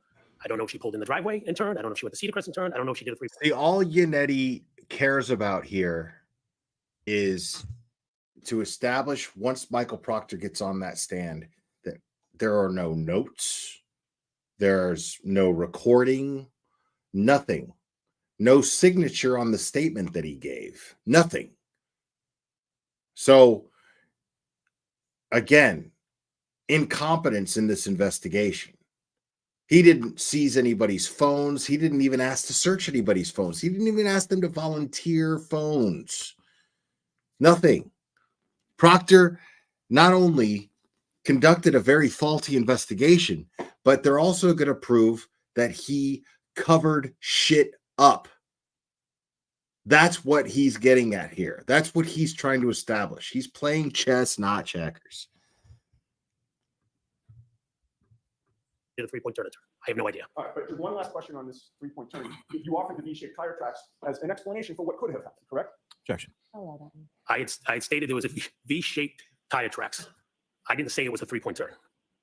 All right. Well, you'd agree with me in any case that if John and Karen entered from Cedar Crest and you saw them where you saw them, there'd be no need for a 3-point turn, correct? So you're saying if she didn't come from Chapman, she came from the other side, Cedar Crest, there would be no need for a 3-point turn or any type of turn because she was already facing that way. That's right. If she came from Cedar Crest, she's already in the very direction that you saw the black SUV when you looked out, correct? Yes, that's correct. Now, your testimony during this trial is that you were looking straight out from the house to the street. And, again, I understand your qualification. You could have been 3 feet this way or 3 feet that way. But your memory is that the car was essentially right in front of you, give or take, the first time you saw it. My memory is the car was right in front of the front door. Yes. Okay. And you were looking straight at it, correct? As I had stated earlier, the first time I looked out, I don't recall if I was looking straight out from the front door or if I was peeking out through the window, but it was my sight would had it lined up in front of the front door. So if I looked out from the front door, then it would have been, yes, straight in front of me. Why are you peeking out the window, And bro? you would agree with me that when you were looking Why are at you the vehicle peeking out the from window? wherever you were looking at it, you were looking straight over the front lawn, correct? I would have been looking over the lawn, correct? Again, And I was focused on the tire vehicle. tracks were far. Hold on, Mr. Sorry. Nettie. I said I was focused on the vehicle. I was focused. I didn't know that he was not done with the vehicle. My fault. We only can have one person speaking at a time. I'm so sorry, Your Honor. At the same time, so please be cautious. The lawyer needs to be cautious. I will try, Your Honor. Did you get your full answer out, sir? I did. You would agree with me that the V-shaped tire tracks were farther away from you than the front lawn? Yes, they were on the road. And if you were able to clearly see those V-shaped tire tracks, you certainly were able to clearly see the Albert's front lawn, correct? As I mentioned, I was looking over the lawn, but I'm assuming the lawn was somehow in my visibility. I wasn't focusing on the lawn. Okay, I'm going to try that question again and see if I can get a yes or no answer. If you were able to clearly see the V-shaped tire tracks, you were certainly able to clearly Snarky see and the Albert's front Eddie. lawn, correct? If I looked at it, it's a confusing question. As I said, Receive no answer. visibility, I wasn't focusing on the lawn.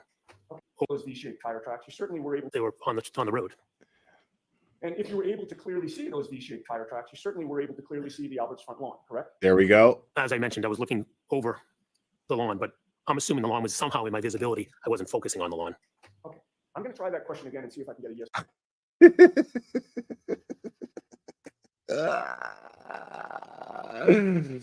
Yeah, I mean, I was focusing over the lawn, over the lawn.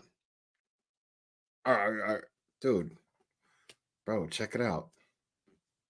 I mean, I'm looking at you guys, right? Ibuprofen bottle, boom. Lighter, boom. Cigarettes, boom. Creamer, boom. I mean, I know where everything is. I can fucking see it. I'm looking at you, but I can see it, right? I mean, stop it, bro. Stop it. Stop it. A yes or no answer. If you were able to clearly see the V-shaped tire tracks, you were certainly able to clearly see the Albert's front lawn, correct? If I looked at it, it's a confusing question. As I said, I was focused on. It's not the a road. confusing I wasn't question, looking at the bro. lawn. It's not a confusing question. You're trying to confuse the jury with your bullshit answer. He's saying, can you see the fucking lawn from where you were standing? It's a yes or no question. Can you see the fucking lawn from where you were standing and at the house? Like, could you see it? Yes or no? I know it's a confusing question because I mean the lawn was within my range of visibility, but I was looking over the lawn. I was looking over the lawn. Wasn't looking at the lawn. Over the. It's not what I asked, bro. Could you see the fucking lawn or not? Like, are you kidding me right now?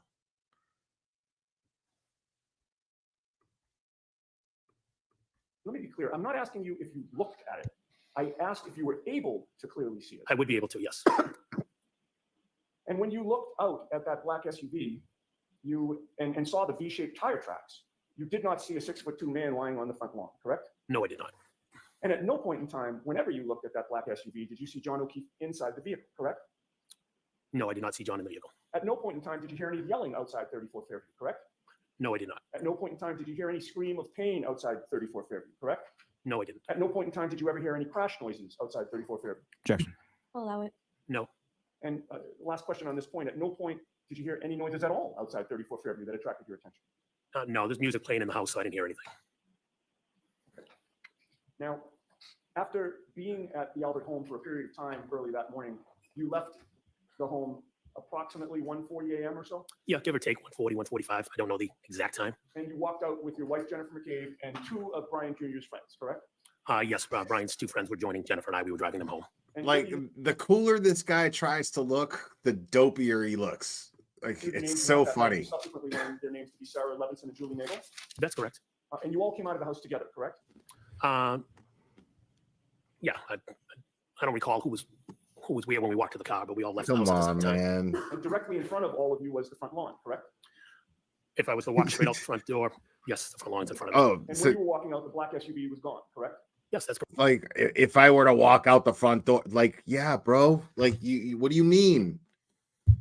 So, were you walking backwards? Were you walking to the side? Were you shimmying? Like, was that how you were walking to the car? How did you fucking walk to the car? You walked out the fucking front door. You look straight ahead. There's a fucking yard in front of you. Do you see a fucking dude laying in the goddamn yard? That's correct. And when you first came out of the house facing that front lawn, you didn't see a black baseball cap, correct? That's correct. Or a black sneaker, correct? That's correct. Or 45 pieces of red plastic taillight, correct? That's correct. Or even one, correct? That's correct. And once again, you didn't see a 6'2" man lying on the front lawn, correct? No, I wish I did, but I didn't. as you were walking out with your wife and these two other women, none of them yelled that they saw anything like that, correct? Correct. And then you all piled into the vehicle, which was in the driveway, correct? Yes. You and your wife got into the front, the driver's seat and the passenger seat, correct? Yes, I sat in the driver's seat. My wife was in the passenger seat. I had to brush off the car, but that's where we sat. And the other two women who were friends with Brian Jr. got into the second row passenger seat, correct? Yes. And I believe your testimony is you don't know who was where within that, but they did get in there. Yes, they were behind us. I don't know who sat in what seat. Once you got inside the vehicle, is that when you realized that you had left something back into the house? I don't recall leaving something in the house. I'm sorry? I don't recall leaving something in the house. I don't. If I did, I did. I don't recall leaving something in the house. You don't recall going back into the house? No, I don't recall going back into the house. If you went back into the house, the front lawn would have been directly in front of you from the driveway, correct? The lawn would have been to my left, and I would have went up the walkway to the house. Okay, well, that's my next question. When you went up the walkway, the front lawn would have been to your left, right? Yes, that's correct. And then coming out, you would have had the same view that you'd had the first time, correct? Yes, I would have come back out the same way down the steps to the left. And without going through all the various items that I asked you about in terms of not seeing on the front lawn, the speaker, the cap, the tail light, et cetera, you didn't see any of that stuff at any point the second time, correct? Correct. I did not see anything. Okay, so now you're finally back in your vehicle and you are backing out of the driveway, correct? Yes. Is it fair to say that to get to your, well, strike that. Is it fair to say that to drop the women off, your plan was to head toward Chapman Street? Yes, that's what we did. Which would mean that as you back out of the driveway, the rear end of your car would have been facing towards Cedar Crest. Correct. And then you would straighten out, and now you've got a straight shot up toward Chapman Street, correct? Yes. And it would also mean that you drove the length of the Albert's property, correct? Yes. While you did that, sir, Julie Nagel never said, what was that, did she? I did not hear Julie say that. She never said she had seen a black object, correct? I did not hear her say that. She never said that she saw a black blob, correct? I did not hear her say that. And she didn't say that the black blob that she supposedly saw was 5 or 6 feet in length, correct? Again, I did not hear her say it. And she never said that she might have seen a person, correct? I did not hear her. You talk about in the car? Correct. Yeah, I did not hear her say it in the car. And you were right there driving, correct? I was driving, obviously focused on the road. The windshield wipers, it was snowing pretty heavily. You didn't have earplugs in. I didn't, but they were all talking in the car. You didn't have AirPods in. No, I didn't. Certainly not the noise cancellation AirPods, correct? Correct. I did not have earpluds in. And you never stopped the car because you never heard Julie Nagel say anything about anybody being in trouble, correct? I did not hear her say it. Okay. You woke up the next morning, as you said, to screaming, correct? Yes. The screaming was so loud that you thought that the person screaming was actually in your bedroom. I'm going to skip through this. And it startled you, fair to say? Yes, it did. Correct.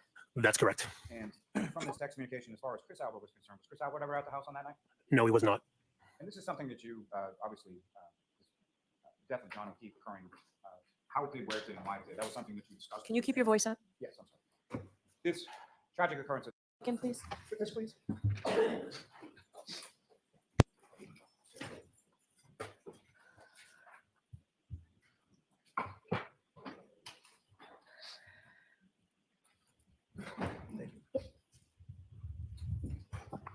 Yes.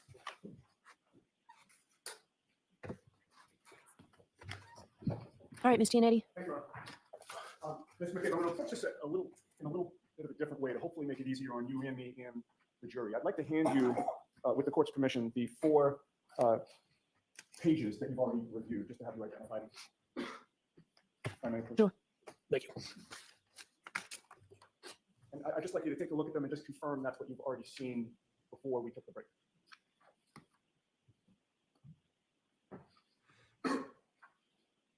Wait, hold on a second.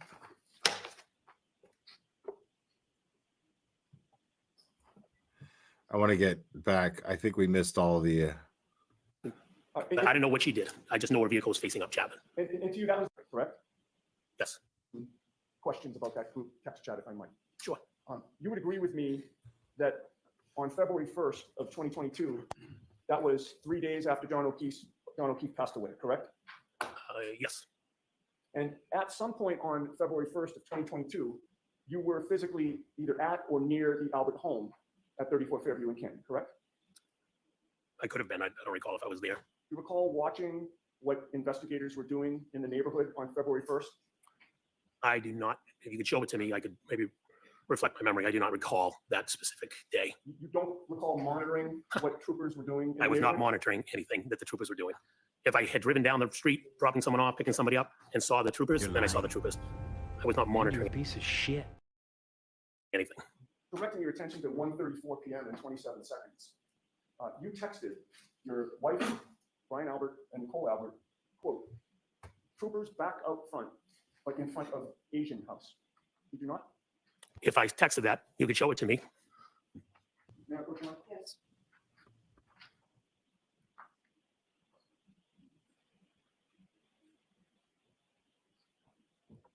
Oh, 2150. No, show it to him. Don't. Touch it? Show it to Mr. Miller and don't reference me. Can I touch it?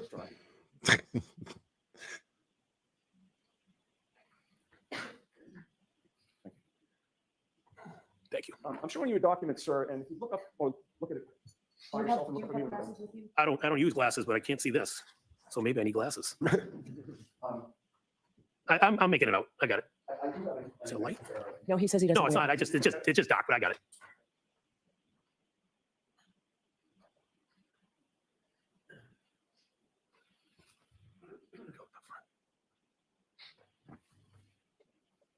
What the hell? If you're struggling, I'm reading mine, right? The middle one? Yeah. Yeah. You take all your time, the time Yep, you I got need. it. Yep, I see it. Okay. If I may just wrap Yes. up. Thank you.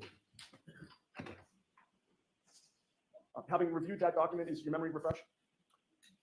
I see that I texted what you said I texted. The troopers were outside of the house, yes. Right, that's my question. This is a page that contains the group text that you had with Jen McCabe, Brian Albert, and Nicole Albert, correct? Yes. And in terms of the question that I asked you, you now acknowledge that you testified troopers back out front, but in front of Asian house, correct? That's correct. Mr. McCabe, what is an Asian house? The next door neighbors to the Alberts were Asian. What's an Asian house, bro? Family of Asian origin lived next door? Yes. They were the next door neighbors to your brother-in-law and sister-in-law? Correct. They lived, if you come out of Fairview, they lived to the right of the Albert. I mean, yeah, bro. Like, what's an Asian house, bro? What do you mean? What do you mean, bro? And did you know their last name was the Chungs? I had no idea that I've never met them. I don't know their last names. I just knew it was an Asian family next door. And you didn't feel the need to ask their names or try to call them by their names? I've never met them. Wow. Objections, sustained. No, Dude. Christine Eddy, let's come to side, please. God.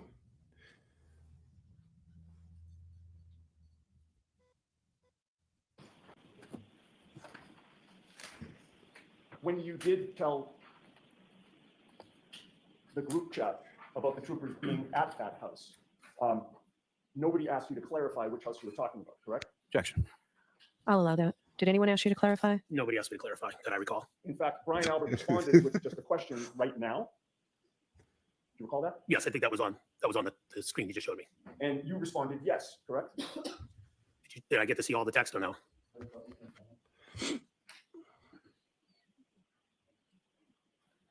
And with the court's permission, Yes. I'm going to give you the previous page in case you need it. Just give it to him. Thank you.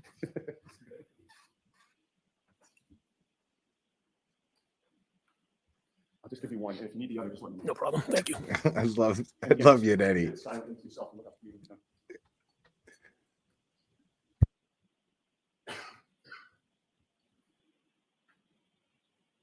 So am I to assume where you said Brian Albert said right now?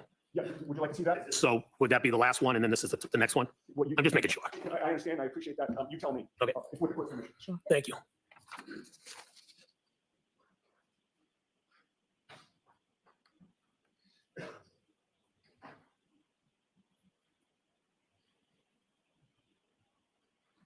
Yep, that's what I was just looking for. I may collect the document. I didn't read the rest of No, it. no, take your time, please. Okay, thank you. You would agree with me that after you told the group in this group text that the troopers were back out front, in front of that house, Brian Albert's response was right now? Yes. And then you said yes, correct? Yes. And then Brian Albert replied, okay, correct? Objection, Your Honor. As of the reading. Is that how he replied? That's what it just said, yes. All right. Now, at that point, you texted the group that you were trying to get a picture of what you were seeing, correct? I didn't see that on the text. And you don't deny that you said that in the text, Can you correct? show me the text, please? Oh, sure. Oh, did you say you didn't see it in the I didn't text? see that, no. I'm sorry. That's probably because I didn't get it to you. Fucking dude, this guy kills me. Oh shit, I'm sorry.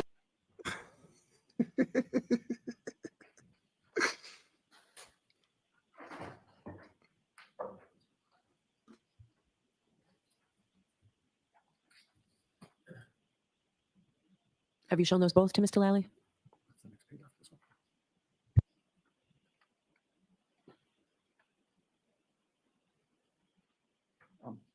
I'm showing you 2 pages. Okay. Again, read it to yourself and look up at me when you're done. Do you have a phone with a flashlight on you? I don't have a phone on me. If you have a flashlight, I'll be able to see it. Do you mind? Oh, Just Nancy, dark. Madam Court Reporter, Mr. Clerk. Oh, okay. Oh my God, bro. Thank you very much. All right, much better.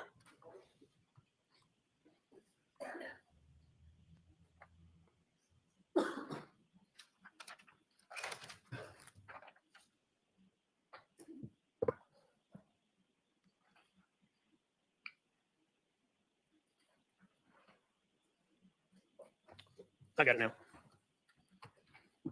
Grab that from you. Thanks. Having reviewed that, do you acknowledge that you texted the group that you were trying to get a picture of what you were seeing? Yes, I said I was going to try to take a photo. All right. You would agree with me that you were watching what was going on, correct, on February 1st? No, I just happened to be driving through the neighborhood at that moment. So you happened to be driving through, and then you texted the group to tell them what you saw, correct? Yes. And then you didn't just keep driving up the road and leave the area, did you? I think I did. Well, I don't, unless I tell me I went back, I think I did. I said I was going to try to take a picture. right, well, that's my point. Yeah. You weren't, just having seen the troopers back out there at that house, in your mind, you still weren't done, correct? I was going to take a picture to show them, oh, the troopers are outside your house. Right, so in answer to my question, you weren't done with that scene, correct? I think I was, because I don't know if I took a picture. Well, I think I went through. I mentioned I was going to try to take a picture. I don't know if I took a picture or not. you didn't intend to be done at that point, correct? I didn't intend to be done. Right, because you wanted to take a picture. Of Right. I was going to take a picture to show them that troopers were outside in front of the I house. wanted to Correct. continue to monitor what was going on, did you not? I was not monitoring what was going on. I just happened to drive by at that moment. Maybe we see a second. Right. Just like it's just like fucking Berkowitz just happened to be driving by and found a taillight, right? Just like that. You just happened by. Sure.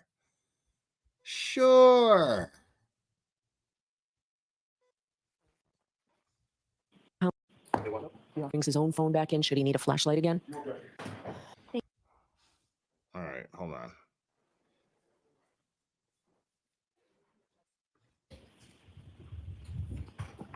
Yes.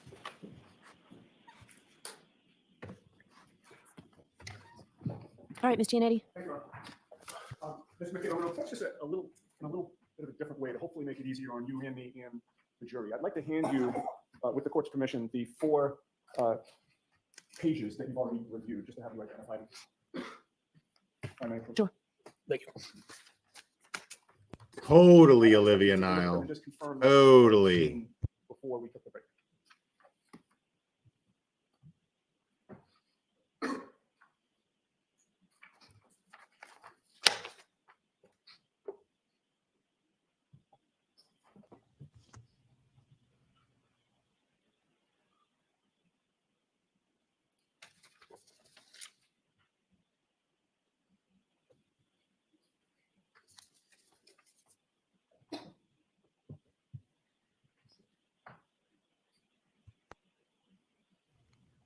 Yes, these are the ones you showed me earlier. Thank you, sir. May I approach? Yes.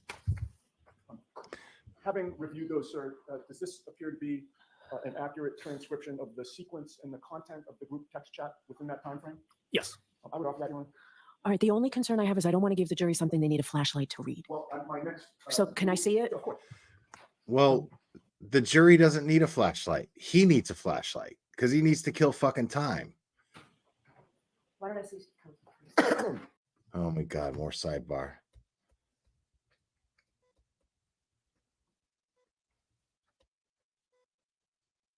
The first page. How is your distance vision? Are you able to read what's on screen? I don't know why it's on blue. This is. Now remember, the Can I have it sound in is front of me? shitty here. Explain Sorry. this, please. Thank you very much. And feel free to use the flashlight. With regard to your initial text exchange. This is- Troopers back out front, but in front of Asian house. Looks like more has been dug up. They're at least Looks Yes. like it. Do you want me I mean, oh, troopers back out front, but in front of Agent House, looks like more has been dug up there for at least, there or at least looks like it.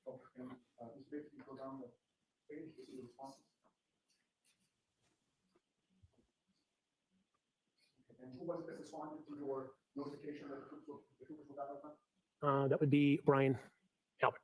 Brian Albert Senior. Yeah, yep. See, And his response was? right now. And that was at 1:34 p.m. and 45 seconds? Yes, it was. And you took that to be a question, correct? Yeah, asking right now. Yes. And we can move to the next. Yes, 2151, please. We have welcome, sir. Yes, please. And you responded to Brian by saying, what's his question about right now? I responded, yes. And that was at 1:34 p.m. and 56 seconds? Yes. You would have still been on scene at that time?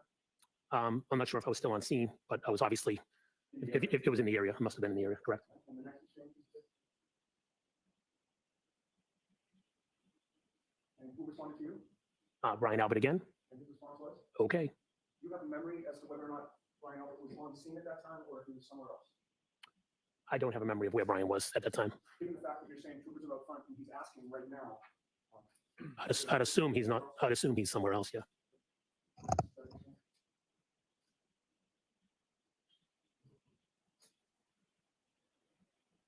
And your response to him, or your response to the group, I should say, was what? I had to pick up a car, so I drove through. Right, so this is a little further than we talked about.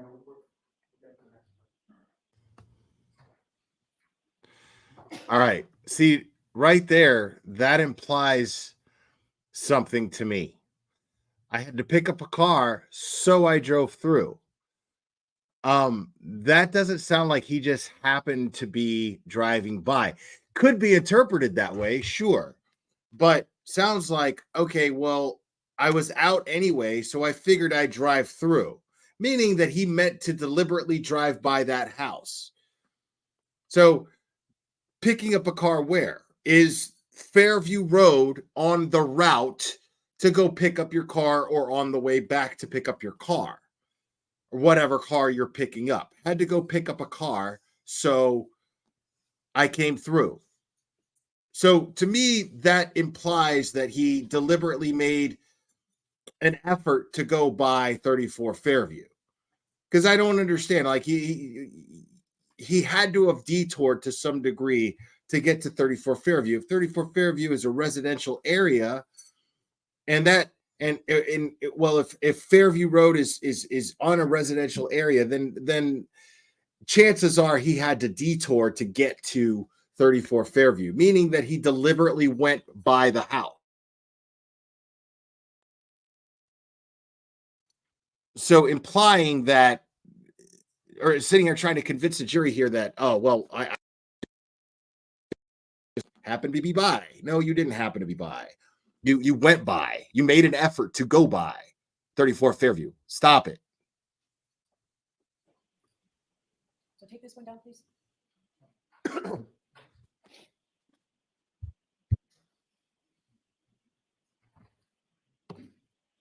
Yeah, that's a great point, Stephanie. It's like they lie about the dumbest shit.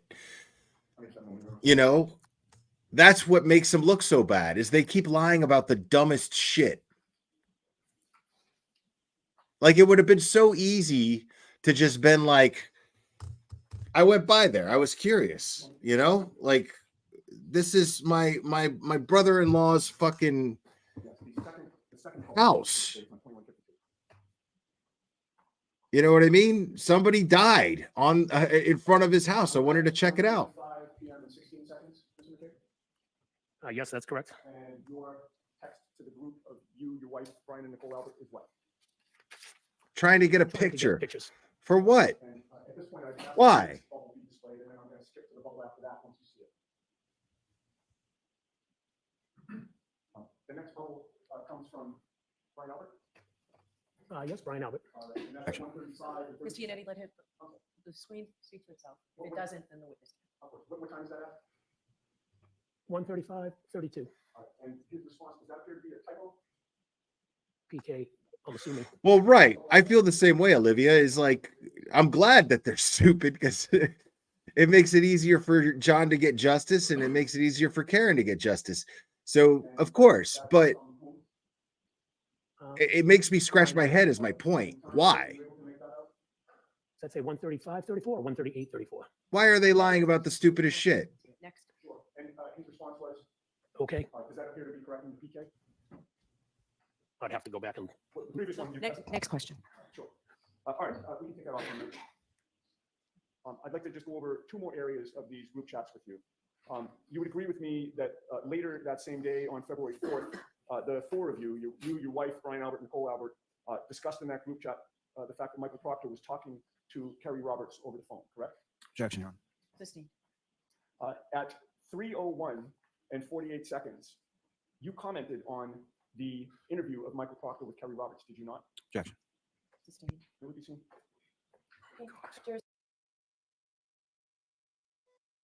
The sound's going to get better after this sidebar here. Boston 10 dropped the ball.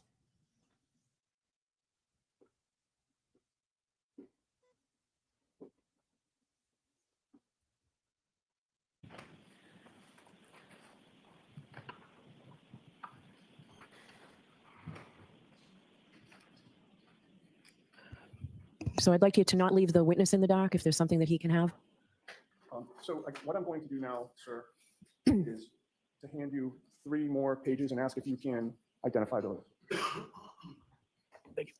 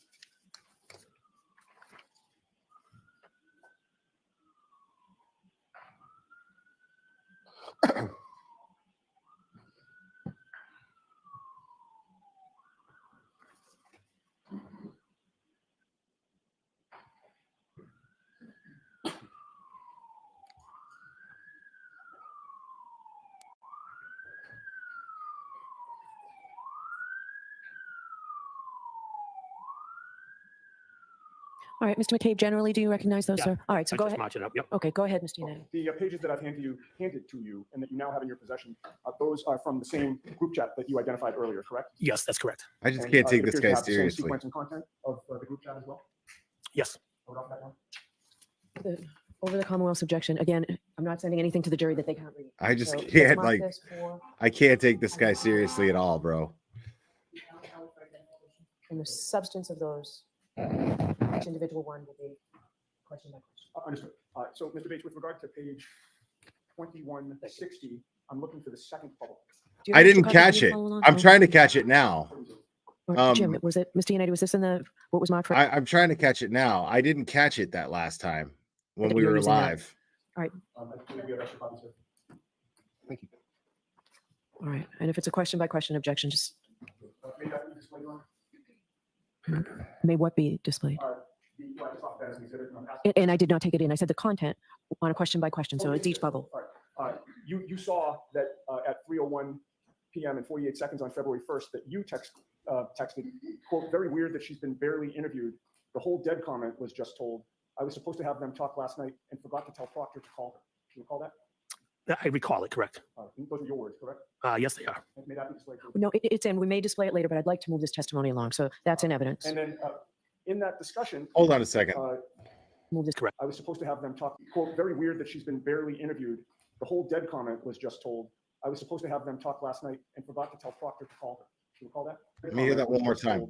Texted, quote, very weird that she's been barely interviewed. The whole dead comment was just told.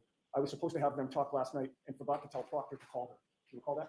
I was supposed to have them talk last night. See, this is what we need to focus on. I was supposed to have them talk last night. That's Brian Albert saying, I was supposed to have them talk last night. I need to have Proctor call her. Right? So that implies that Proctor's not running this investigation. Brian Albert's running this investigation. Brian Albert's pulling the strings. Because if Michael Proctor is not doing his due diligence and doesn't have enough common sense, because let's just play devil's advocate here for a second and just assume that Proctor is incompetent. And that's it. Incompetent. That right there, that text message is something that the jury needs to remember. Because why? And right, the whole dead comment. Right? What does that mean? That's nefarious of its own. I'm not even talking about that just yet. But I agree with you. That is absolutely nefarious and strange. What I'm saying, though, is this tells the jury that Brian Albert's running this. Why doesn't Michael Proctor, being a lead investigator of the Massachusetts State Police who handles homicides, Canton police don't handle homicides. Boston police do. But Canton police don't handle homicides. They bring in the Massachusetts State Police, right? So this lead investigator, Massachusetts State Police, let's forget for a second all of the conflict of interest and all that stuff, right? Okay, so Matt said that. Matt said I should have. Okay, so if Matt said it, even still, that's damaging. Okay? Even still, that's damaging. Because why is he telling Michael Proctor? Why is he the one to have to tell Michael Proctor to talk to Kerry Roberts? Even still, why is Matt McCabe the one to have to tell Michael Proctor to talk to Kerry Roberts? He already gave accounts of that night, right? My wife and Kerry Roberts and Karen Reed went driving looking for John O'Keefe. Michael Proctor would already be privy to this information. Michael Proctor would already be privy to the fact that Kerry Roberts is somebody to talk to. How do I know that? Because police showed up on scene. Kerry Roberts was on scene when John O'Keefe was found. So why didn't Michael Proctor have the foresight to talk to Kerry Roberts? Why does Matt McCabe need to be the one to tell Michael Proctor to talk to Kerry Roberts? Because, like I said, at the very least, this makes Michael Proctor look incompetent as an investigator. That's my point. It makes Michael Proctor look incompetent as an investigator. Why are people saying, this is who you talk to, this is who you talk to? People inside the house are coordinating who Michael Proctor talks to and takes interviews from. Some of which, their interviews didn't even take place till at least 9 months after the fact. Why is that? Why is Michael Proctor taking so long to interview key witnesses in this case? That's what's relevant to a jury right now. That's what they're trying to establish. I recall it, correct. Those are your words, correct? Yes, they are. May that be displayed? No, it's in. We may display it later, but I'd like to move this testimony along. So that's in evidence. And then in that discussion, at 3:03 p.m. and 15 seconds, it was Brian Albert who texted, quote, hope they don't think she's making it up after the fact for some reason, end quote, correct? Objection. I'll allow that. Can you read the timestamp again? It's the second page. 02161. Oh, I found it. Yeah. Yes. Why would he be worried about that? Hope they don't think she's making it up after the fact for some reason. Why would he be concerned about what Kerry Roberts says to the police? You just fucking say, hey, that should have ended there.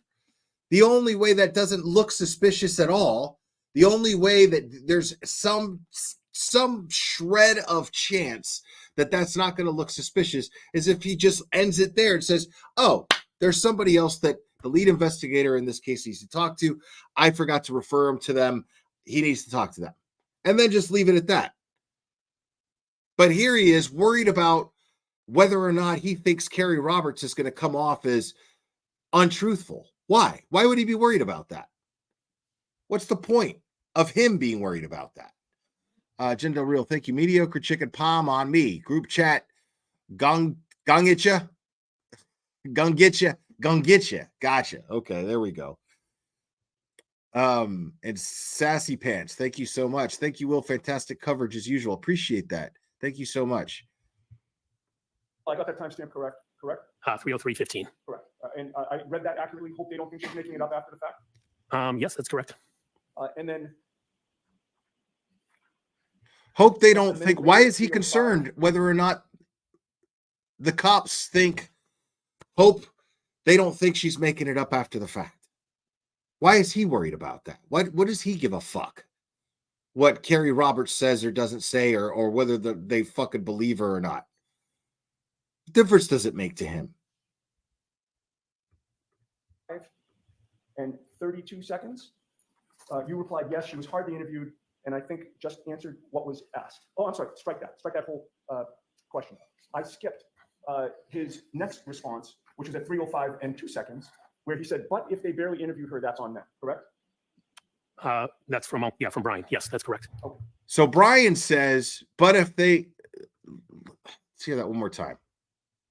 His next response, which was at 3:05 and 2 seconds, where he said, but if they barely interview her, that's on them, correct? But if they barely interview her, that's on them.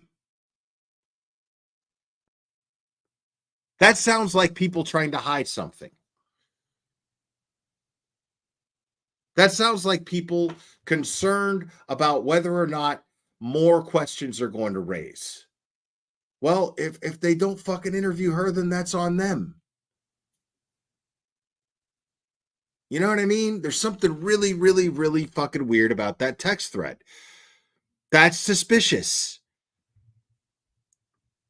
Leah Baker, thank you so much. They're only confident with Proctor, not other state police. Right. Why is Brian Albert going, hey, man, that's on them? You know, hey, if they fail to interview her, that's on them. Not what a Boston police officer might usually say for a fellow fallen Boston police officer, someone who they have hung out with, someone who Brian Albert hung out with on at least 2 occasions. We know this for a fact. He doesn't go, oh shit, no, you're right, man. You better make sure that they talk to Carrie. We want to talk to everybody. We want to make sure everybody gets to talk to Michael Proctor, since he's the lead investigator. He's trying to get this fallen police officer justice. Yeah, make sure that he talks to him. Not, oh, well, if they fail to talk to her, that's on them.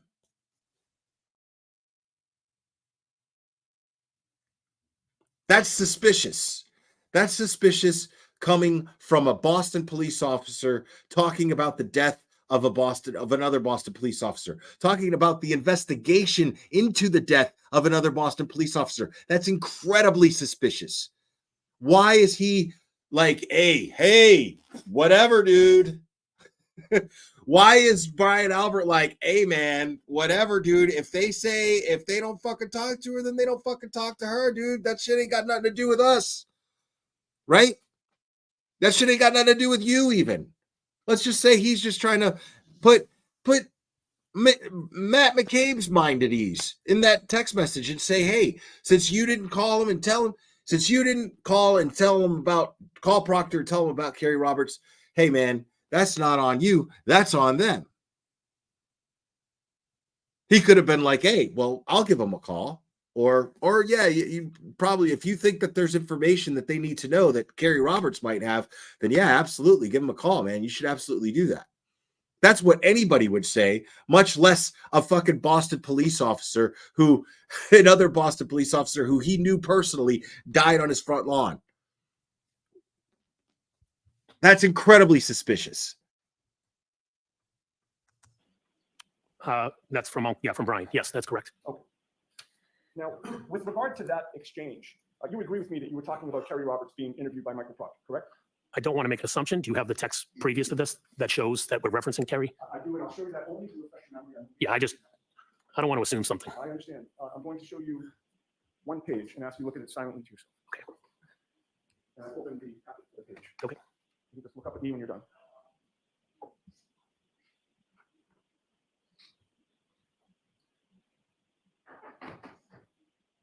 Yeah. Again, my assumption is Kerry based.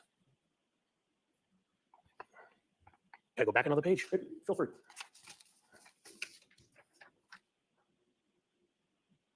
Okay, that's what I was looking for. Yes. Did those previous pages refresh your memory about the context of your? I agree with you, Shorty. Thank yes, you it did. so much. And certainly it was talking about Kerry Roberts being interviewed, correct? Yes, it was. And you were passing along information about that interview to Brian Albert, were you not?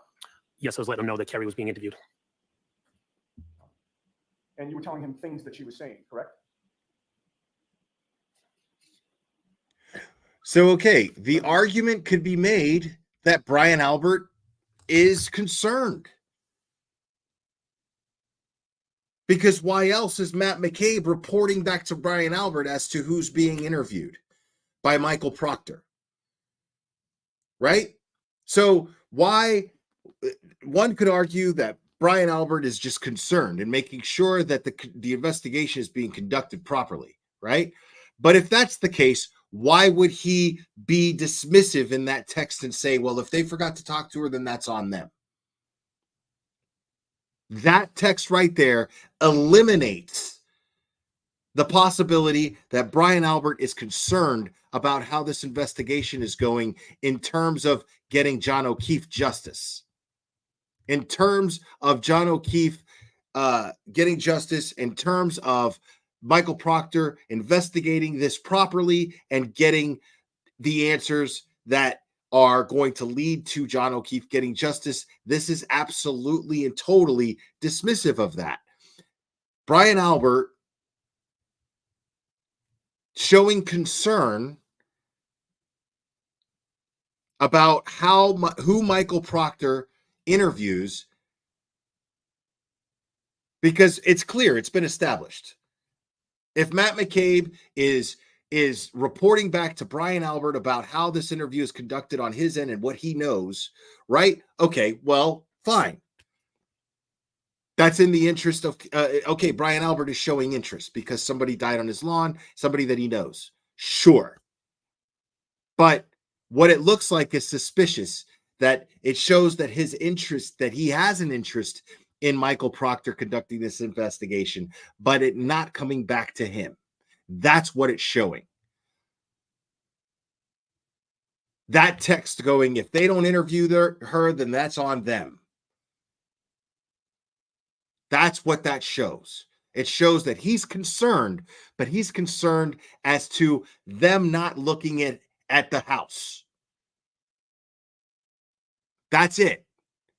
That right there seals the deal for me, that Brian Albert absolutely knew what happened to John O'Keefe, and he does not want Proctor's attention in that house. Remember you said the whole dead comment was just told? Objection, Your Honor. Sustained. All right, in any case, we're going to move on to the very last discussion that I'd like to ask you about.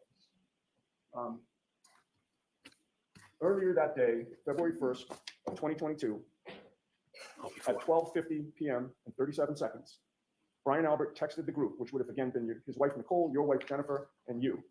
And that text was? Objection, Your Honor. Okay, so I can't, which bubble on which page? 02148. Right, on which page? That's the page, 02148.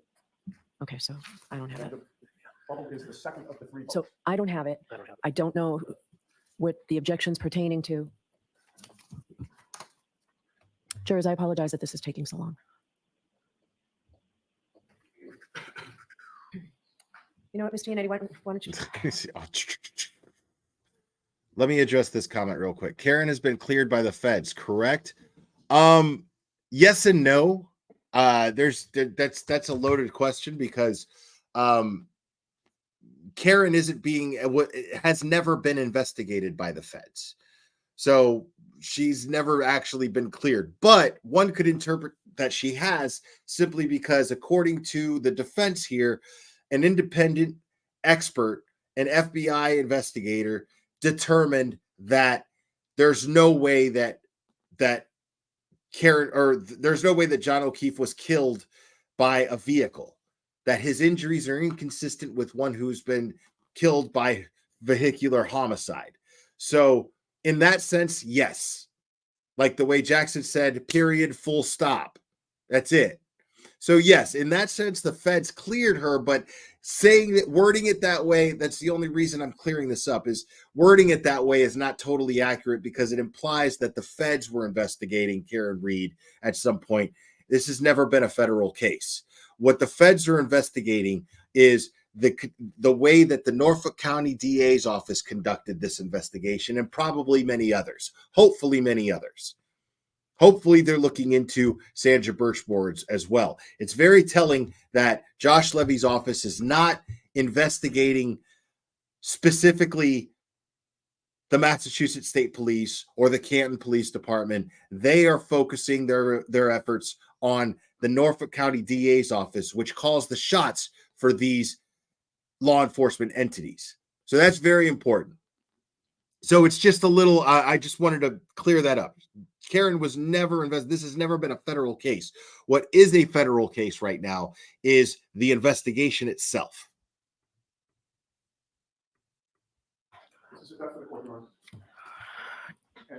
So you're objecting to it, so I'm not going to let you say what it is. You can show it to the witness. Which one is this? Second bubble on 02148. Then the third bubble on 02148. And then the first bubble on 02149. That's all I'll be asking about. Thank you. All right, so I won't allow, based on the objection from the Commonwealth, the second bubble on 02148.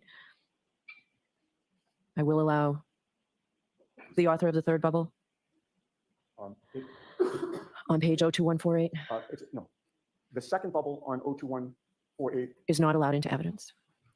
I need to be heard on that one. No, all right, I'll hear you at sidebar.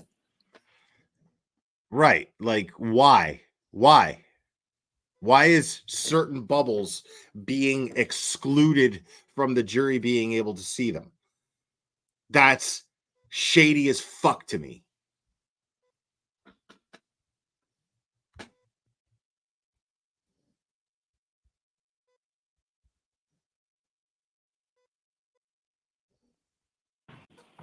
Can I have the jury back, please?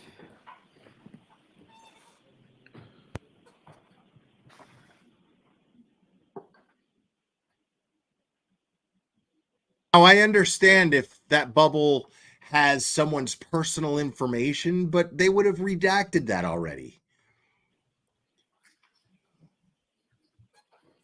Like, this isn't Yannetti's first trial. You know what I mean? This isn't Jackson's first trial. They would have redacted that shit. If he's saying I need to be heard on that, it's because they feel that it's absolutely exculpatory to Karen.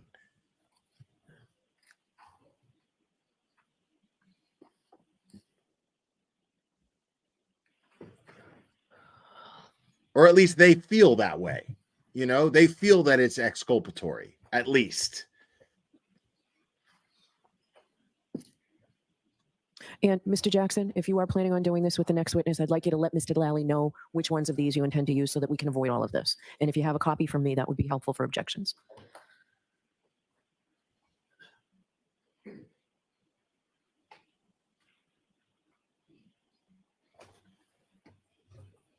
Court, all rise for jury.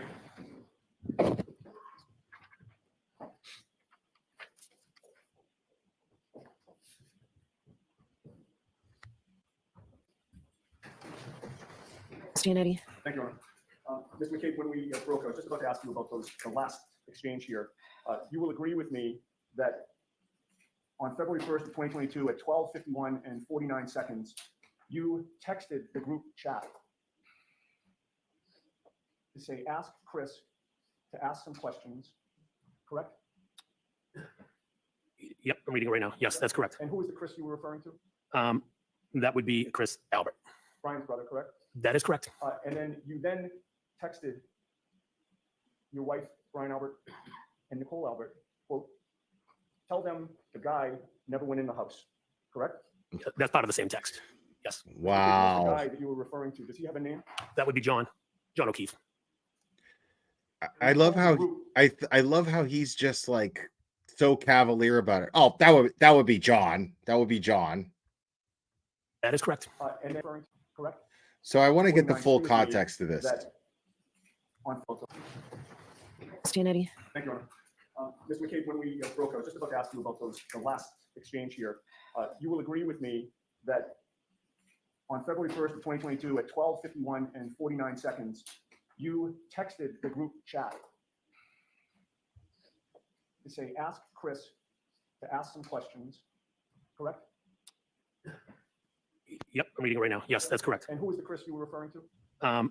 That would be Chris Albert. Brian's brother, correct? That is correct.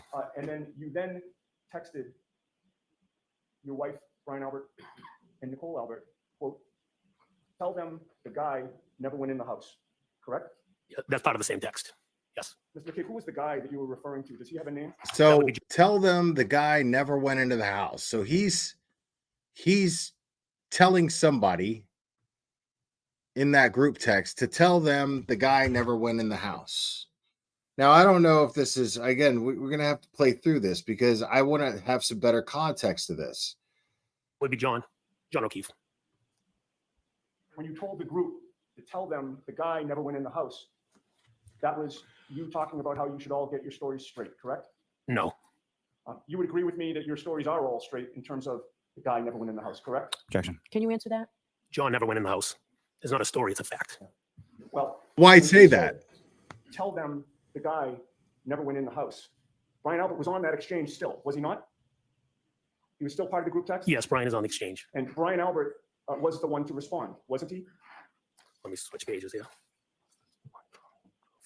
He responded, did he not?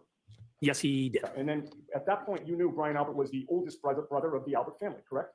Yes, that's correct. The oldest sibling in that family, correct? Yes, that's correct. And in his response to your instructions that his younger brother, Chris, should say that John O'Keefe never went in the house, or the guy never went in the house, you would agree with me that he responded with one word, correct? Yes, he did. And in response to you saying the guy never went in the house, Brian Albert's response was exactly, correct? Yes, that's his response. We're done here. All right, Commonwealth, any redirect? Just briefly, Your Honor. See what I mean? Now, his answer is plausible. It's fine. Really. If you think about it, it sure is. If those other text messages didn't fucking take place right before that. If it didn't show that Brian Albert was absolutely trying to control the absolute narrative of what was going on here. Those other text messages show that. They show that he's concerned about what's happening and what's being told to Michael Proctor. And it also shows that he doesn't care whether or not they talk to Kerry Roberts, because it's on them whether or not they do. So if he's concerned on one hand, but not concerned as to, how the investigation's being conducted, that's on them, then that right there shows suspicion. And then followed by later on these texts saying, tell them the guy never went into the house. That makes it look that much more suspicious. You don't get to say now, oh, well, because he never went in the house. No, bro, that looks like he went into the house. Between that text and the text that took place before that makes it look like he went into the house, dickhead. That's the truth. Bottom line. Now you saying, well, I said that because he never went in the house, sounds like total bullshit. It sounds like absolute and utter bullshit, because it's already been established that there's this group text going on trying to control the narrative of of how this investigation is being conducted. What is told to Michael Proctor and who tells it to him, who he talks to. Who talks to Michael Proctor is already it's been established that is being controlled. Or there's an effort to control that, at least. There's clearly an effort to control who Michael Proctor talks to in this investigation. Now, you're saying, now that that's been established, as suspicious as that fucking looks, and then you say, oh, tell him the guy never went into the house. And then Brian Albert goes, exactly. Because to me, that's got that same vibe as in past cases where we hear somebody say something like, no body, no crime. What case was that in Colorado? Everybody forgot all about it, but it was a case in Colorado where this dude fucking said that shit. And the guy still was found guilty. He was still found guilty, but I can't remember what he said. But he tried to burn the body. And then he said, no body, no crime. That's got that same vibe to it to me. Because like I said, if that was the only text, I would be sitting here criticizing all of you. I would have never reacted the way that I did when I first heard it. I would have never reacted the way that I did. I'd have been like, okay, well, that's whatever. You know what I mean? That means nothing. Tell him the guy never went in the house. That's not proof of anything. It looks shitty. It looks fucked up because you're referring to him as the guy and everybody fucking knew who he was, especially you. Your kids hung out together. But as sure as shit doesn't sound like you're concerned about this man who you called a friend getting justice. Patrick Frazee, thank you, True Crime with Eve. I knew I could count on one of you guys, especially somebody with the name True Crime in there. Patrick Frazee is exactly the case that I'm referring to. Thank you so much. Colorado. He said, no body, no crime. That looks fucking, I mean, generally, you know, in a court of law, that could be played off. Well, it's true. I mean, no body, no crime. I've said those words 100 times. Never killed anybody. But when somebody who is claiming to call the guy a friend is in a group text with a bunch of other people, and it's already been established that there's in that group text that you're concerned with how this investigation is being conducted, but when it comes to whether or not he forgot to talk to Carrie Roberts, who was there the night when first responders arrived to get John O'Keefe and transport him, try to save his life, and then transport him to a hospital to save his life, then of course that looks fucking suspicious. This guy, the guy that you called a friend, the guy that everybody in that fucking that in that group text knew personally. Some considered him a friend. Some were just like, okay, we hung out a couple times. Brian Albert fucking lied about it on the stand. Brian Albert lied about the fact that he says that about the fact that he saw him before the night of the 28th, 2022 of January. He lied about that. And that was proven as soon as it was presented to him photographs of them all hanging out together 6 days before that incident. 6 days before John O'Keefe is found dead. Brian Albert lied about it on the stand, got caught lying about it with receipts, proof, then admitted to it. And so you have a group chat full of people who knew this guy on a personal level, had drinks with him. I used to have a rule. When I had a Facebook, I used to have a rule. I don't accept friend requests from somebody unless they're family or somebody that I've had a beer with. That was my personal rule. I do not accept friend requests from people on Facebook unless they were family or somebody who I've had a beer with. That was my rule. That means that I have to have that personal camaraderie with you before I accept your friend request. That was my personal rule. That means that now we're cool. Now we're cool. If I've had a beer with you, we're cool enough. All of these people knew this man personally. Everybody in that group text knew this man personally. And you're going to call him the guy? Brian Albert never says, hey, this guy was a Boston police officer. Have some respect.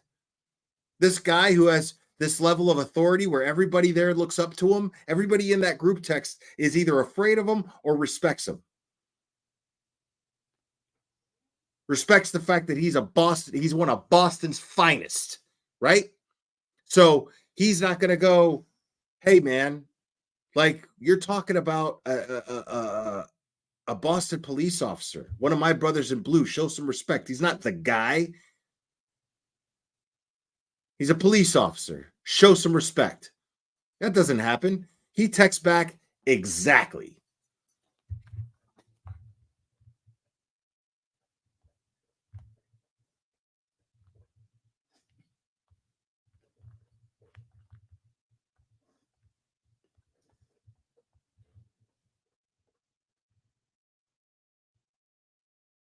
Sorry, guys, I'm looking at something.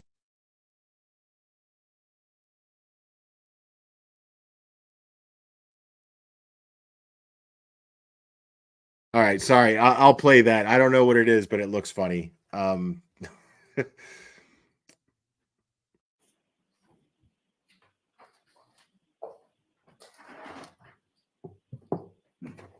Mr. McCabe, John O'Keefe never went in the house that night. Is that correct? That's correct. And from this text communication, as far as Chris Albert was concerned, was Chris Albert ever at the house on that night? No, he was not. And this is something that you obviously definitely. Okay, now I'm not going to go over Jen McCabe's because I've been live for almost 5 hours. But let me go over one last thing here. I don't know if I can though. It was sent. Okay, I can download it though.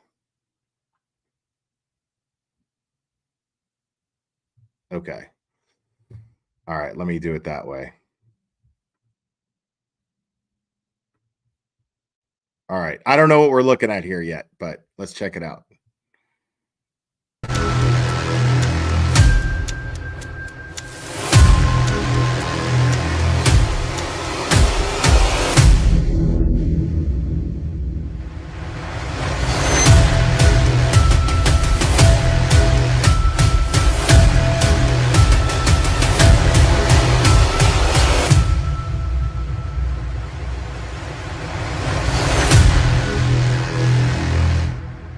Oh, dope.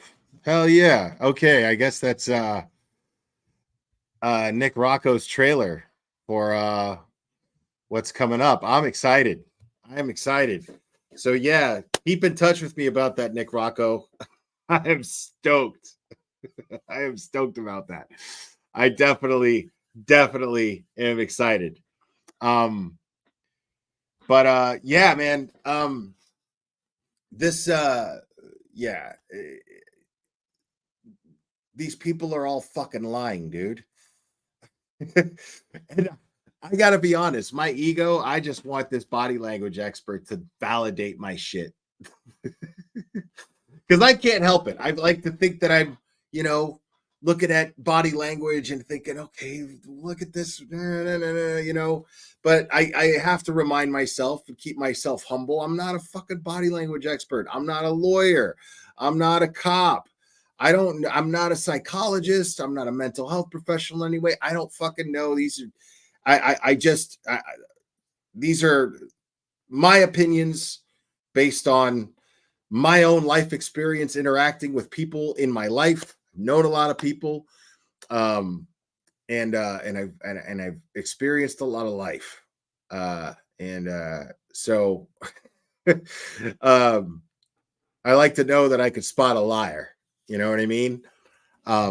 So I'm looking forward to hearing an actual expert and having a conversation with an expert about that, and talking to Nick Rocco too.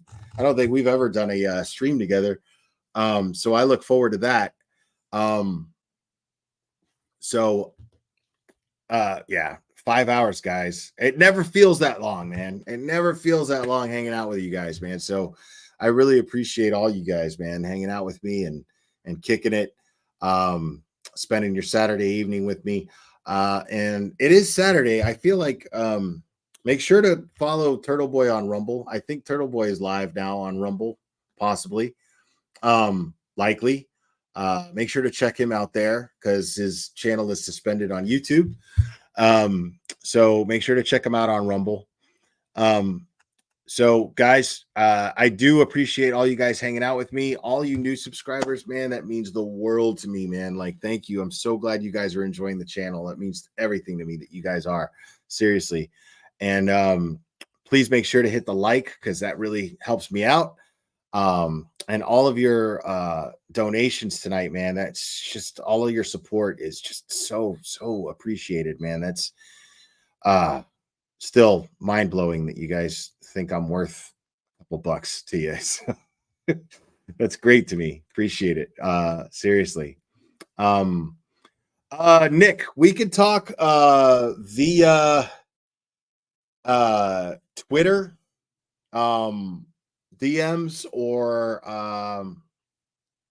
I know that Jenna has Facebook messaged me, even though I don't have a Facebook anymore. Like, my messenger still works because it's just I only deactivated my account. It doesn't mean that like I technically have a Facebook. I just deactivated the account because I'm just like, drives me crazy. But yeah, you can contact me through Facebook Messenger. That's true too. But yeah, guys, I'm gonna wrap this up again. I know you probably get sick of hearing me say thank you so much, but thank you so much. Seriously, it means the world to me that you guys hang out with me as long as you do. And I cannot wait till Tuesday. I'll be live again before that, I promise. I still want to go over Jen McCabe's testimony again, because I like to be able to go over this stuff if I can, because I can pause it and I can, talk to you guys and discuss things. And I like doing it a second time because, like, I catching certain things, and being able to express my thoughts without having to worry about interrupting the live in real time, the trial happening. I like to be able to do that. So you guys joining me for that means the whole world. So both in real time and then these recaps, man, you guys hanging out with me is awesome. So thank you guys for that. But I am going to wrap this up. I love you guys very much. And we will do this again very soon, my friends.